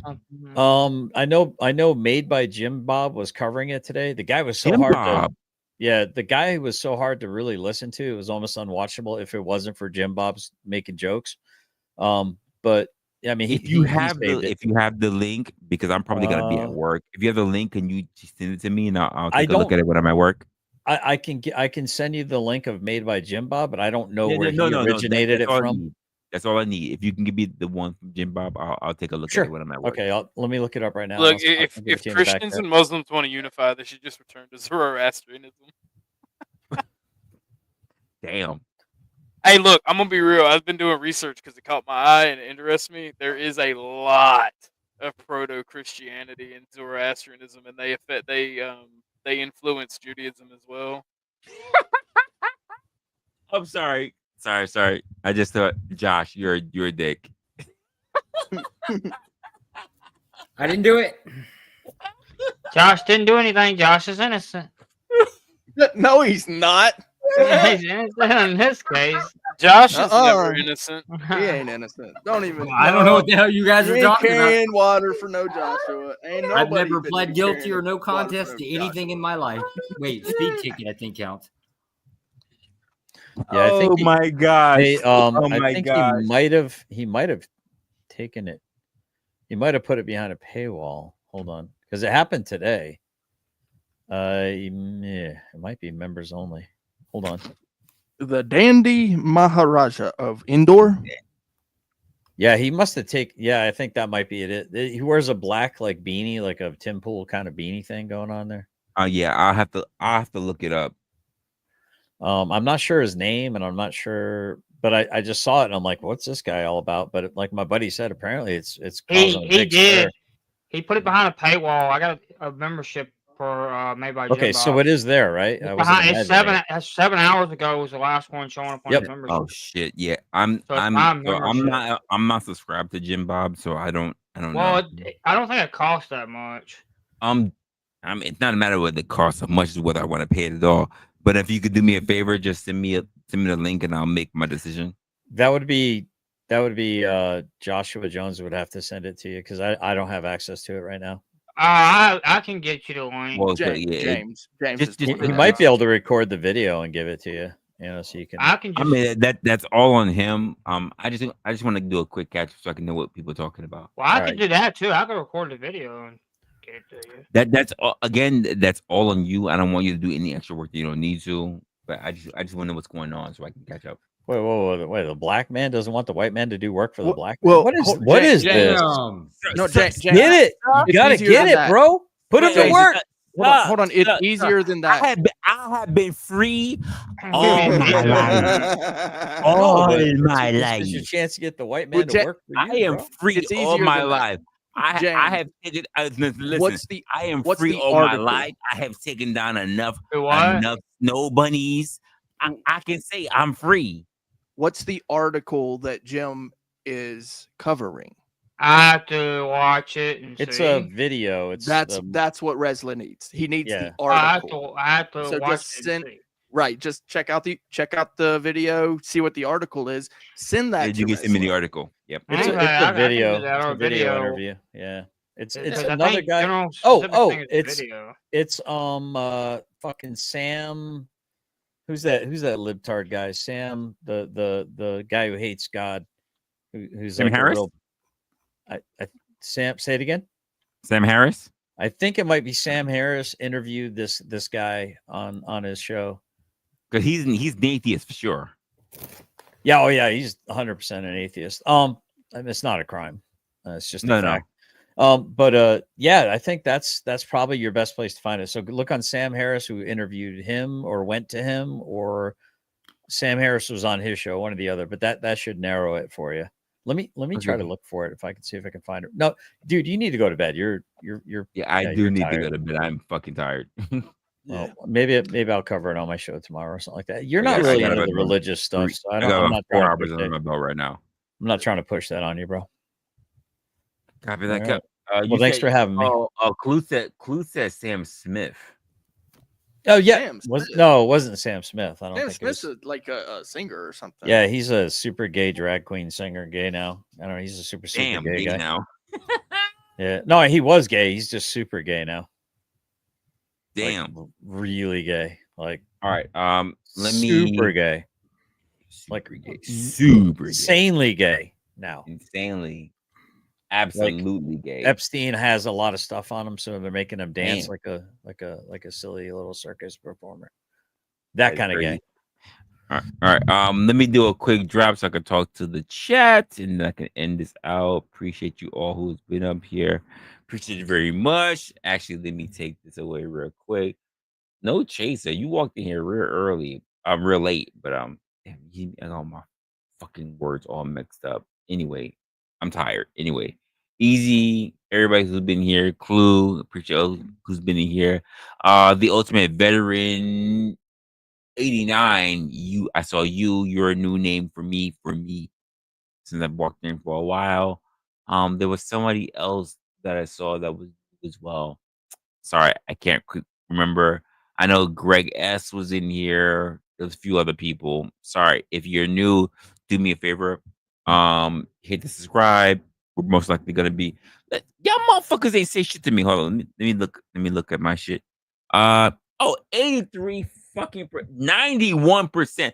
Fuck yeah. Of course you were gonna say yes. So tomorrow we will do an episode of Opinionated. If not opinionated, no, I'm gonna make it opinionated. I'm gonna figure out what the hell we're gonna talk about. We'll do Opinionated, which means I'm gonna have to really work hard to make sure that we have a topic for tomorrow. You could just do a Let's Talk, which would just be Resla, which I do that, but then it's more like a solo kind of thing until we drop our new show, which is gonna be a different channel. You guys get the highlights when that happen. But I think I'm gonna work on something for Opinionated. I just haven't really figured out what it's gonna be just yet.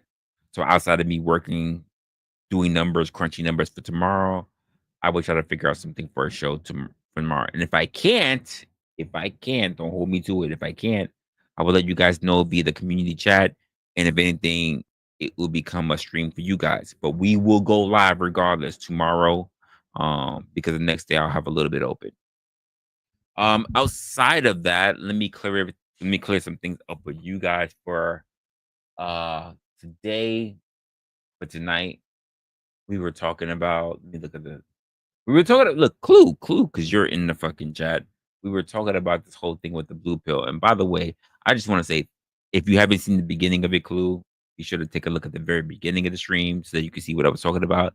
They didn't throw no shade, nothing, but I did have a little bit of a message for you. Hopefully you saw it already. You know how I feel about it, whatever.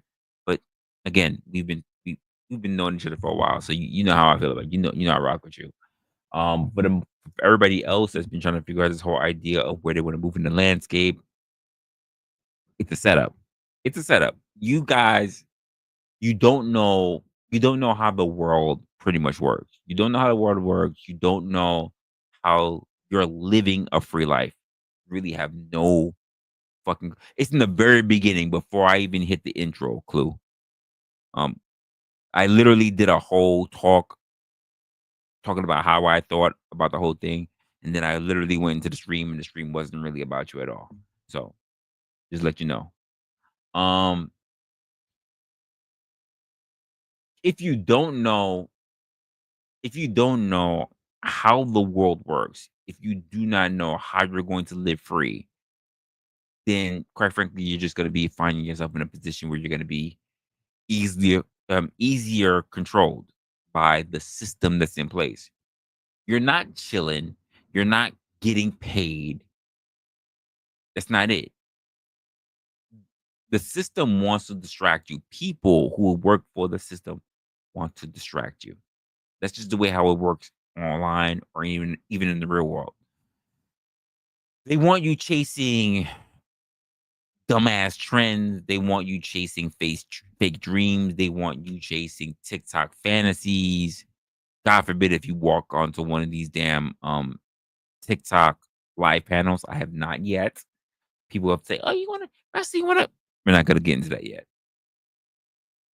Because quite frankly, it's a confusing space. It's a place that gets you confused within your mind, and then because you're confused in your mind, it also means that there's a place open enough where they can sell things to you. They can make you scared of the future. They can make you move around like a pawn on the chessboard.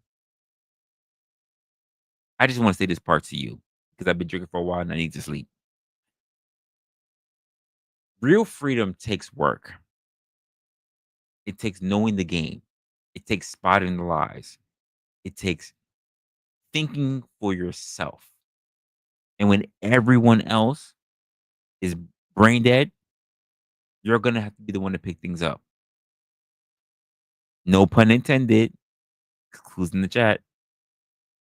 If you're proud of being clueless, you're already trapped.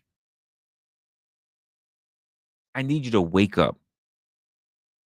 Wake the fuck up. Or you can stay a puppet if you want to. That's really your choice. It is really a choice at the end of the day. I feel like there was more that I want to say. I was writing it down, but I don't know what I wanted to say anymore. 'Cause I was writing it down before we started talking. So, no, that's pretty much it. If you want to be in the world where you're gonna be able to take care of your own shit, you say clueless and proud. Wow, that's crazy. Don't do that to him. That's not where I was going with that. That's fucked up. You're definitely clueless and proud though.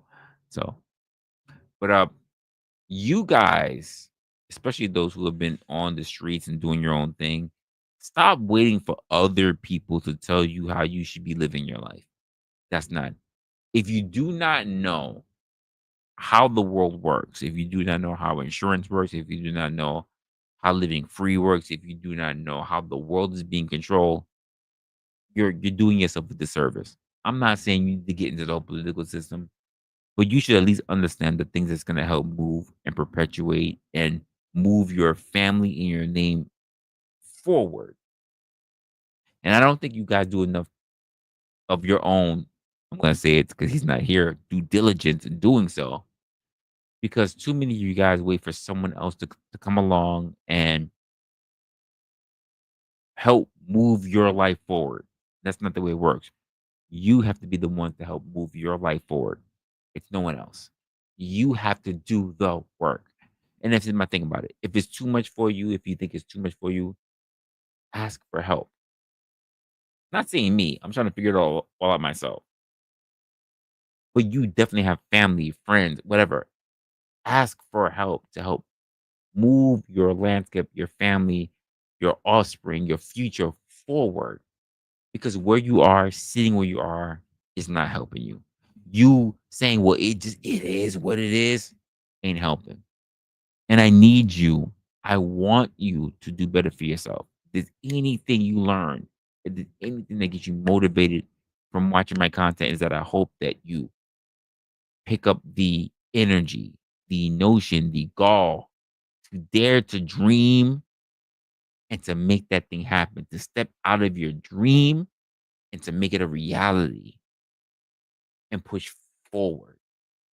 You sitting here hoping that someone will one day come across and save you, not nearly as important as you saving yourself. With that being said, guys, take care of your friends, take care of your family, and of course, guys, of course, stay opinionated. I will see you tomorrow because you guys voted for tomorrow. Oops, look at that. Wrong shit going on here. Anyway, I will see you on the next one. Take care of yourselves and We'll have to figure out what the hell we're talking about next time. Nope. That's it. Sorry, I'm lit. Letting you go. Bye bye.